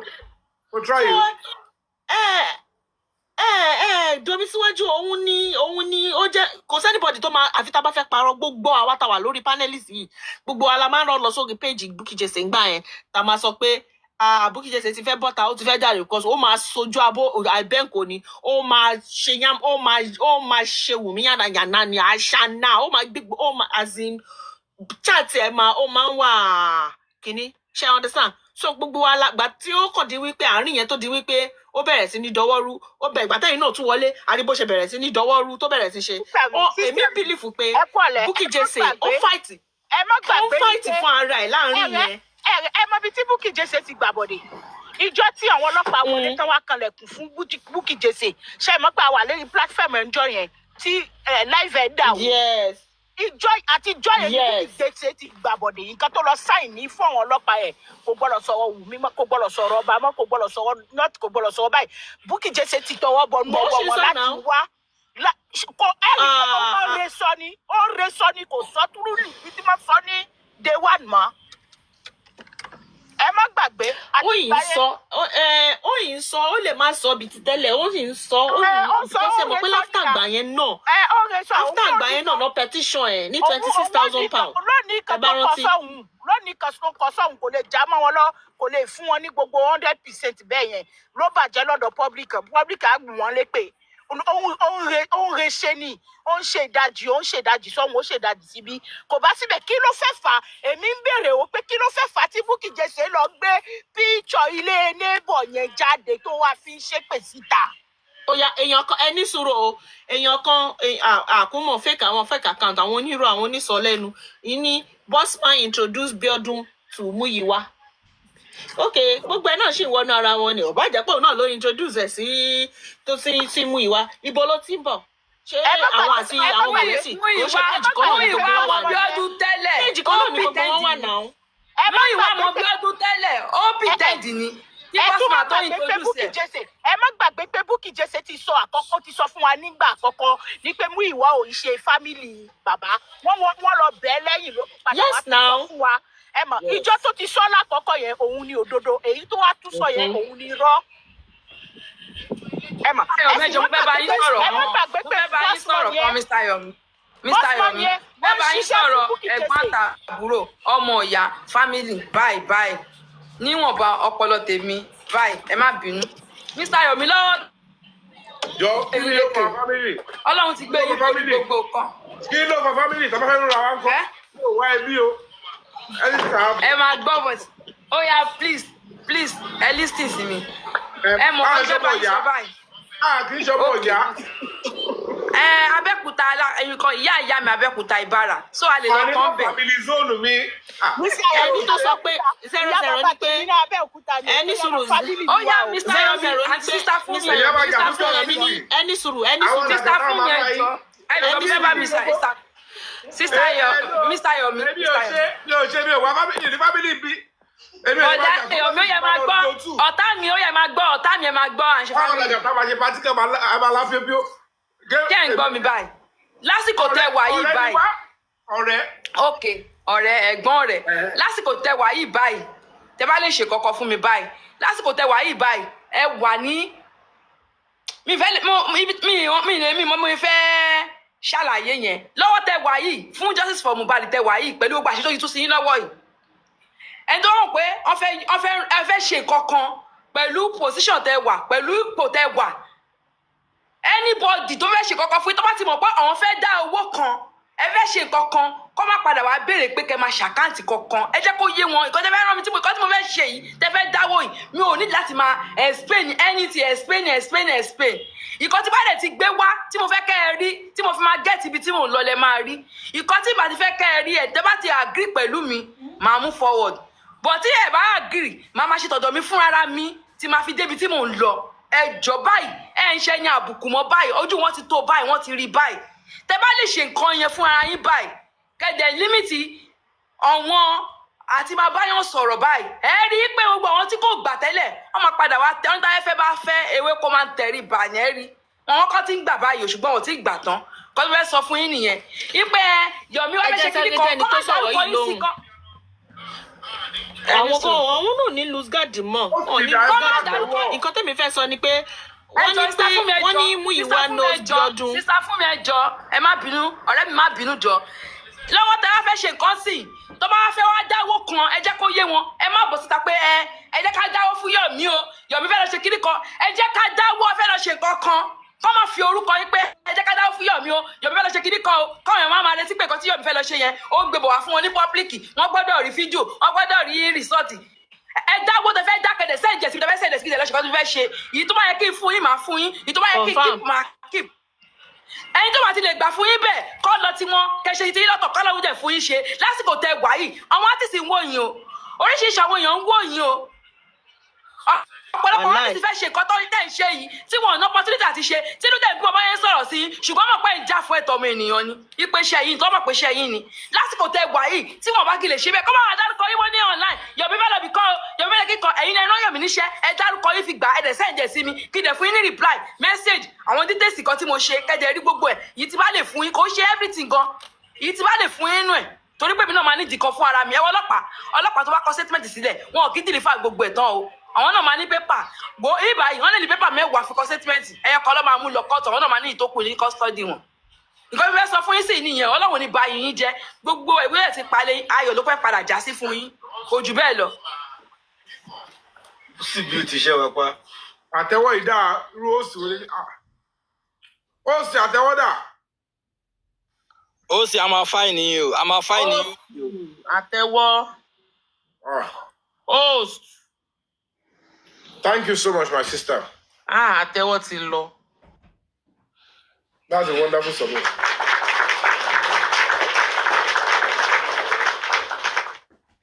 That's a wonderful submission, and I've taken that in good faith. Trust me. Trust me. Suala, Shigo. Uma kan sọ lẹ́ẹ̀kan pé bossman ó ń ṣiṣẹ́ fún.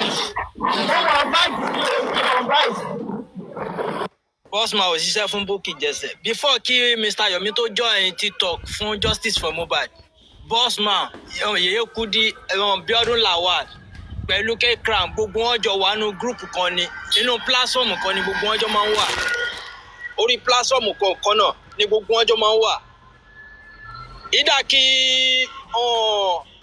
Biodun Lawal kó sí platform káwọn Bossman join yẹn, àbí kí Yeye Kudi sí platform kan wá sí live kí gbogbo wọn join àti Biodun Lawal àtàwọn Bossman gbogbo wọn jọ wà níbì kankan náà ní platform ọ̀kan náà jọ lè máa ti rí gbogbo wọn ìgbà tá a ṣẹ̀ṣẹ̀ bẹ̀rẹ̀ justice kí Mr. Yomi tó join justice ní black app yìí so ẹ máa rí i pé from the beginning gan ní ọ̀rọ̀ Bossman àti Bukky Jesse ní ò ti jọ yéra wọn ò jọ gbàtara wọn from the beginning torí ẹ̀yin Yeye Kudi ni Bossman wà Yeye Kudi dẹ̀ ni òun àti Bukky Jesse hàn lè má ta síra wọn gbogbo gbà wọn ò jọ gree fúnra wọn. owó ní kókó Bossman gangan ló fi ẹnu ara ẹ̀ sọ pé fan Bukky Jesse lòun. From the beginning Yeye Kudi àti Bukky Jesse wọn ò jọ gbà tira wọn rárá ọ̀dọ̀ Yeye Kudi dẹ̀ ni Bossman máa ń wà tí àrùn ojú ni tó clear everybody ni kí ẹ gbé àbí ó wà yìí dín rárá gbogbo wa tí Mr. Yomi tó sì wà ní tó sì join. owó ní kókó ṣe rí ìgbà tí Justice for Mohbad yìí bẹ̀rẹ̀ Yeye Kudi àwọn Bossman and all those people àwọn ò ní issue pẹ̀lú Bukky Jesse ló ní issue pẹ̀lú àwọn èèyàn ó fẹ́ kẹ́ get fact yẹn so tí bossman gan bá sọ pé fáànù Bukky Jesse lòun ṣe understand ó sì rí sọ because at the end of the day ló di wípé kí Bukky Jesse máa gbé picture àwọn èèyàn ló ń gbé picture bossman ó bẹ̀rẹ̀ sí ṣépè ó bẹ̀rẹ̀ àwọn yẹn same cause ni gbogbo wa ń wá gbà ẹ́ sọ títí tiẹ̀ ṣé títí láti ẹ máa yọwọ́ àwọn èèyàn kúrò ó mọ̀ọ́mọ̀ ṣe exactly àwọn tí wọ́n ní ó ń yọwọ́ wọn kúrò ní Bukky mọ̀ọ́mọ̀ ṣe ni. so kò ní àwọn gbogbo àwọn bossman Yèyé Kudi yẹn wọn ò bá Bukky Jesse jà wọn ò ní any problem pẹ̀lú ẹ̀ even gan ọjọ́ tó bẹ̀rẹ̀ sí analyse show Yèyé Kudi gan tó bẹ̀rẹ̀ sí sọ̀rọ̀ tó bẹ̀rẹ̀ sí ó ń yè mí gan lẹ́nu mú pé báwo làwọn èèyàn ṣe wà gullible láti lè má máa comment right questions fún Bukky Jesse pé kí ni woman yìí gangan ṣe fún ẹ tó fi di pé ẹ wá ṣẹ̀ṣẹ̀ wá ń gbé fracas tẹ ti ṣe láti ìgbà tá tẹ́nibọ̀dì ò mọ nǹkan tó dájà lẹ̀ láàrin fracas ìjọ yẹn la wá gbọ́ pé ó jà fún Yèyé Kudi tẹ́lẹ̀ later ni Yèyé Kudi ìgbà tó rọ̀ títí wọ́n wá ní problem Yèyé Kudi wá bọ́ta Yèyé Kudi wá ń throw shade sí ẹ wá gbé ọ̀rọ̀ fracas yẹn ẹ wá gbé wá sínú justice for Mohbad of which woman yẹn ò tẹ̀ ní intention yẹn gbogbo àwọn bossman yẹn wọn ní intention pé káwọn máa drag ara wọn they are not for that.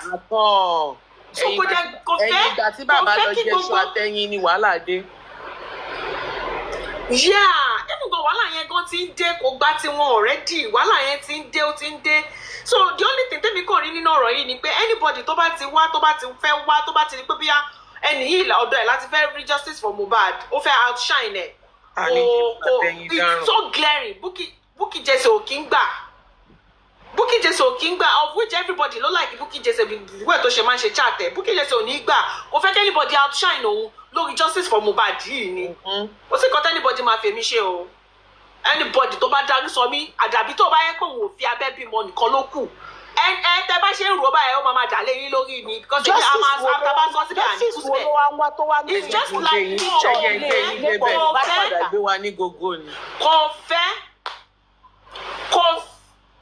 kò fẹ́ kẹ́nibọ́dì ibùgàn gbogbo pé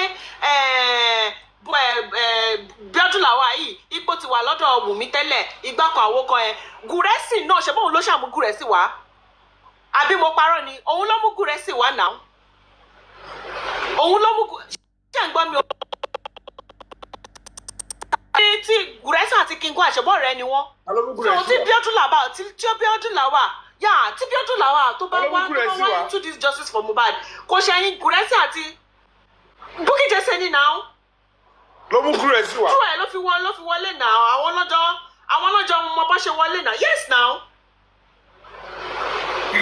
Ọ̀gá o. àwọn true ẹ ló fi true Bukky Jesse ló fi dípò bá bàbá sọ̀rọ̀ ṣe gbogbo ẹ̀ náà.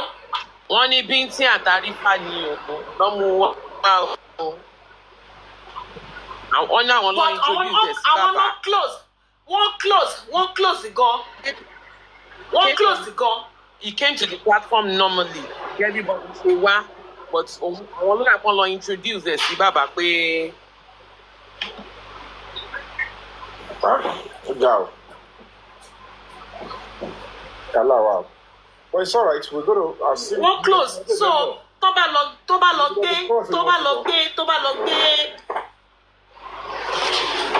tó bá jẹ́ pé wọ́n sọ pé ọ̀rọ̀ Biodun làwà yìí kọ̀ọ̀kan bẹ́ẹ̀ pé bíyá ó ti wà láti ọ̀dọ̀ àwọn tẹ́mí platform ọlọ́dọ̀ àwọn Wùmí kọ̀ọ̀kan bẹ́ẹ̀ gbogbo àárín yẹn kò ju àárín ara wọn bẹ́ẹ̀ náà lọ King White Gúrẹ́sì then tó fi di pé ó dọ́dọ̀ Mr. Yomi tí Biodun làwà yẹn fi dọ́dọ̀ Mr. Yomi. àwọn tó dẹ̀ hábọ̀ Wùmí ni àwọn tó hábọ̀ Wùmí ni kò no two ways about it àwọn tó hábọ̀ Wùmí ni. ní Biodun làwọn yẹn bó ṣe wo Mr. Yomi ní ṣòjọ yẹn ni àwọn tó ránṣẹ́ máa sọ fún pé ó yá lọ mú bọ̀bọ̀ yẹn mọ́lẹ̀ lọ́wọ́ kan tó ń ṣe ó yá lọ báyìí. It's a possibility. àwọn tó ránṣẹ́ máa sọ fún pé ó yá lọ mú bọ̀bọ̀ òun ò mọ̀ pé Mr. Yomi lọ sí anywhere ṣó yẹn ló ń wò but immediately torí wọn yóò máa text message pé Yomi ti wà ó yá lọ mú mọ́lẹ̀ ó yá. Yes, I think I remember. Gúrẹ́sì's car was Madam by King White. Madam Ashabi, Sherry, mo ti gbọ́ náà rí níjọ́ tí wọ́n ń sọ̀rọ̀ tó ń drag pé báwo ni Gúrẹ́sì ṣe wọlé. Ó dàbí pé bóyá wọ́n ní ó lọ sí ṣíbí corona inquest. I couldn't even remember. Ipe bí ó lọ sí láti Kòwòdú níbi tó ti sin Mohbad àbí bí something like that. Ṣáà ni wọ́n náà ti bẹ̀rẹ̀. Náà wá introduce ẹ̀ sí bàbá. She understand? Okay. But nípa wípé gbogbo àwọn little information tí Gbémidébẹ̀ máa ń sọ ń gbà yẹn, little information yẹn ó máa ń leak láti ọ̀dọ̀ Gúrẹ́sì sọ́dọ̀ sọ́dọ̀ Bukky Jesse ni. So gbogbo àwọn tó dẹ̀ jẹ́ bí host gbà yẹn, gbogbo wọn máa ń ṣe ìṣe pé èmi ni mo kọ́kọ́ gbọ́dọ̀ sọ eléyìí, ọ̀dọ̀ mi platform mi ni mo fẹ́ kọ́kọ́ gbé eléyìí. Wọ́n wá sọ òkú ọmọ ọlọ́mọ, wọ́n sọ di Nami go be the most strongest platform. Ẹ̀ka kọ́mẹ̀tì ẹni yìí, ẹ̀ka kọ́mẹ̀tì Yẹ́misí, Princess Yẹ́misí Àtinúkẹ́ Ìbàì. Ó ní pé Bukky Jesse ó yan ọkọ bàbá àwọn ọmọ Kúdí lálẹ́. Ń pé ìbàjáde ló fa ni wọ́n fi jẹ́ enemy ẹ̀ka. Mo ti rí, mo gbọ́ bẹ́ẹ̀. Gbogbo ẹ̀ náà ni wọ́n á ní fracas ní. Fracas ní gbogbo yẹn láti gbọ́. Àánú Madam Anúṣe yóò gbọ́ yẹn tẹ́lẹ̀ ni. Délé ọ̀rọ̀ Délé Táíwò. Jẹ́ ìgbọ́dọ̀ mi, èmi ò mẹ́ni tó jẹ́ Kúdí àbí yẹ̀yẹ́ mi gbọ́ rí. Mi ò rí rí. I don't know anything about her. Mi ò lè ń parọ́. Until I came on this TikTok. Even when I came on TikTok, until somebody asked me to go to her page. Mi gbọ́ rí. I don't know what Bukky Jesse is doing that for. I don't know why she's changing her credibility for so small. Mo ti gbọ́ orúkọ ẹni tí wọ́n sọ náà ní Bukky Jesse yẹn. So virtually everybody mi rí wọn rí mi orúkọ wọn rí mi wọn. So by the time tí èmi fi wá lọ sọ́dọ̀ yèyé yẹn, tẹ́mi tí wá ó pull up mbẹ́ tí mo free wọn mbẹ́, èmi ò mọ̀ pé ó ń bí Bukky yẹn lọ. She never wanted to call me on the day she called me to her show. I think her followers, they put pressure on her. Yomi Fabiyi yẹn sọ̀rọ̀, and he has something to offer this justice for Mohbad. Kò ní choice. I was there on her platform that day. Wọ́n fi allow yín kẹ́ wá sọ̀rọ̀, and not only once, not only twice. Wọ́n ti gbà yín láyé even like the whole week. Ẹ máa wá ń sọ̀rọ̀. Ẹ máa wá ń sọ̀rọ̀. Lọ́dọ̀ Bukky Abidjan. Lọ́dọ̀ Yèyé Kúdí. Of course, yeah, I was ibẹ̀ lọ́gbọ́n ní. Lẹ́yìn ìgbà tí Lagata ti busy, ibẹ̀ yẹn gangan ni mo frequent. Torí bossman yẹn, òun ló play role ti irú. Àti Bísọ́lá waves yẹn pọ̀. Ẹ má bínú títí. Bísọ́lá ò dẹ̀ mute. O like nǹkan bí ìjì ṣá, ìjà yóò lè gbé wa lọ.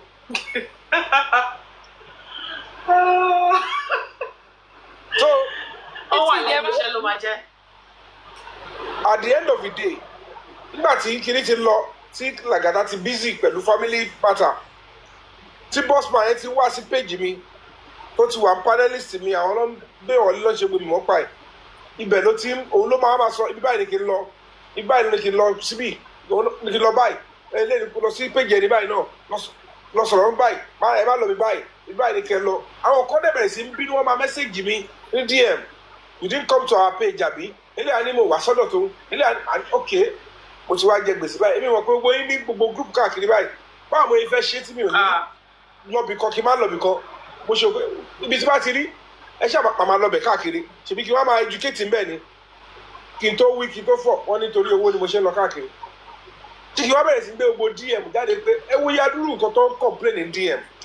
Mr. Yomi, division of labour ó ti wà nínú justice kẹ́yìn tó wọlé, and nǹkan tẹ́yìn ò mọ̀ nìyẹn. Ká ní pé nǹkan tó yẹ pé ẹ ti rí from afar pé division of labour ti wà nínú justice o, tèmi ni Paul, tèmi la Polo, ó ti ṣẹlẹ̀ nínú justice o, probably maybe ẹ máa ti kàn dá dúró ẹ nílò any border platform because you already a name, you are made already. Kánẹ̀ dá dúró fún ara yín, ẹ gbé bẹ́ẹ̀ ṣe gbógun wọlé, tẹ gbéjà wọlé, tẹ kó gbogbo ẹ̀ wọlé tìbọn tàdátàdá ẹ̀ get tẹkàn dá dúró. I understand everybody ma wá, it could have not lead to this. Exactly. Because diversation abẹ́rẹ́ yẹn sọ ó ti pọ̀ gan nínú justice kó tó di pé ẹ̀yin ò mọ̀ orí Instagram lẹ́yìn tí ń ṣe títí yín nǹkan tó kọ̀ stẹ̀ fi mọ̀ nìyẹn. Ká ní ẹ ti máa ń wá sí TikTok, ẹ ti rí gbogbo bọ́n yẹn tí ń gbéra wọn ṣépè gbélé ṣépè gbé tán tó ti gbé fracas wọlé. In fact, straight. in fact straight fracas wọlé. àní gbogbo àbí mo parọ́ ni madam Asabi ṣé mo parọ́ ni. èmi ò mọ̀ pé TikTok ló ti ń ṣe nǹkan Facebook lè ní òmò ti ṣe Facebook lè ní máa ti rí àní torí pé mo mọ orúkọ ẹ̀ tẹ́lẹ̀ ó dẹ̀ wá bú Ìyábọ̀ Òjó ń gbà yẹn ni mo ṣe pay attention sí kókó sọ̀rọ̀ ẹ̀yọ́ kọ̀ sẹ́ǹdẹ̀ sí mi pé Yomi tí o ti máa ń ṣe justice of Mohbad ti pẹ́ pé Bukky Jesse sọ pé ìwọ ló ti ń ṣe before kí Ìyábọ̀ tó wá ẹ̀ jákè. click wo pé oh really mo ní àmúmọ́lẹ́rì náà ó wá sí show mi gbà kan ọyún ẹ̀ tó yìí gbà yẹn. and the mistake you did is that kakukwa níbẹ̀ ṣe wá yẹn kẹ́ tí wá ṣe ṣọ̀tún ṣòsì máa bá a bì kan jẹ́ like you going to her platform and at the same time you going to play this platform or probably bóyá kẹ́ ti wà lórí platform ara yín kẹ́ dẹ̀ máa give credit sáwọn èèyàn tó ti bá lẹ́nu ẹ̀ or something like that. kò sí bóyá fẹ́ lọ sọ́dọ̀ Bukky yẹn gbà yẹn èmi ò mọ̀ bóyá máa ń lọ platform yẹn bossman yẹn ló ń direct mi ti máa lọ because bó ṣe bẹ̀rẹ̀ báyìí tí kìíní ti làràgàtà ti lọ lòun ti take over. I thought he was helping and assisting. Oye yìí ẹ̀wọ̀n tí ẹ bá dẹ̀ sọ̀rọ̀ ó máa sọ bí American kìíní gbogbo ẹ̀ kò wọ́n okay kìíní wọ́n fẹ́ sọ kí o we were able to do this so Mr. Abi come here go to this one ẹ ṣe kọ́ báyìí they will just be advising you àwọn ẹ̀rọ bí amọ̀ kàn ń ṣe nǹkan lásán ni so òun dẹ̀ ti jẹ́ kó ebi pé òun ó ti rẹ̀ kó ti ní problem pẹ̀lú Bukky Jesse nígbà yẹn so kò jẹ́ kí n tiẹ̀ Madam Asabi mo tún fẹ́ lé ẹ máa gbọ́ o Madam Mouhjola ẹ̀yin ò béèrè lọ́wọ́ ara yín ṣé ń gbọ́ mi Madam Mouhjola mi ìfẹ́ kó jẹ́ mi nìkan mo fẹ́ dọ̀rọ̀ yìí sọ ẹ̀yin ò ṣe béèrè lọ́wọ́ ara ajẹ́ ká béèrè lọ́wọ́ ara wọn pé ìgbà tí bàbá Mohbad tó ti di wípé wọ́n bọ́ọ̀dì sọ́dọ̀ Bẹ̀rẹ̀kẹ̀tẹ̀ kí ni tí ì bá ṣe pé nǹkan kan bóyá ká sọ pé bí ìlara yìí náà or mo ṣe fẹ́ gbá kólẹ́dì yìí or something kí lẹ́yìn feel pé ìta fi bára wa débi because the genesis of ibi ta wà lẹ́ni tó di pé a gbé gold from mi jáde síta yẹn. olè láfi bára wa ń bí Bẹ̀rẹ̀kẹ̀tẹ̀ ẹni sùúrù kọ́tọ̀ ẹni sùúrù Madam Mouhjola kí lẹ́yìn rò because baba Mohbad ti lọ ànìgbà tó dẹ̀ máa lọ wọ́n lójú platform Yèyé Kudi ni ṣé mọ̀ pé kó tó di wípé wọ́n sọ̀rọ̀ ká ní. okay host.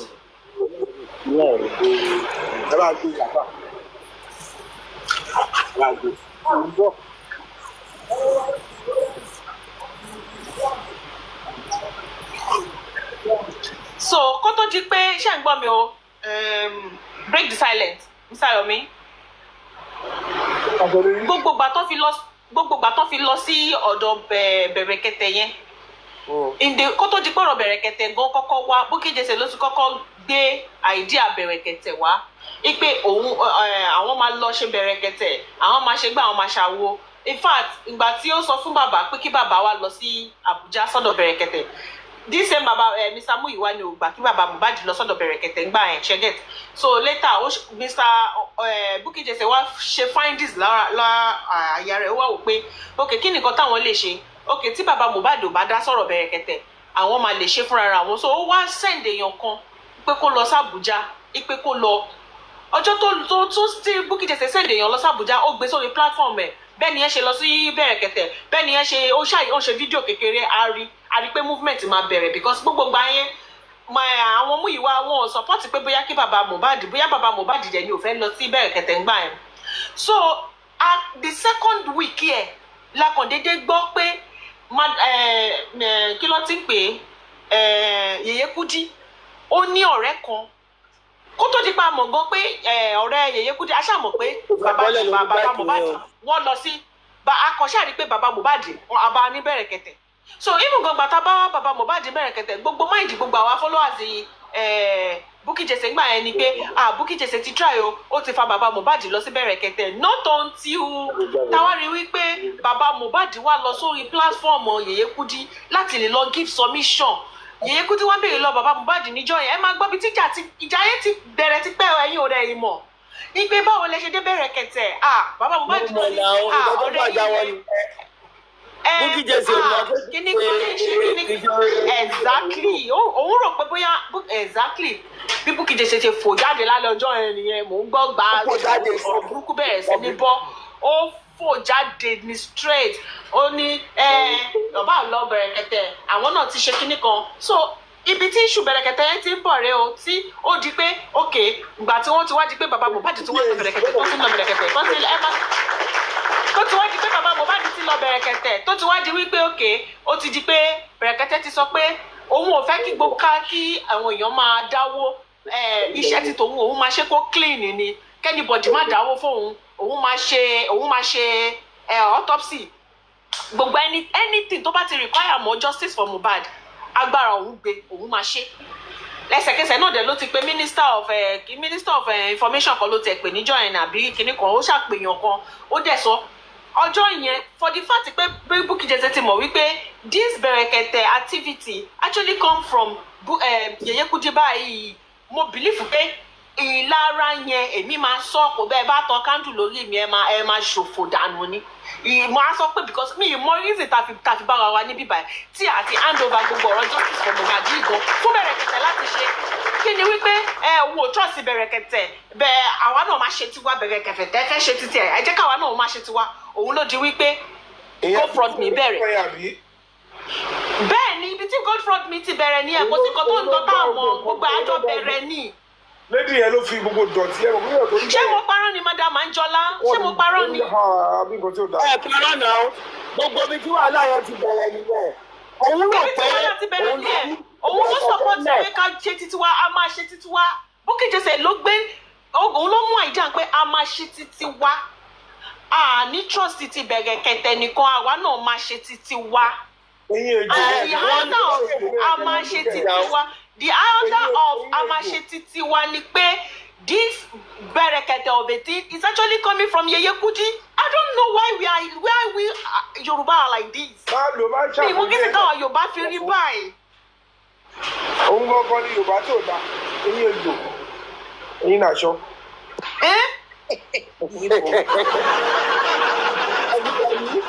ẹ̀yin gan ọmọ bírákàsì sí.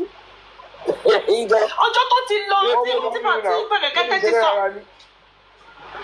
ẹ máa gbọ́ ọjọ́ tó ti lọ ṣẹ́rí break the silence ṣẹ́rí níbi tá a bá wà wá dé kó jẹ́ wá jẹ́ pé ẹni sùúrù ṣẹ́rí break the silence kó jẹ́ níbi tí bàbá Mohbad lọ nígbà yẹn tí tán dé yẹn kó jẹ́ pé bẹ̀rẹ̀kẹ̀tẹ̀ kò wá ní ṣe it's going to be a slap on bẹ̀rẹ̀kẹ̀tẹ̀ because bẹ̀rẹ̀kẹ̀tẹ̀ we all know in Nigeria we all know all over the world ó ń jà ó máa ń jà kì í ṣe Nigeria nìkan ni bẹ̀rẹ̀kẹ̀tẹ̀ ń jà fún ó ń jà for everybody ni ṣe understand and all over the world all over the countries nothing pe bẹ̀rẹ̀kẹ̀tẹ̀ and lórí irú issue yìí bẹ̀rẹ̀kẹ̀tẹ̀ ò bá ṣe bá wa push ẹ̀ débi kan bọ́gbà tó ti di pé ọjọ́ yẹn gangan tó ti sọ̀rọ̀ ní Bukky náà ti sọ̀rọ̀ lọ́jọ́ kejì tó ti fò síta tó ti bẹ̀rẹ̀ sí tẹ̀sí Yèyé Kudi lójú tó ń tẹ̀sí Bosman lójú tó ń pè wọ́n lólè tó ń pè wọ́n ní bákan tó bẹ̀rẹ̀ sí ṣòṣèdì sí wọn ìgbà yẹn ní Bukky Jesse lọ mú àwọn ìjà tó ti jà àwọn àntísídẹ̀ǹtì wọn ló ń gbé jáde ló wá ní gbogbo ẹ̀ lọ àwọn náà wá ṣe síta wọn.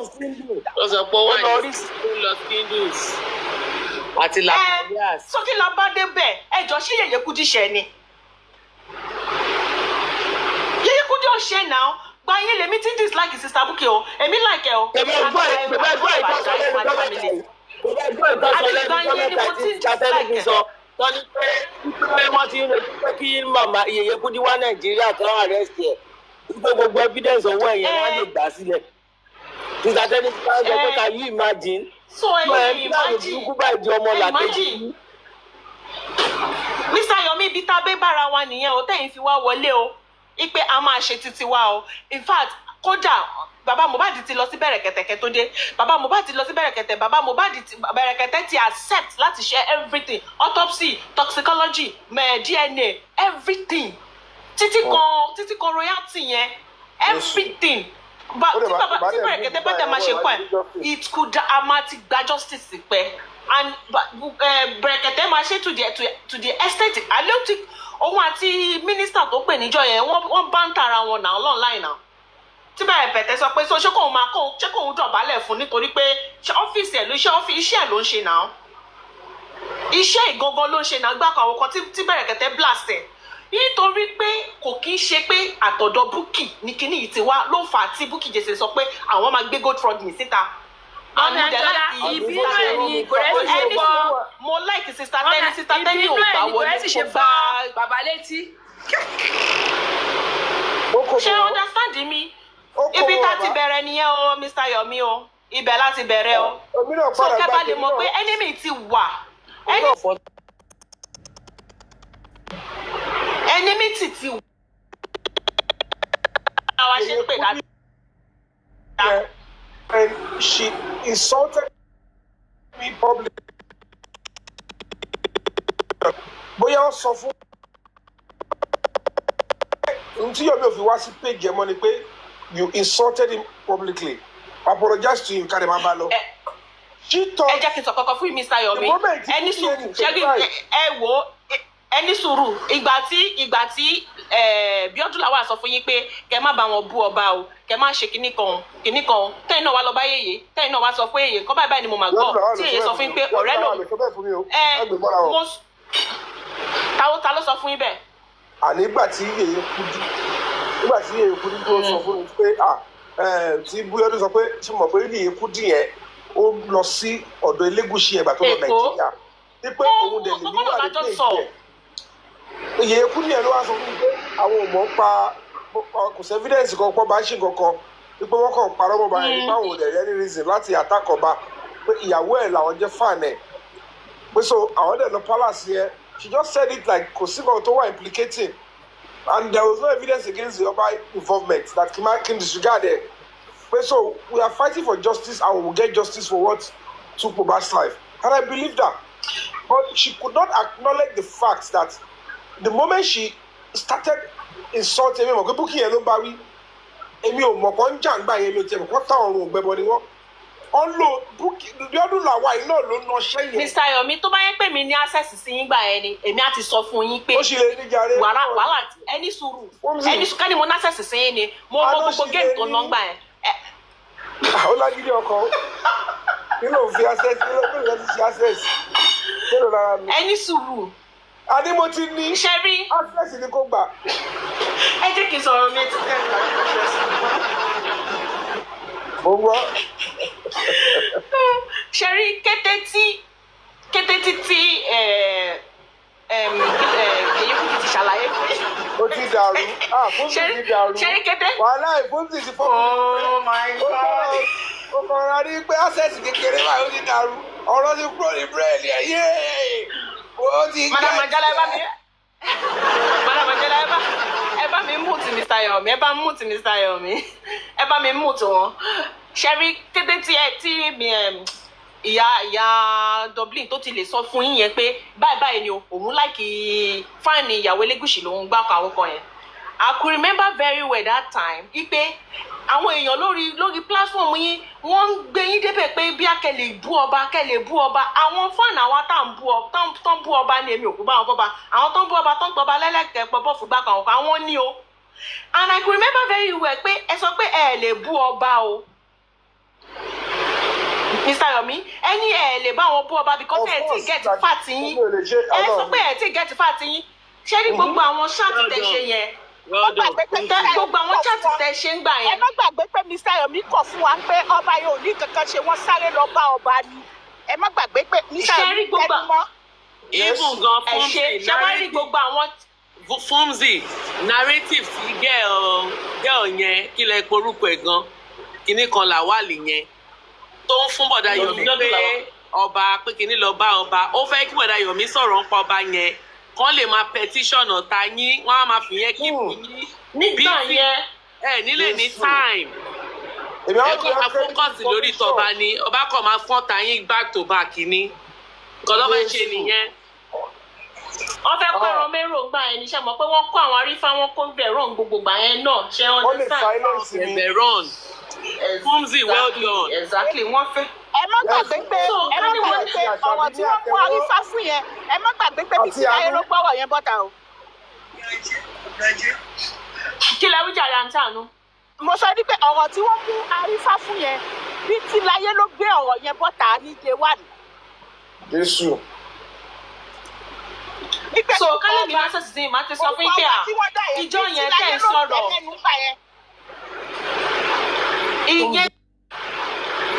yẹn gangan ló wá ẹni sùúrù ó wá fún Bukky Jesse lágbára ó bẹ̀rẹ̀ sí ní blast yín ó bẹ̀rẹ̀ bó ṣe ń ju sọ́ọ̀bù sẹ́yìn ló ṣe ń bú Yèyé Kúdí ó wá bẹ̀rẹ̀ sí bọ́ ẹ̀yìn. máa ń rẹ́rìn ni tí bá ti ń gbọ́ chat mo kàn máa rẹ́rìn ni màá ní àwọn máa ṣe kí láǹtí yìí fẹ́ gbà ń bẹ̀. Bukky yóò tẹ̀ ní kí láǹtí Bukky fẹ́ gbà ń bẹ̀. gbogbo bí ṣe ń sọ kí ló fẹ́ gbà ń jẹ. owó yẹn bu Kóredé ló fẹ́ fi gbé lọ London ní kẹ́kẹ́ wọ́n ní báwo ni plan gbogbo nǹkan tí bàbá yìí ń plan báwo ni Bukky Jesse gbé iṣẹ́ ń gbọ́ tí kò bá ṣe pé ẹnìkan súnmọ́ bàbá yìí kò tẹ́ yí mi ó kàn bẹ̀rẹ̀ sí bàbá yìí ló ń gbọ́ Gùrẹ́sì nìyẹn Gùrẹ́sì ló ń ṣàárín yẹn. sọ̀kalẹ̀ Gùrẹ́sì ló ṣàárín yẹn. ẹni yẹn gbé ẹ̀mí ẹ̀ kalẹ̀ ó gbé gbogbo fámìlì ẹ̀ kalẹ̀ sí. ìjọ ẹ̀ṣẹ̀ kí ni bàbá ṣe Gùrẹ́sì tí Gùrẹ́sì fi ń na bàbá tẹ bá rí kí tó bá ṣe pé kọ́ mi wà bẹ́ẹ̀ ìfọ́tí màá ju kọ́ọ̀pù fún ẹ kí ló ṣẹlẹ̀. ọ̀rọ̀ pé ẹ̀ṣẹ̀ wo ẹni sùúrù Oyèbísí ẹ̀yìn tún gẹ̀gẹ̀ sẹ́yìn wọ́n plant èèyàn sínú láìpẹ́ èèyàn wá lẹ́sẹ̀ wo ló ń lò. wọ́n ní ìfọ́rùn wọ́n plant ìfọ́rùn ni wọ́n ló lọ ìfọ́tí sí bàbá ìfọ́rùn sí bàbá ni ìfọ́rùn ni kì í jẹ́ ìfọ́tí. ìgbàtí mọ́mí Anjọ́lá àti ìgbà tó ti fún bàbá ní ìfọ́rùn yẹn bàbá ò ti mọ̀ kọ́ tó ń ṣe mọ́ lọ́pọ̀lọpọ̀ ibi ti bọ́ sẹ́yìn. Jésù. ìfọ́rùn burúkú nínú mọ́tò. téyọ̀ ní bíbí yọ́rùn sí ìfọ́rùn burúkú ẹ mọ̀ yìí tó ti máa jẹ nínú ilé kó tó bọ́ta. Mr. Yomi wọ́n rí. Fúmsì ọmọ kékeré bá lọ sí sakasi hospital ọba wèrè tó wàá mọ̀ tí wèrè wá látẹ̀yìn tí wọ́n ń ka newspaper ṣérù fọ́ọ̀rù yẹn. àǹtí Yẹ́bísí ẹ̀yin lè jẹ́ dáwọn lóhùn. báyìí ẹ bá lọ sí ọlọsọgbà wèrè tó bá kà. irú fọ́ọ̀rù yẹn ni àwọn fọ́ọ̀rù tó jẹ́ pé Mr. Yomi àwọn fọ́ọ̀rù tó jẹ́ pé òyìn máa kọ́yàn lójú kan yọ̀dẹ̀ ní mọ̀kàn tó ń ṣe mọ́ àti pé ẹ̀ bá ti lose control náà àti pé ẹ̀ bá ti lose control náà mọ̀kàn tó ń ṣe mọ́ náà.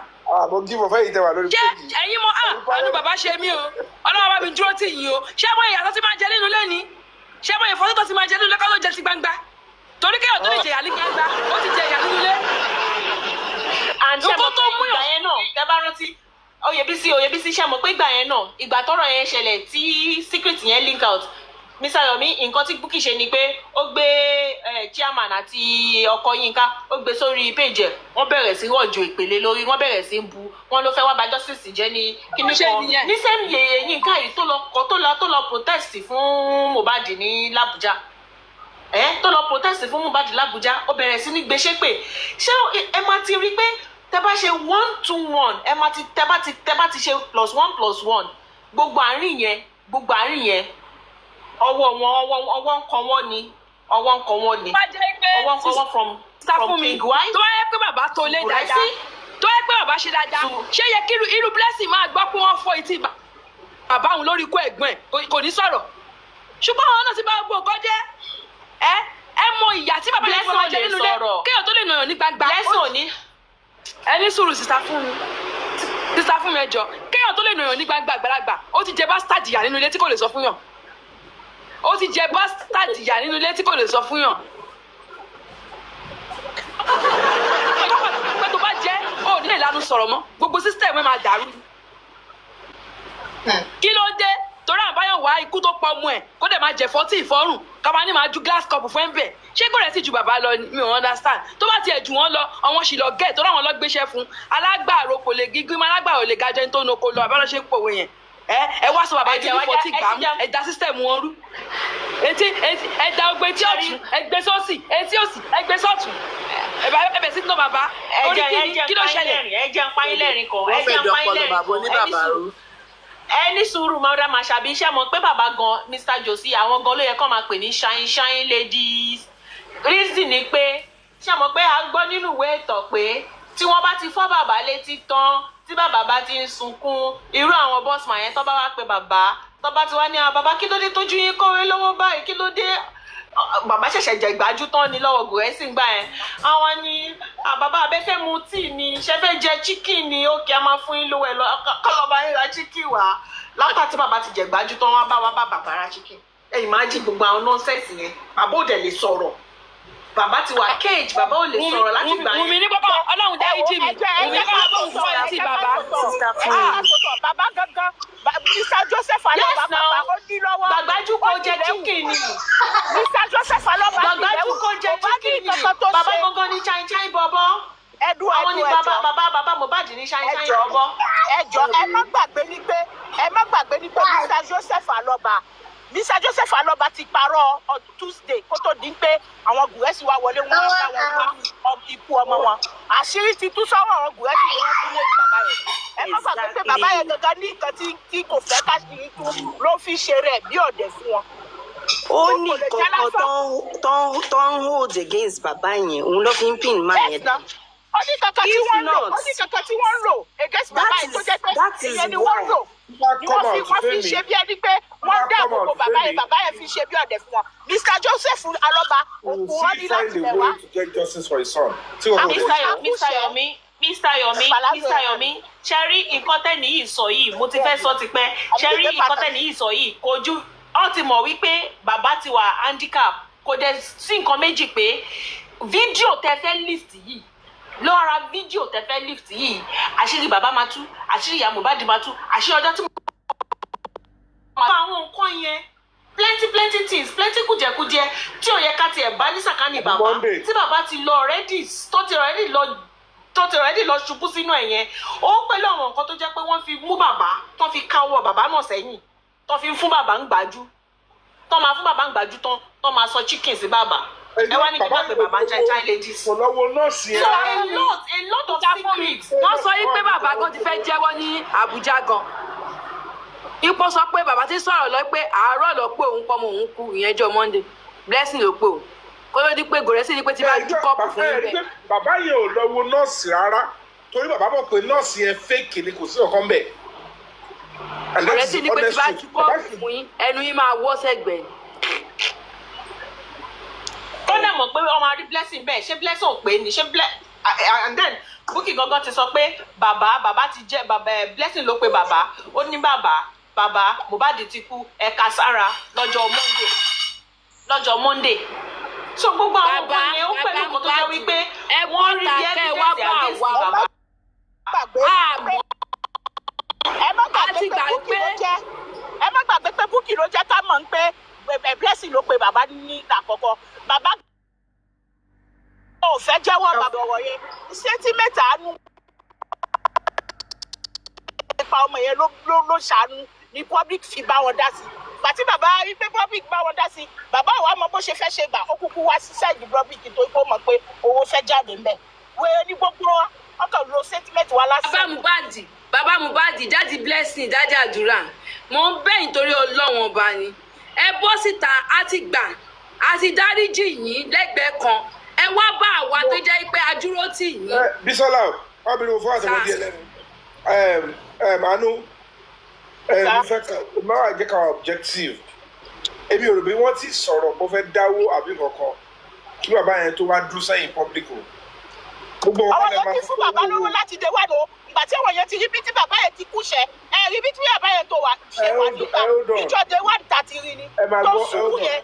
Ìjọ tó sunkún yẹn àwọn yẹn ti fún bàbá yẹn lówó. Hold on. Ẹ má jà tọra wa tí mi bá tiẹ̀ bá ń ṣe àjọ bẹ̀rẹ̀ justice of Mohbad ni. We're all monitoring everything. Àti bẹ̀rẹ̀ pẹ̀pẹ̀. Everybody was condemning the Baba because the first narrative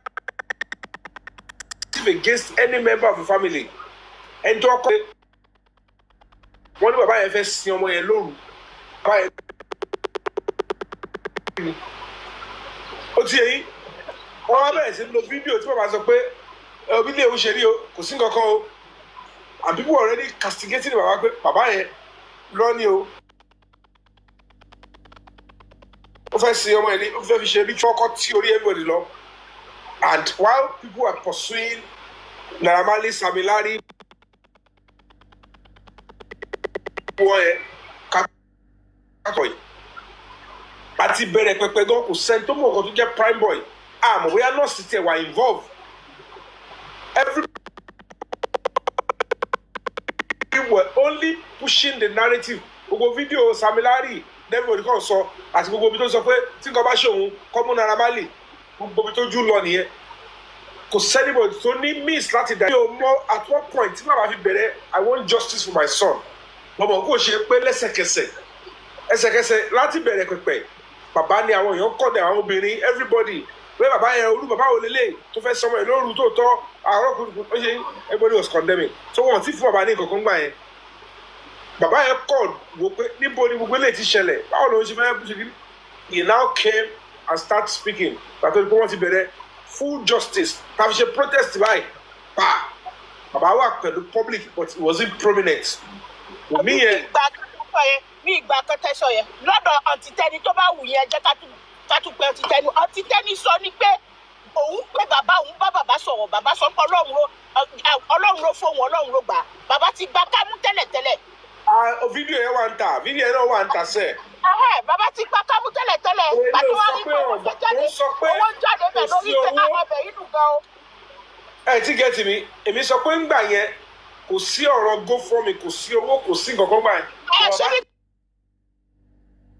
GoFundMe yàtọ̀ ẹ má owó ti wà included wọ́n ti fún bàbá lówó ní access bank nígbà yẹn. ẹ má gbàgbé GoFundMe yàtọ̀ sí access stand lò tá fi fún bàbá ní 50,000 100,000. bàbá ti gba owó ribiribi nítorí pé bí táṣe rí bàbá yẹn gbà bí táṣe rí bàbá yẹn gbà àrígbèyà jẹ bàbá yẹn gan àrígbèyà jẹ àrígbè owó ìyá wà lára bàbá yẹn tí wọ́n sọ pé mẹ́rin lówó tó yọ ìyá wà lára bàbá yẹn ẹnì kọ̀ọ̀kan ti gbà lára bàbá. Mr. Yomi ẹni sùúrù àánú olúwa pọ̀ ní sùúrù ṣé rí Mr. Yomi ibi tẹ́ ti máa mọ̀ ní pé ṣe mọ̀ pé woman kan tó ń pè ní Madam Oshoba àwọn náà lọ gbé bàbá nítorí gbogbo irun wọn ti kú bàbá ti darúgbó bàbá ti ń look bí 70 years ṣe understand woman yẹn ló lọ gbé bàbá woman yẹn ló lọ gbé bàbá náà gẹrun fún bàbá náà tọ́jú bàbá àwọn nǹkan díẹ̀díẹ̀ táwọn èèyàn lè ṣe ní wọ́n bẹ̀rẹ̀ sí ṣe fún bàbá àbá ẹ̀ tán láì. attribute justice tí bàbá wá pẹ̀lú owó bàbá owó tí wà involve bí eléyìí gbà yẹn kò tí ì sí gé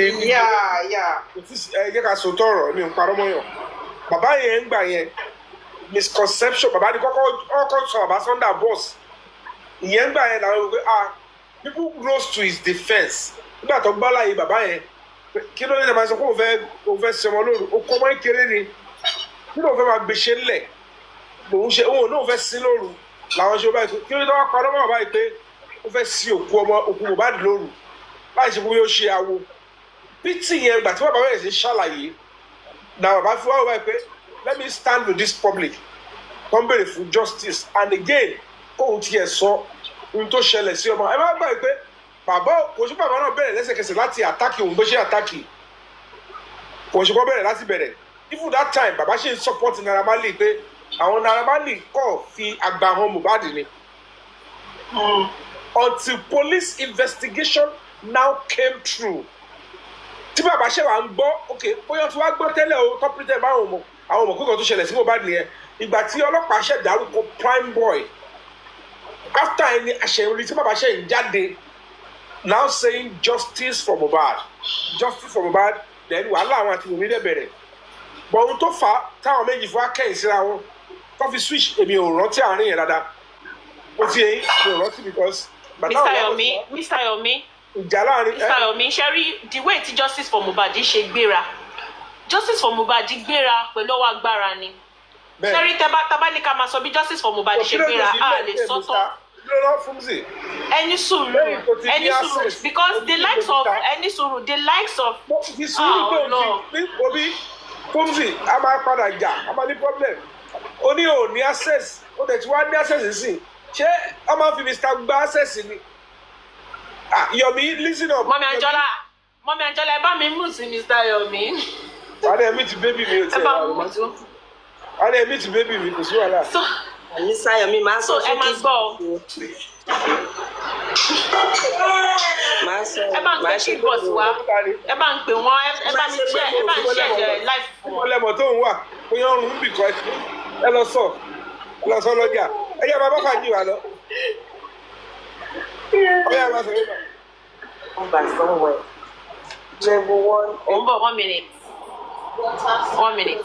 báyìí ó máa ń da system ẹ̀rú kò easy so o ti fall in love tipẹ́ ò dẹ̀ sọ. wàhálà yìí ojú bàbá yẹn náà rí tó ó sì rí báyìí náà. Bàbá ò lè sọ̀rọ̀ ní ibi tí bàbá ti gbọ́ra wọn ni pé tó ti dúró kọjá kọ́kọ́ yìí wọn sí èmi tẹ́mi wá gbà yẹn láì ṣẹ̀ láì rò láì bà kọ́kọ́ jẹ́ kí bí ẹ fẹ́ dàpọ̀ pẹ̀lú wọn tẹ̀fi jẹ́ kọ́kọ́ yẹn ẹ̀yin gbọ́dọ̀ fẹ́ kọ́ mọ yẹn rí jọ́sìn because kò sí. machine tó a fi ń fọṣọ pariwo ni. Bọ́dá Yomi àṣírí wo ni bàbá wa lè ní lọ́wọ́ wọn débi tó fi wá máa nà wọ́n kó dáa.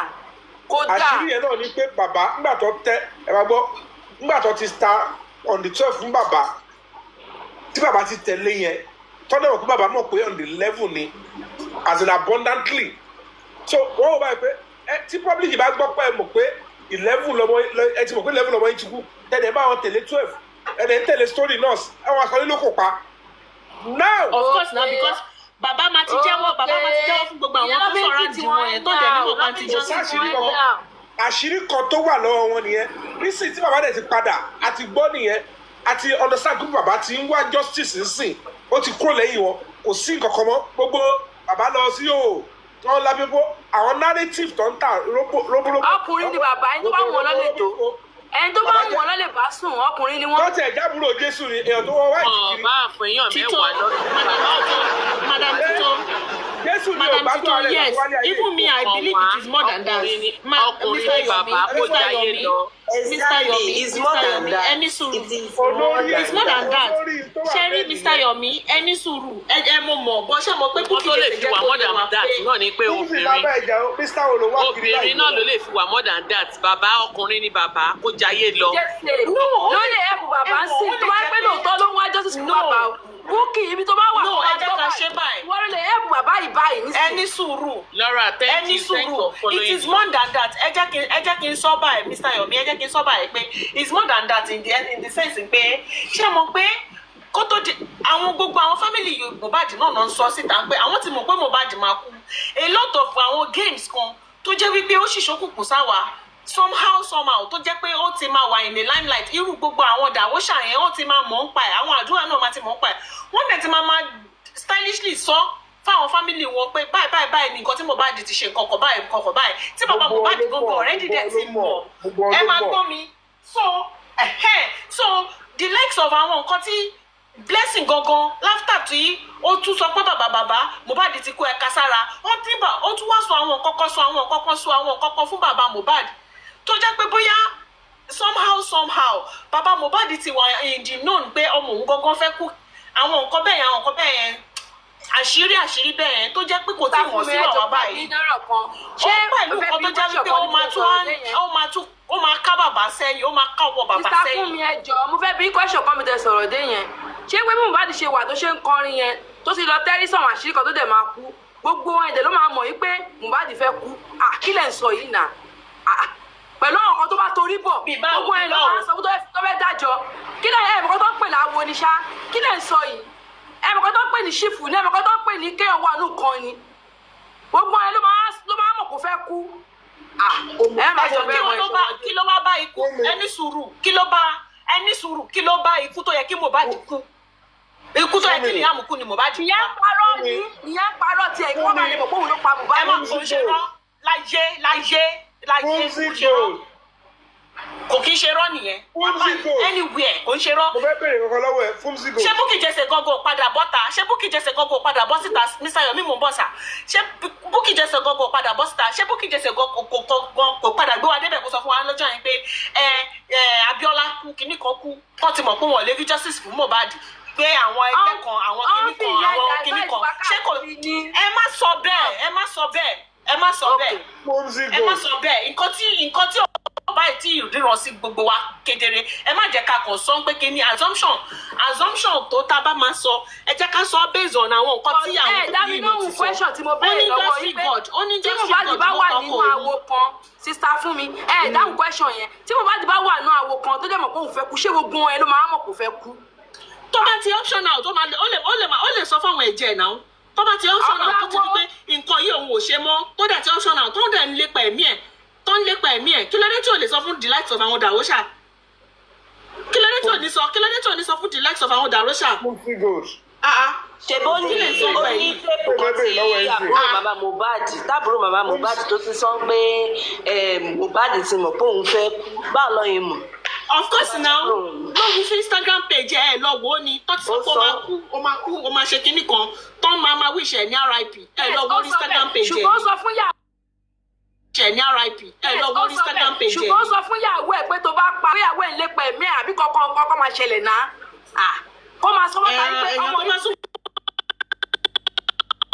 náà máa gbéṣẹ́ èèyàn fún èèyàn tó bá súnmọ́ èèyàn náà máa gbéṣẹ́ èèyàn sísá fún mi ó lè máa sọ wípé ọmọ yìí bí mo ṣe ń rí yìí ó kó sọ fáwọn àǹtí ẹ ọmọ yìí ìgbésẹ̀ tí mo rí tó gbé ó lè pa mí o ìgbésẹ̀ tí mo rí tó ọmọ yìí gbé tí understand kò ṣe kó máa wà ní ẹgbẹ́ kan ló máa ní pé òun fẹ́ kú. pásítọ̀ tí ń fẹ́ béèrè nílé ìfúnmísí gold.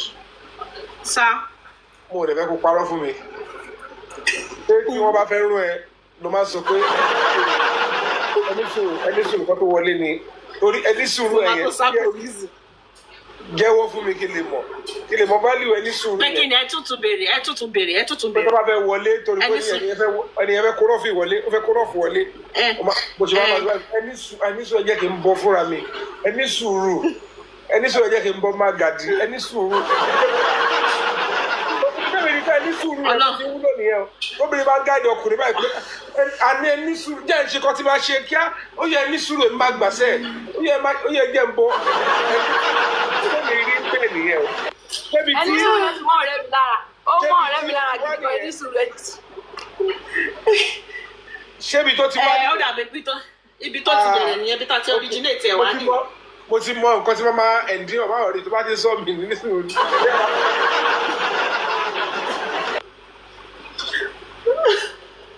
so Oyèbísí ṣe rí gbogbo nǹkan tá à ń sọ yìí ó ní industry god. industry god ẹ̀yin gan ti fall in love ẹ̀ mọ́ tẹ́tẹ́ sọ mọ́ ẹ̀yin gan ti fall in love ẹ̀ ó ní industry god ẹ mọ̀ pé èèyàn máa lose line of thought ni. mo ti line of thought mo ti jẹ́ kó parí line of thought tó sọ̀rọ̀ má parọ́ mọ́ line of thought line of Jesus ni line of thought. ẹ bá mi mute Mr. Yomi. wọ́n máa mú. nǹkan tí ẹni sùúrù ẹ wo nǹkan tó ṣẹlẹ̀ nǹkan tí mi tẹ̀ fẹ́ sọ ni pé pẹ̀lú gbogbo nǹkan tó ń ṣẹlẹ̀ pẹ̀lú gbogbo nǹkan tí revelation of biodun lawal and everything. Jerry, justice for Mohbad is bigger than what everybody is saying. That's what I just concluded. It's bigger than what everybody is saying. That's just what ó dàbí pé ó ní àwọn kan tó jẹ́ pé they don't want the truth to come out and they keep one pump owó yẹn out as in ẹni tó bá ní ìdówó láti shock èyí tó bá jẹ́yàn tó láti penetrate irú bàbá Mohbad surround him with people that can always suppress him and have something one or two things against him tó jẹ́ pé tó bá ti fẹ́ raise á ní ṣé o rántí pé money and that is why he became a subject. I understand everything they say, you have to follow, you have to succumb. And because he himself, and that is what politicians they use against Nigerians. To just pay, mama pay, to bá ti di ọ̀rọ̀ for survival. Everybody man jà torí ẹni. Mo jẹ́ kí mi kọ́kọ́ jà lórí mi náà before thinking about any other person. That is what happens most of the time, and that is why you see that. But now you're batting. We are suffering, we are shaking it. Let 2020 kiniko come. We will not vote. To bá dẹ̀ ti dìgbà àwọn politicians wá yín mú. Tó bá ti dìgbà yẹn, tó bá ti tip àwọn èèyàn àbí wọ́n ra agolo rice wọ́n fáwọn kan. Some people will always go behind. They will be bought. Àwọn kan wà bẹ́ẹ̀ tó jẹ́ pé you can buy them. They have price. So, and I want to believe that is what is happening in this justice for Mohbad. The way I'm saying is like àwọn kan wà tó yẹ pé àwọn long dish out instructions. So yeah, you go there, you do this, you do that, just to make sure that everything, and they are pumping money out. Tẹ́ bá rántí ìgbà tí justice for Mohbad tó ṣe bẹ̀rẹ̀ ń gbà yẹn, mo rántí ìgbà yẹn mi ò tẹ̀ kí ní orí YouTube. Ada foundation nìkan ni live tí mo máa ń lọ ń gbà yẹn. Mo rántí pé ó ń sọ ń gbà yẹn. Ada rí ní owó. Adansongba yẹn pé they are offering people money, they offered me money, kìnìkan. I want to believe that tó bá tẹ̀ jẹ́ pé there is always an iota of truth ní ẹ̀mọ̀ orúkọ bẹ́ẹ̀ yẹn. Nígbà yẹn níbẹ̀rẹ̀ pẹ̀pẹ̀ ẹ bá rí nígbà tí kinní yẹn ṣẹlẹ̀ many people rose up pé wọ́n fẹ́ kẹsẹ̀ bọ kinní but when they saw some things and some people were even bought everybody ya padà wọ́n ya retreat wọ́n ya ẹlòmíì ya padà ẹ understand àwọn tó lè fowó ra àwọn tó lè fowó jí àwọn tó lè fi tó lè on position and I still want to believe that they are still undercover. Tito. Tẹ́bá rántí dáadáa gan, even the likes of very dark man. Ṣé mo pé ó sọ díẹ̀ ọgbẹ́ni dákẹ́? He was interested in the case. Very interested. But Oya, withdraw. And lots of people like that. Ó lọ sẹ́kọ̀ọ́. So, ó lọ sí máa mọ̀ fún ọ̀rọ̀ kìíní yìí. Ó ti lọ ọ̀dọ̀ àwọn money na water tó padà dé báyìí ló bá parí. Kíní yìí deep. So now, ká bẹ̀rẹ̀ sí ń treat ẹ̀ as if ń pé that they are still on people undercover tó jẹ́ pé they will be like friends but they know whether they are just penetrating and in the long run to dabaru things so we need to put that in mind and Olóhàdé Mr. Yomi Olóhàfin like I said God for you to have been able to get to this stage it is not your power it is God that has been helping you and because he saw the sincerity of your heart and he saw that you had good intention when you came in that is why I thought no let me keep and God will keep strengthening you so everything you have to just keep to me do your own and leave the rest to God will take control because kini yo deep deep okay this thing is known it's deeper than what we think that's just the thing that's my submission. Concentrate lórí kíni ṣé ń gbàdúrà ni wà náà ń gbàdúrà wa.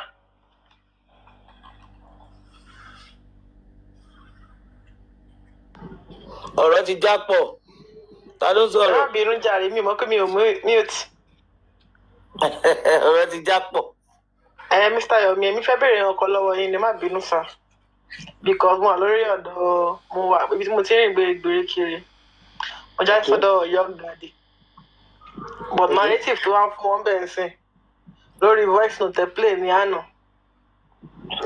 conference kan gbogbo yín ṣe pẹ̀lú bọ́ọ̀mà àti gẹ́yìn ó wá ń sọ fún wọn bẹ́ẹ̀ sìn pé olórí ẹbí wà nínú voice nínú conference call yẹn ní pé kó máa gbọ́ voice olórí ẹbí lọ́wọ́ pé ṣé nǹkan tó wá gbọ́ adé ìgbà yẹn sí nìyẹn but èmi yẹn bá gbọ́ bí tẹ́sí sọ ìbẹ̀ lálọ́ pé bí olórí ẹbí wà ní kọ́ọ̀lù yẹn. ṣé ẹ̀rí pé nígbà tí máa fún lady yẹn lésì tí ó ń sọ kọ́tọ̀ tó fẹ́ fi kọ́ra sọ̀rọ̀ pa àmọ́ ní tí ó bá ń ṣe pé olórí ẹbí tí mo rí ní àárín kọ́ọ̀lù yẹn àti mo máa ń sọ fún mi sọ̀rọ̀ pé tí ó bá ń ṣe pé mi ò lè dá gbogbo àwọn eléyìí lóhùn because I don't trust them and with what I've been through with them. Ṣé àwọn gbogbo àti gbogbo yẹn tó kàn parọ́ Yomi is a thief àdìgbò àṣàkàtà pọkàn bẹ́ẹ̀ kí ni gbogbo rọ́dọ̀rọ̀dọ̀ meanwhile they threatened me with how about dragging me because wọ́n realize pé mo ò fẹ́ fún wọn ní information mọ́ mi ìdẹ̀wà sórí péjì yẹn kú ní mọ́ so a lot of people tọ́ ni pé wọ́n bẹ̀rẹ̀ pẹ̀lú parọ́ pé Yomi parọ́ ó lè ní wọ́n rò bóyá lóòótọ́ ni ohun tó ń sọ pẹ̀lú ọ̀rọ̀ owó tó ń sọ yẹn wọ́n mọ̀ pé wọ́n kàn ń ṣàǹjọ pé ẹjẹ́ àṣà máa show receipt ẹjẹ́ àmà show ṣáàtì pé Yomi bá kìíní kan sọ̀rọ̀ and you know people all of you are so funny tábà ti gbé ṣáàtì láì fi òpin yé òótọ́ ló ń sọ ti ẹ̀fẹ̀ mọ báwo ló ṣe débẹ̀ what are the things that people can do privately. kì í ṣe gbogbo wa Yomi kì í ṣe gbogbo wa.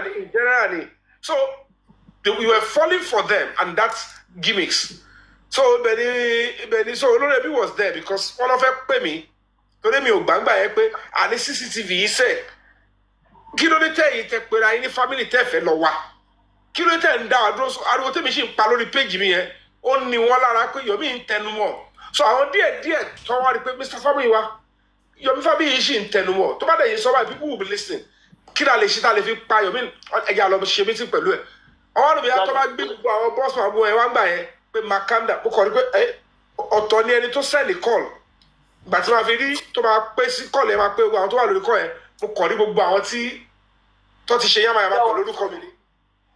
I can't come down with the call again because olórí ẹwé wà bẹ́ẹ̀ Mr. Fabiyi wà bẹ́ẹ̀ so mo wáyé pé one other number tí mi mẹ́ni tó jẹ́ ó wá lóun létà kínní kan Moses so ibẹ̀ ni mo ṣe calm down mo ń gbọ́ ọ̀kan tó sọ mo sọ pé tó wá fi dídẹ́ mi ni I can't respond with the likes of this people tó wà mí because èyí tó pé rẹ̀ ní wúrà yẹn òun ni ìwọ bọ́sùmọ̀ àní sọ kó máa gba owó nígbà tó wọ́n fẹ́ support mi ò mọ̀ rí kò yọjú a kàn máa ṣòwò bí ọ̀sán yìí a máa tẹnu bọ ọgbẹ káàkiri ní kọ̀ọ̀kan tó wá contribute èèyàn tó yàn lójú ẹ̀kọ́ ndí máa dín pẹ̀lú wọn wọ́n máa dárúkọ mi káàkiri wọ́n máa rò wọ́n ti rúkọ táwọn fẹ́ bàjẹ́ so that was just the whole mess then so he was there mo ń gbẹ lọ. okay because ó yà mí lẹ́nu tó kí mi ò tiẹ̀ gbọ́ lánàá bí olórí ẹbí wà nù kọlù yẹn rárá. ó wà ń bẹ̀ ó wà ń bẹ̀. omi kọ́ ọmọ ẹgbẹ́ olórí ẹbí wà ní kọ́ yẹn. àti báyìí bẹ́ẹ̀ tẹ́yẹ sọ́ọ̀sì pẹ̀lú tí mo gbọ́ ń bẹ̀ yẹn mo tiẹ̀ ní ojú gbogbo olórí ẹbí wà nù kọlù yẹn. ó wà ń bẹ̀ àbí dáwọ́ ti ó wá play sọ pé òyìnbó dàdí wá fún ọmọ rà pé olórí ẹbí náà jọ pín owó ni ẹsẹ ọ̀dàtàn olórí òun àtàwọn àtolórí ẹbí jọ pín owó ni láti ń fún ẹni lẹ́ni lépè ní abẹ́ kọ́mẹ́ntì àwọn pípọ̀ yìí ó lóun wọ́n kàn ń fi ọkàn létí. mo láti ráwọn tó ń ṣiṣẹ́ yìí. problem gan ni pé ìtàn gangan ṣe náà máa fi ń lọ́yàn ìtàn ṣe ìtàn gangan ṣe náà máa fi ń lọ́yàn problem gan ni nìyẹn. fúnra àwọn yẹn lọ́dẹ̀ ẹ̀wọ̀n jẹ́ ká kó lórí ọ̀rọ̀ àwọn ẹ̀yà ṣé mú ìwà àti Joseph Aloba nìkan lẹ́rù wọn náà wá 70 million ni ṣé bí gbogbo àwọn pípọ̀ ilẹ̀ náà sanwó fún wọn san sálárì fún wọn ní every week náà fún gbogbo wọn lówó gbogbo àwọn kan fi àpò yẹn gbogbo wọn náà ń gbowó. I always give comment section pé wọ́n á sọ pé báwo ni Yomi wọn máa record gbàtí wọ́n ṣe conference kò bá pè báwo ni ní record bákẹ́ kò sí record voice record yìí lẹ́sìn kí ni ẹni fẹ́ fi wọ ẹ. àní mi ò tiẹ̀ mọ̀ pé yẹ kí n máa ṣe yẹn gbà yẹn ẹ bá máa dúpẹ́ lọ́wọ́ Ọlọ́run gbà yẹn Kid Boss tó jẹ́ pé ọmọ yẹn òun ló mọ bó ṣe ń lọ gbà yẹn tó ń fún mi ní sinmi gbẹ́rẹ́ pàkọ́ òun ló wá ní Mr. Yomi àwọn kan wà tẹ́ẹ̀bà ti mọ̀ wọ́n dáadáa bíbú yìí ẹ máa ní rẹ́kọ̀dù tẹ́ bá ń bá wọn sọ o because tó bá dọ̀la máa ń tẹ́ ẹ̀ sọ wọ́n máa padà wá sọ pé ẹ sọ so that when they want to say this you just bring her and say hey if not I would have missed even ìgbà tí Mr. Fabiyi wá yẹn tó wá dẹ pápẹ́ fún mi pé kémi lọ sọ fún lọ́ọ̀yà tèmi òun rẹ́dí àti mówó lẹ̀ kí lọ́ọ̀yà tèmi lọ gba court order pé èlò ni lọ́ọ̀yà mi fẹ́ gbà mo wá ní mi ò need owó I'm not interested pé ẹ jẹ́ kí lọ́ọ̀yà ìbẹ́ ní ẹ̀yin lẹ́ni legal team tí public dáwọ́ fún yín ẹ jẹ́ kó lọ ṣe náà mo ti sọ bí tí CCTV wà fún yín ẹ má wàá bẹ̀ mí pé kémi mú lọ́ọ̀yà mi wá èlò ló fẹ́ gbà I'm not interested I'm not after money or anything please Ọlọ́run ní pé mo bá wọn sọ bẹ́ẹ̀ mo wá rìkọ́dù yẹn náà nígbà kan máa rán kiri kan bílíọ̀nù bó ṣe ká mi mọ́ platform kan nìyẹn so ọ̀rọ̀ owó tí Mr. Fabiyi wá yẹn ti bẹ́ mi sọ yẹn ó ti lọ sọ fún wọn pé òun ti béèrè owó ọ̀bóyá nǹkan tó ní kọ́ wá ṣe nìyẹn so wọ́n ti rò pé bóyá tó bá dárúkọ ọ̀rọ̀ owó wọ́n máa fi yẹn sọ káàkiri again. Mr. Yomi ọ̀tọ̀ ni tá à ń sọ lórí platform àti tẹ́ni lóòjọ́ yẹn náà tí Yomi Báyọ̀ bílíọ̀nù fi sáré wá. ayé àdá luckily bó ṣe jù wá nìyẹn bó wọ́n yẹn sọ pé Mr. Yomi wọ́n yẹn máa ń parọ́ wọn tó máa ń ṣe bàjẹ́ ara wọn nìyẹn o ṣe béèrè 5 million lọ́wọ́ Mr. Fabiyi wá bẹ́ẹ̀ béèrè fún kí ni CCTV mo ní who is this one mo ní bo ṣẹ̀ṣẹ̀ bá Mr. Fabiyi wá sọ̀rọ̀ tó ń sẹ́ béèrè kí ni kan mo ní èmi mo ní ó tiẹ̀ wá dábàá ẹ ó dọ̀nù tẹ́lẹ̀ mo lógo sí ògùn oṣù tó le mo ṣe padà sí mẹ́sì àwọn ṣẹ́ni tí mo play ẹ̀ báyìí everybody fall upon and that was beginning of when people began to say ọkọ̀ ń ṣèkà fún Mr. Yomi ní adẹ̀ sí èyí tó ti rún mi pa tẹ́lẹ̀ ni wọ́n bẹ̀rẹ̀ sí àjọ sí pé we apologize pé ká ní ẹ̀ ní recording ni báwọn bọ́ yìí ṣe wá sọ̀rọ̀ yìí àwọn máa tẹ̀lé wọn bọ̀ irú wọn yẹn wọ́n rò pé immediately ni consequence àwọn máa wá ìjọ tí wọ́n bá wá sọ fún wọn pé ọmọ ẹ lọ́nlẹ̀ ló kópa yẹn wọ́n náà ló ṣe nǹkan báyà ní irọ́ ni wọ́n á pa tán báyìí ẹni tó máa sọ pé àparọ́ mọ́ ni àwọn rántí ìjọ táwọn parọ́ mọ́ Yomi Fabiyi gbogbo nǹkan tí mi ò ṣe láti bẹ̀rẹ̀ kínníkínní pẹ̀lú bóyá jẹ́ gbogbo nǹkan tí mo ṣe kí wọ́n dẹ̀ kàn ṣe wọ́n rò bí it's about social media wọ́n ò mọrú tí ẹ̀ mọ̀ bóyá mo tiẹ̀ wà nù awo ẹ̀ mọ̀ bóyá mo ní agbára kan ẹ̀ mọ̀ bóyá mo ní ìkọ̀kan ẹ̀ mọ̀ bóyá mo wú ẹ̀nu àgbo ẹ̀ kọ̀ rò pé ok àti reactor kan ẹ jẹ́ kakọ̀ máa parọ́ mọ́ ẹ̀ mọ̀ gbogbo kínní yẹn it could come as a consequence láì ṣèkà láì jí owó yín láì ṣe anything mo kọ̀ wó pé let me just go and help lady tó lóun ò ṣe justice boy mo fi ẹlẹ́ kókó máa ṣe lọ because I thought we are going to be on the same page ó dẹ̀ ní òṣèmọ̀ abdicated ṣé kí ọmọlọ́wọ́ wá wà ní mọ́ṣúárì mẹ́rin and the public are still asking for justice let me go and use my voice my name my fame and my connection to help them èmi ò mọ̀ bóyá nǹkankan ni mi ò wà after anybody mi tiẹ̀ lè ẹ bá rò pé máa tiẹ̀ ní ṣe pé a máa dárúkọ kínní kan wù mí o a máa dárúkọ àdúrà o mi kò sẹ́ni tó lè ronú gbogbo wa but investigation lọ bẹ̀ mi ní wá change tone mi padà pé ah tó bá ti jẹ́ pé wọ́n sọ pé àdúrà ni tó bá sọ pé wọ́n mi ni ah mi ò kí bẹ́ẹ̀ ni ah mi ò wá justice yẹn mọ̀ that means I am fake I am a liar I am not a genuine activist I'm selective so nǹkan tẹ́mi kàn pọ̀ sùn lọ nìyẹn pé ibi tó bá ti já mọ́ kó já mọ́ what is my hold èmi kọ́ mo ní kí àdúrà wá ṣáàtì mi mi ò mọ̀ ń pa ẹ̀ I'm not after the Wunmi ṣùgbọ́n pé ó tiẹ̀ tún bọ́ta irú gẹ́ yẹn bọ́ta ó parọ́ mọ́ mi ó sọ̀rọ̀ òdì sí mi mo fi Ọlọ́run bá búra gbogbo ohun tó mọ̀ nípa ikú Mohbad tó rò pé òun bò táwọn kan dẹ̀ ń tẹ̀lé kò sí bí ò ṣe ní ṣẹlẹ́yà ìtàṣírí ò ní tú àdàbí tó bá yẹ pé ikú tó pa Mohbad gangan pẹ̀lú báyẹn ṣe kà fún kò ṣojú ẹ̀ báyìí àdàbí tó bá yẹ pé lóòótọ́ kò pé ọ̀hún jáde ní aago 3 lóru yẹn o tọ́ ni wọ́n fẹ́ ṣe Mohbad bleed o tí ò dẹ̀ sọ síta tí ò ní ṣẹlẹ́yà tí àṣírí ò ní tú àdàbí tó bá jẹ́ pé aṣọ tó jù sínú sàárè Mohbad yẹn o àfi àdàbí tó bá yẹ pé lóòótọ́ nítorí kó lè dáàbò bo Mohbad ló ṣe ju aṣọ yẹn ní àṣírí ò ní padà tí gbogbo àwọn tó dẹ̀ ń tẹ̀lé ní gbogbo ọmọ tó bá bí tó bá jọkùnrin tí ọmọ tó bá fẹ́ ọmọ tí ò ní padà ṣẹlẹ̀ sí wọn gbogbo àwọn tó tẹ̀lé blindly bẹ́ẹ̀ tó ń mọ̀ pé gbogbo ọmọkùnrin tó bá bí kò sí bí wọn ní ṣe padà wọn máa pàdé obìnrin tó yẹ kó tó bá ṣe ń sin wọn báyìí ń tó máa jù sínú sàárè wọn nìyẹn ọ ní kọjá èjì tí mo bá ní tó fi kú because I cannot even fathom why you come openly and even insult me because irú ìyàbọ̀ yẹn wá wà pẹ̀lú ẹ̀ ó ń ṣe orí burúkú yẹn àárín fíìmù àmọ̀kọ́ tó ń pè ní ìgbẹ́ olè eré ló ṣì ń pè gbogbo ògùn kéékèèké tó ń ṣe. Mr. Ayomi ó ti tó.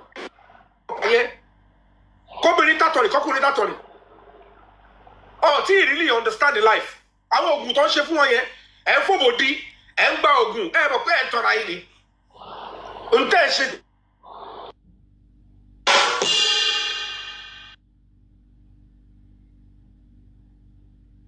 ẹ jọ máa èwo ni jáfì ìwé dára pèsè báyìí ṣé jáfì àṣẹ nìyẹn ilé yìí. Ayomi ó ti tó ẹ calm down.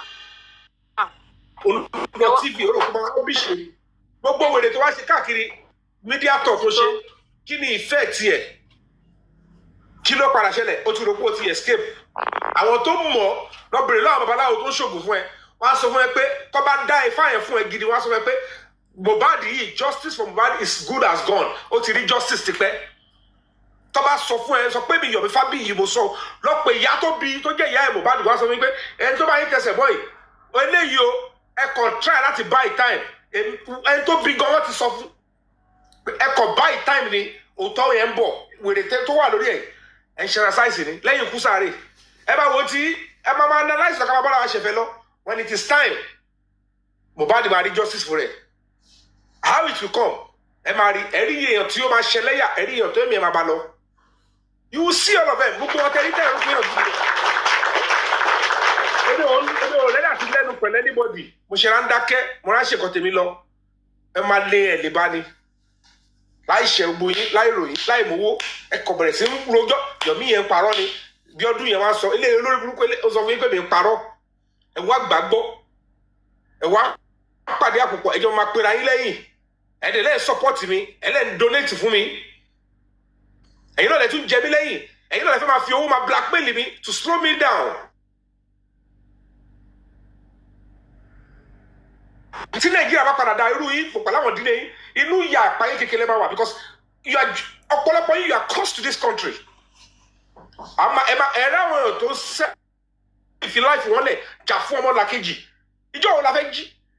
What we need is to explain to people that part of the things tó kéésì Mohbad gbọ́dọ̀ mú jáde ni pé wọ́n ní láti kọ́kọ́ yọ impression pé tí ẹbí ò bá ti pursue justice fún èèyàn tó bá ti kú èèyàn ò lè rí justice One last kọ́kọ́ yóò yẹn kúrò. Part of the reason why this case is very important. But even tí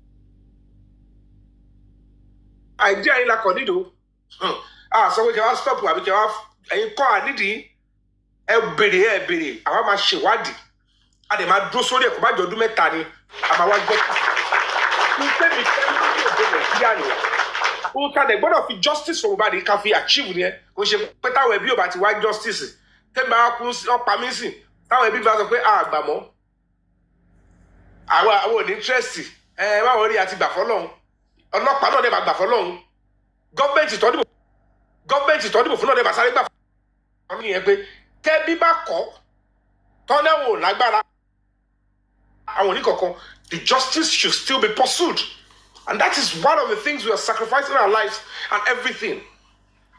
Ọlọ́run akó ayọ̀ I gotta go now. Thank you for having me. I appreciate you all. Mouhjola, God bless you. God bless you, sir. You are the best. Aboluwa dájú lórí yín, sir. Mi ò gbọ́dọ̀ rest, sir. Ẹ̀mí kúkú ló sọ yà. Ẹ̀kúkú ní kú lórúkọ Jésù. Wa yóò dẹ̀ ní káyé. Aboluwa dájú lórí yín o. Àmín. Everybody, ẹ kálẹ́ o, ẹ kú iṣẹ́ àtàárọ̀. Okay, I just have something láti sọ fún yọ. Yọmí mi mọ̀ bẹ́ẹ̀ o rántí ìgbà tó kọ́kọ́ join TikTok tó join táwọn èèyàn bẹ̀rẹ̀ sí ń rọ́ọ̀ṣì lọ́tún lósì. Mo ní you have to be very very careful. Mo láwọn èèyàn máa wá bí ọ̀rẹ́ tí wàá rò pé bẹ́ẹ̀ àwọn ló lọ́ọ̀ fẹ́ jù pé wọ́n dẹ̀ tún máa gbé owó wá. Ó sọ pé àwọn ṣé kò máa gbó lọ́wọ́ anybody ni mo ní mo ní wọ́n máa gbó owó wá. Mo ní mo sọ pé wọ́n máa gbó wá tán fẹ́ fi rọ́bìṣì iṣẹ́ tó ń ṣe ńgbà yẹn. Pé wọ́n fẹ́. Báwo ṣe wá gbọ́ owó kó fẹ́ fi rọ́bìṣì máa ní wàá gbó lọ́wọ́ yẹn. Ẹ̀dọ̀ wa náà mo kàn ń sọ pé bó ṣe máa pé you just have to be very sensitive. Ẹni mo ní pé ṣé kí máa gbowó. No, but just like a joke, you know, not like something serious, you know. Ìgbà táwọn èèyàn tó gbẹ́ làwọn èèyàn contribute owó. Mo ní àwọn èèyàn máa gbó wa o. Pé máa gbó wa pé wọ́n fẹ́ ṣe bí ọ̀rẹ́ just to get information from you, just to rubbish you.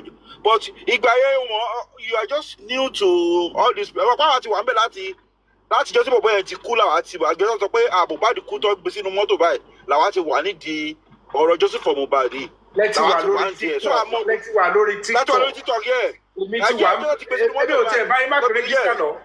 But I know my voice was loud, huge, and effective from beginning. Yeah. So the first person to call for protest was me. Game to play. Sorry, àtìmọ́gbó game to gbogbo wọn play láti day one. Àtìmọ́ àwọn tó ń rí, àtìmọ́ àwọn tí ò rí.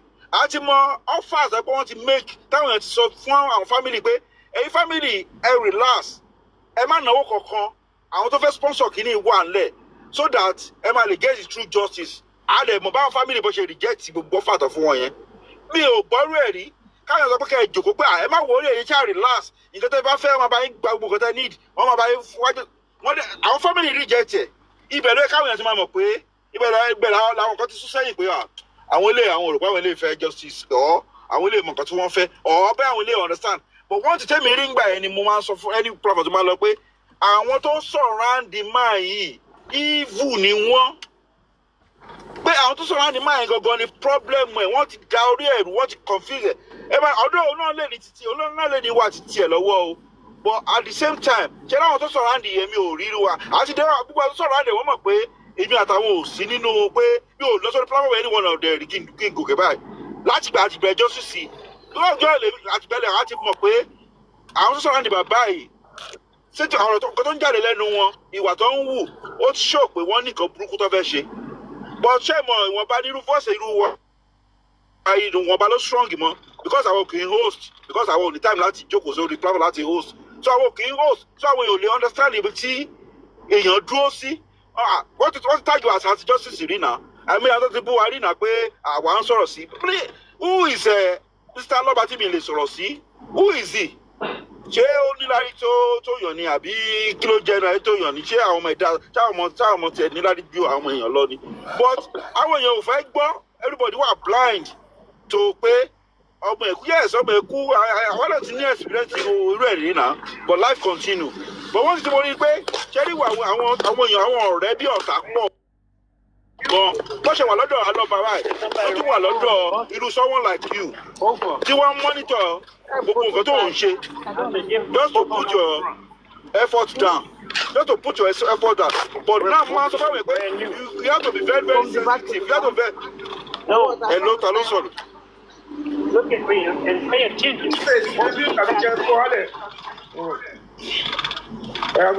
So àwọn tí wà ó bọ́dọ̀pọ̀ ti tán o bọ́dọ̀pọ̀ ti tán wọn ti tán o ìwọ ni kò mọ̀ nǹkan tó ń ṣe o ìwọ ló ní ìwọ́dẹ ló máa mọ àwọn tó ń relate mọ́ that's wọ́n ṣe ìwọ bọ́dọ̀pọ̀ ti tán o because àwọn kan wà wọ́n dúró sí ọ̀run máa yẹn ni pé ọ̀hún tí wọ́n bá tọ́ sọ pé kò sí justice mọ́ làwọn tó bá kó bẹ́ẹ̀ wọ́n dẹ̀ máa ṣe bẹ́ẹ̀ káwọn ló láìkì ẹ̀ jù wọ́n máa ṣe ẹ wo gbogbo story lady tell làwa whatever tell sọ ẹ wo bó ṣe ta mọ́ gbogbo every one of them tó ta mọ́ tó ta mọ́ tó ta mọ́.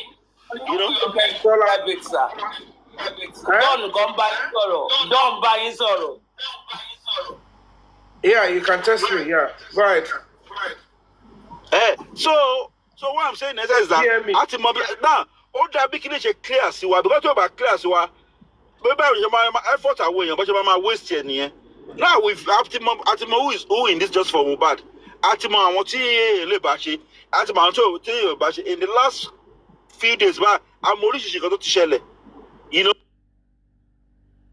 Àmì God bless àti mọ̀ nǹkan tó ti ṣẹlẹ̀.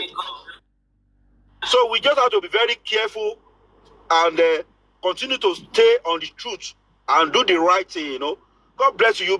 Every year, but tell me to notice kini. Money, bàbá ò kàn lè fi gbogbo nǹkan tó ń ṣe sílẹ̀.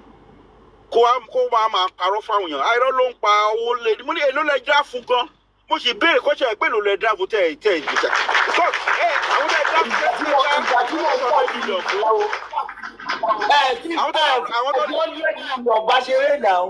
àwọn tẹ $100 million fún ẹwọn bí yín dá kẹbèrè lọ́wọ́ pé báwo lọ ṣe ṣe $100 million tẹ dá almost $100 million tẹ dá fún wọn. Because ọba kan fún gbogbo ọba lè gbé ṣú àkáyẹ ẹ lè sọ pé báyìí lọ ṣe ṣe owó yẹ kò síbẹ̀ ṣe lè ṣe ní kàtà bẹ́ẹ̀ ṣe ń pa ẹ̀. Náà ẹni tí tí dá $10 million fún ẹni kó máa ṣàká so irú àwọn tó ń pariwo torí $600,000 mo mọ̀ pé àwọn ilé wọ́n máa wọ̀ ní dọ̀tí o. So gbogbo ariwo tẹ́ ń pa láti jọ ìsìn tó rọ̀ fún àwọn ọmọ náírà. Ẹ má gbàgbé pé $600,000 yẹn kò kí ṣe bọ́dá Yomi ni wọ́n ṣẹ̀lẹ̀ sí director. Ìkan tí wọ́n gbé bọ́ta tí bọ́sùmọ̀ ń gbé bọ́ta lánàá tó fi ṣe analysis 80,000 ló wà lérí ẹ̀ o 80,000.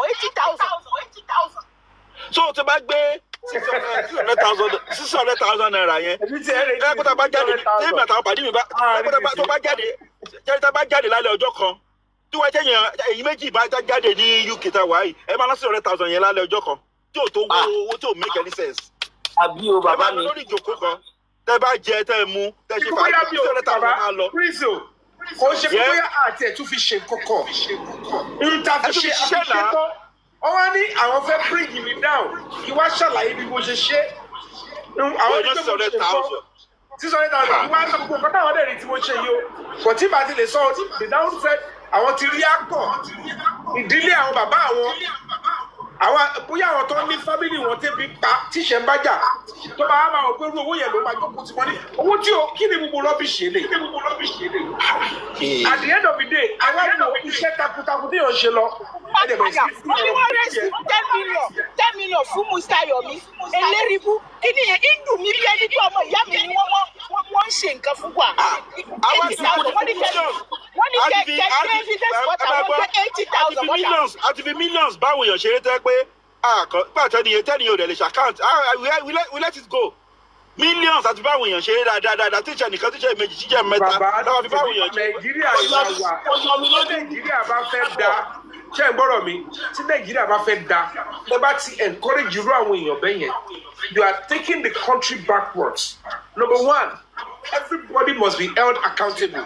Okay, okay, standard. However, àwọn eléyìí ohun tí wọ́n ní ká ṣe a fẹ́ ṣe nǹkan mẹ́ta 60,000 ló ń pè é ẹni ẹ wá ṣe nǹkan mẹ́ta yẹn ó dẹ̀ dìlíwẹ̀ kó wá sí wọn pé òun rè ẹni tó wá ṣe account níwà iṣẹ́ tó ṣe fẹ́ ṣe pọ̀ and you began to use that as a blackmail gbogbo àwọn yẹn wá tẹ̀lé wọn ẹ wá wò pé ẹni yìí ó kọ̀ọ̀kan bá ti sọ ni because this guy was going from platform to platform with àwọn tó ń kójọ kiri wọ́n rò pé ìdúró yẹn kúrò lórí àwọn wọ́n rò báyìí pé tó bá dọ̀la wọ́n rò pé bí 2 years after the consequence of our 3 years after they don't understand life understand life tẹ̀bárẹ́ lómi tó bá gba arúgbó ara ló fi ń ti ọmọlanke wá ní bọ̀dá London ni o bọ̀dá Canada ni o ó wá bẹ̀rẹ̀ sí ń ti ọmọlanke kò wá síbi tó bá dé tó bá kú díẹ̀ kó sórí rẹ báyìí wọ́n á dẹ̀ pààrọ̀ wọn wá dúró wọn á wá bẹ̀rẹ̀ sí ń jẹ ìyá ẹ̀ because ìjọ tó ti ń ṣe pẹ̀lẹ́ mi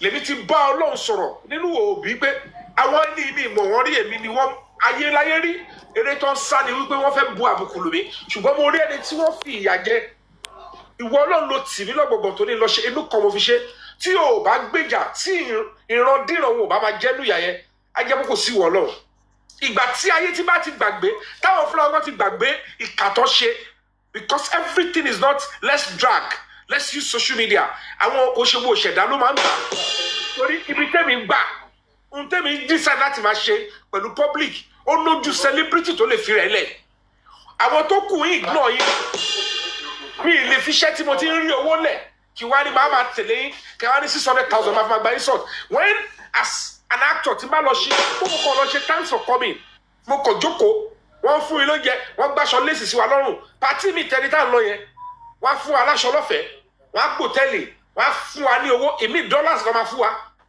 ẹlòmíràn ní mo kàn fẹ́ rí Yomi Fabiyi sójú ẹni ọlá badmus ó ti pèèyàn rí lára fans wípé Yomi Fabiyi àwọn fans ẹ fẹ́ rí ẹ ọmọ lọ́ra dísì máa yẹ kọ̀ ojú pẹ̀lú ìyàwó ẹ̀ lẹ́nu ọ̀nà pé I just want to see Yomi Fabiyi $5,000 ló kó lé mi lọ́wọ́ ó ní tí bá tún fẹ́ sun yàrá kí lọ sùn wọ́n débi kọ́ bóyá kọ́ máa lọ yọ sùn ọkọ sí mi ń fúnrọ̀ bóyá dú tí mo ti gba $1 pé yàn kọ́ fẹ́ rí mi sójú.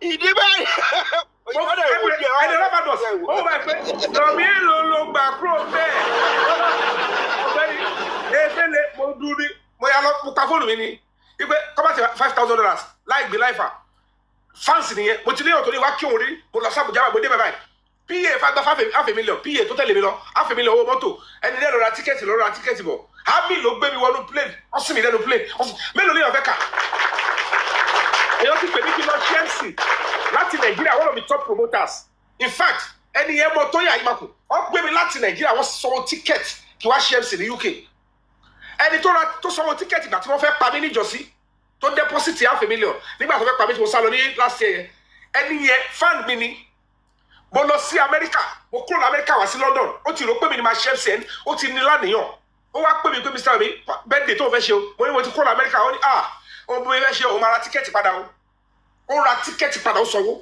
lèèyàn kọ́ máa jókòó àwa ní wòsùn mo ṣẹ̀ṣẹ̀ sílé àbẹ̀wò ẹlọgọ́gùn Yomi Fabiyi's birthday ẹ wo birthday tí mo ṣẹ̀ṣẹ̀ ìyọ̀kọ́ wá wòsùsù wọn wá bẹ̀rẹ̀ sí fi gbogbo yẹn wá ń jókòó ó rò pé oríire tọ́mọ ẹ fẹ́ ṣe nílé ayé after 24 years as a celebrity as an actor top flight o wá wò pé tó máa jókòó ṣe ni pé nítorí pé èèyàn kan ti send owó ẹni tó ń sọ pé kíní kan from brosman ṣe bá count èèyàn kan ló fi ń gbowó tó fẹ́ fi donate tó fẹ́ fi support mi any money tó bá yá sí transfer látọ̀ donate yẹn ó lè ní kọ́ forúkọ rẹ̀ sí òfin dé gẹ́gẹ́ pé wọ́n lo send díẹ̀ sí ìwúgbó ìwọ lówó tó lè fúnyàn ni lówó tó lè fúnyàn the only person that whatever it is there so it was not even on the day tí mo wọnú estate Mohbad the other one tí mo lọ I did not even consult you because mi ìrẹ́dí àti bẹ́ẹ̀ sọ̀rọ̀ kí n sọ nǹkan tí fẹ́ lọ ṣe fún ẹ and you kept lying kó wá jẹ́ pé wá ti wá kó 800,000 yẹn fún mi ibi tọ́lọ̀ ń bá wa dé ṣé mo nà jẹ ni àbí torí pẹ̀lú pé ìwọ ni ọ̀gá mi o kí wọ́n máa ṣe mo lọ́ra mo gbọ́kadà 80 naira mo fún 100 naira mo fún èmi bí tí mo bá láìfù dé owó tẹ̀yìn dẹ̀ gbà pẹ̀lú àkáǹtì ẹ ṣe àkáǹtì fún èmi ẹ wá ń kírètì ara yín pé ẹ̀yin ni auditor Who appointed you the auditor? Who appointed you that? Ẹ wá wò pé òun lo lórúkọ ẹ jẹ́ ká bàjẹ́ ẹ wá fi dragging threaten mi wọ́n ní be my guest. Tí wọ́n fẹ́ wáyé pé dragging ni mi ò ráyè ẹ dẹ̀ rọ́ọ̀ṣì pè mí wọ́n ní àmì ilé gbé wọ́n ní bó èrò tẹ́ kó jọ kọ́ bàbá mi sọ̀rọ̀ yìí. Àrífín wo nílé nǹkan tó ń believe ni pé kò níṣẹ́ bóyá arọ́gán ní iye wọn. Bóyá sakasiko bóyá kò fi bóyá kẹ́ni wà lásẹ̀ ẹ̀ mọ̀ bóyá kìíní kan wà lẹ́sẹ̀ bóyá wọn ló wà tẹ́ mọ̀ bóyá sàrẹ́sì ló wà wà kọ́ wa lọ platform adébá bayọ̀ jẹ́ màá bàjẹ́ ni màá bá blogger lè sọ̀rọ̀ ẹ̀yin tani àti tani. Ọ̀rọ̀ á bà wọ́n jẹ́ ọ̀rọ̀ á bà wọ́n jẹ́ nu ayé lórúkọ Jésù. Ẹ̀yin tẹ́ ẹ̀ tí mọ̀ pé wà nù ayé èmi ayé tí mọ̀ pé mo wà nù ayé kò wá ṣe nǹkan ọ̀dọ̀ títẹ̀ yìí ṣe yẹn ló máa lé mi kúrò nù ayé when my intention is to help that poor boy he was my colleague.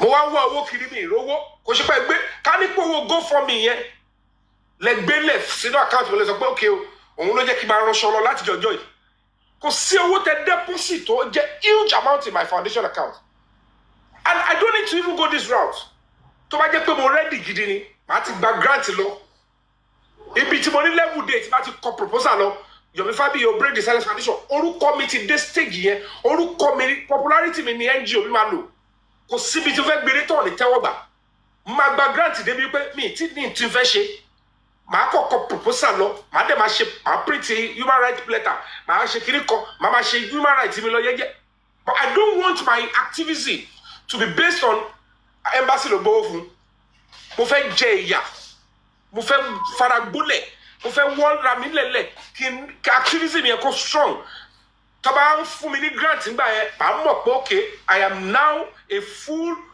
suffered activist not embassy ọ̀fọ̀ ambassador ọgbọ́ fún mi mo gba ọ́fíìsì mo wọ táì mo kàn ń kó òyìnbó kiri yẹn kọ́ mi fẹ́ academic activism mo fẹ́ rugged activism kọ́mọ̀ pé mo jẹ ìyà kò ṣe owó ló motivate mi kò ṣe owó ló jẹ́ kí activism mi popular mo fira mi sílẹ̀ mo endure mo fi ẹbí mi sílẹ̀ mo fi ẹ̀mí mi sílẹ̀ mo fi iṣẹ́ mi sílẹ̀ ohun tó ń pè pé ó máa lè tó ọjọ́ mọ́ mi lọ́wọ́ nìyẹn èyàn kan wá jókòó wò sùsù ẹ wá ń bu ẹnu àtẹ́lù ẹni kí n sáǹdì ẹ rò pé ẹ máa rí mi pa ẹ máa rí mi ní mo kú tì gbogbo nǹkan tó bá máa gbà la máa fún gbogbo ohun tó bá máa gbà la máa fún òótọ́ làwọn ṣe là ń lé lórí ọ̀rọ̀ Mohbad ó dẹ̀ máa nira fún ọlọ́pàá àbí òṣìṣẹ́ ìjọba ó ṣàyà gbàgbà ó kọ́ àtọ̀ pé ìrọ́sẹ̀ mi ni mo wà ń di ẹ̀ Mohbad yóò rí justice kẹwàá ò bóyá mi ò ní fèsì wọn bóyá mi ní call wọn out gbogbo wọn fọgbọ́n ṣe ni mo ṣe rí ẹ̀sìn gbórúkọ lẹ́nu mi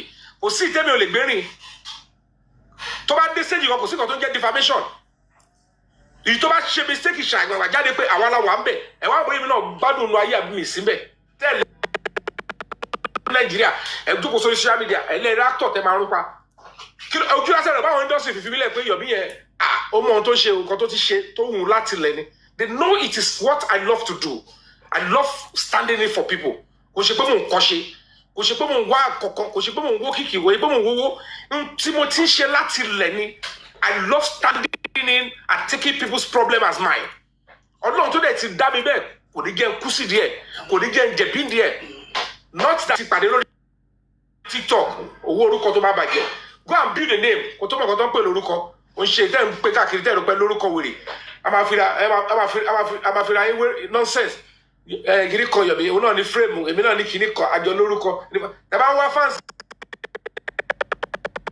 ẹ mọ̀ kó tó ń pè fans ó jìnnà síra àwọn kan tá a jọ ṣe yàtọ̀ don't put that nonsense in my name again ẹ wọ́n jẹ́ máa lọ jàre. I'll see you guys later. Thank you so much, Mouhjola, tomorrow is another day.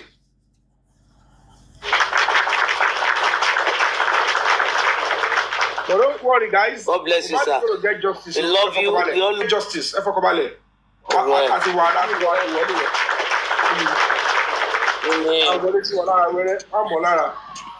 All right, bye. Yomi ọmọ Fabiyi sẹ́ẹ̀. Ẹ mọ ẹjọ́ yìí. Ẹ̀rí sísá Ṣayọ̀ lálẹ́ yìí.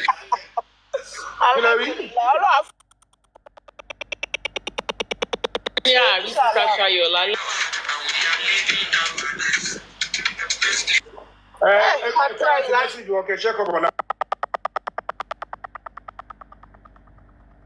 I gotta go, okay? I love you all. Thank you. Látàárọ̀ ni. I love you too. Ẹ bá wa kí Kóredé o. Mọ́mí jẹ́ báyìí. Àwọn máa bínú kú ni.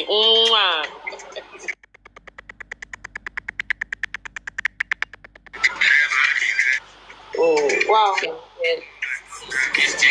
Well done, so it's one of those things, you know. But one thing to make I realize. Bye. Money justice, yeah, it's a fracas. I because you be, I'm gonna be one money, and if you want to be an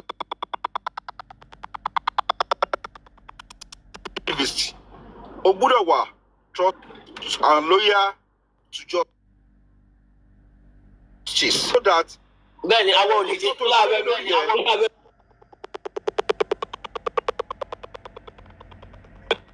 Olórí máa fight fún ẹ. Òótọ́ tí ọ̀dọ́ lórí ẹ̀ ló máa fight fún èèyàn tó bá dé stage yẹn. Ọlọ́run ní tí bàbá yóò bá dó lórí òótọ́ ni gbogbo àṣírí tó tú yìí kò ní tú náà. Lẹ́yìn gbé gbogbo ẹ̀sìn náà lélẹ̀. Ààrẹ ọ̀dẹ gbogbo nǹkan tó fọ́ pé. Ìjọ́ wo ni ìgbà wo that was ìjọ́ wo ni papa náà God bless you sir. Salona.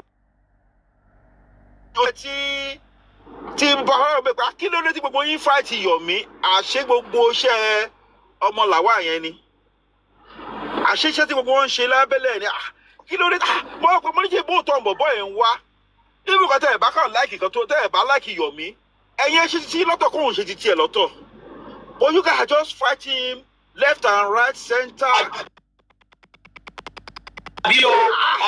Bá pé kí ló ń ṣẹlẹ̀ ó wà lára kan tí mo ṣe wá dúró ti bọ̀bọ̀ yẹn gan pé èmi fẹ́ rí nǹkan tó wà behind the reason èmi fight bọ̀bọ̀ yẹn. Because mi ò mọ rí sí gbogbo yàbẹ̀ sí wá kó wá. Ẹ bá dé bí o àtọ̀tá àtàwọn gbọ́dọ̀ àti àwọn tó ń ṣe justice àti justice gbogbo wá fèsì mọ̀ pé o àdébẹ́ mo ní ẹ̀yin pípì wọ̀nyí. Èṣù ní oníjìbìtì dẹ̀ ní nǹkan kan wà nídìí ọ̀rọ̀ Yomi ni. Ó wà lára kan tí ìlú wa fi dó tó pé a máa rí nǹkan tó wà ń bẹ̀. At the end of the day, àṣírí wọn tú àbí kò tú. Àṣírí gbogbo wọn tú náà. If gan àwọn tí Kàrímọ́ gan wọn ti kọ̀yìn sí. Now, ọdún mi ò kí ń wo àwọn tó ń support Mr. Aloba o. Mi ò mọ nǹkan tó ń sọ lẹ́nu ń sè. Àdé kí wọ́n á rí sọ pẹ̀lú gbogbo nǹkan tó ṣẹlẹ̀ ń sè báyìí. Ǹjọ́ lè defend ara wọn? Mi ò ráyè náà. Ǹjọ́ lè defend ara wọn lórí gbogbo àṣírí tó ń tú yìí? Àbọ̀ṣì ń bú èébú rọ́tọ́ ń bú káàkiri náà ṣì ń bú. Ǹjẹ́ ẹni tí tó wà náà lè sọ lórí ọ̀rọ̀ tó wà? Wọ́n ti yí gbogbo nǹkan tó ti yọ ní gbogbo nǹkan. Kí lẹ sọ? Wọ́n yí ọ̀rọ̀ ẹ̀ ni, wọ́n rí ìtúnú ọ̀rọ̀ tó ń sọ ni. Iṣẹ́ wọn nìyẹn náà. Iṣẹ́ wọn ni náà. Ọ̀pá ṣì máa bà wọ́n náà. Yes, they are still going to pay for it at the end of the day. They're still going to pay for it. Amen. Kushe. Take care, man. Ẹ̀rọ àṣà ìfàkàrọ̀, ó dàárọ̀ everybody o. Ojú ayọ̀ lámú wa o. Sísá Títò. Aládéwúrà bẹ́ẹ̀ rí wa báyìí. Ìfàkàrọ̀ o. Ojú ẹ ti rí ojú Bíọ́dún là wà nìyẹn o. Everybody ojú Bíọ́dún là wà nìyẹn o. Ojú ẹ̀ ló fà mí. Oye fún àyíká. Jésùbẹ́. Ènìyàn dàárọ̀ mà. Mo ń bọ̀ mo fẹ́ change ìyá mi ojú ayọ̀ lámú wa mà. Mo fẹ́ change ẹ̀ sí kíní bọ́ọ̀sì ńlá ẹ̀ kán lè rí.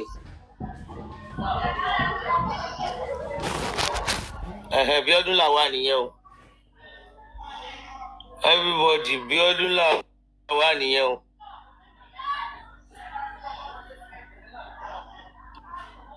Backup lẹ gbé wọlé.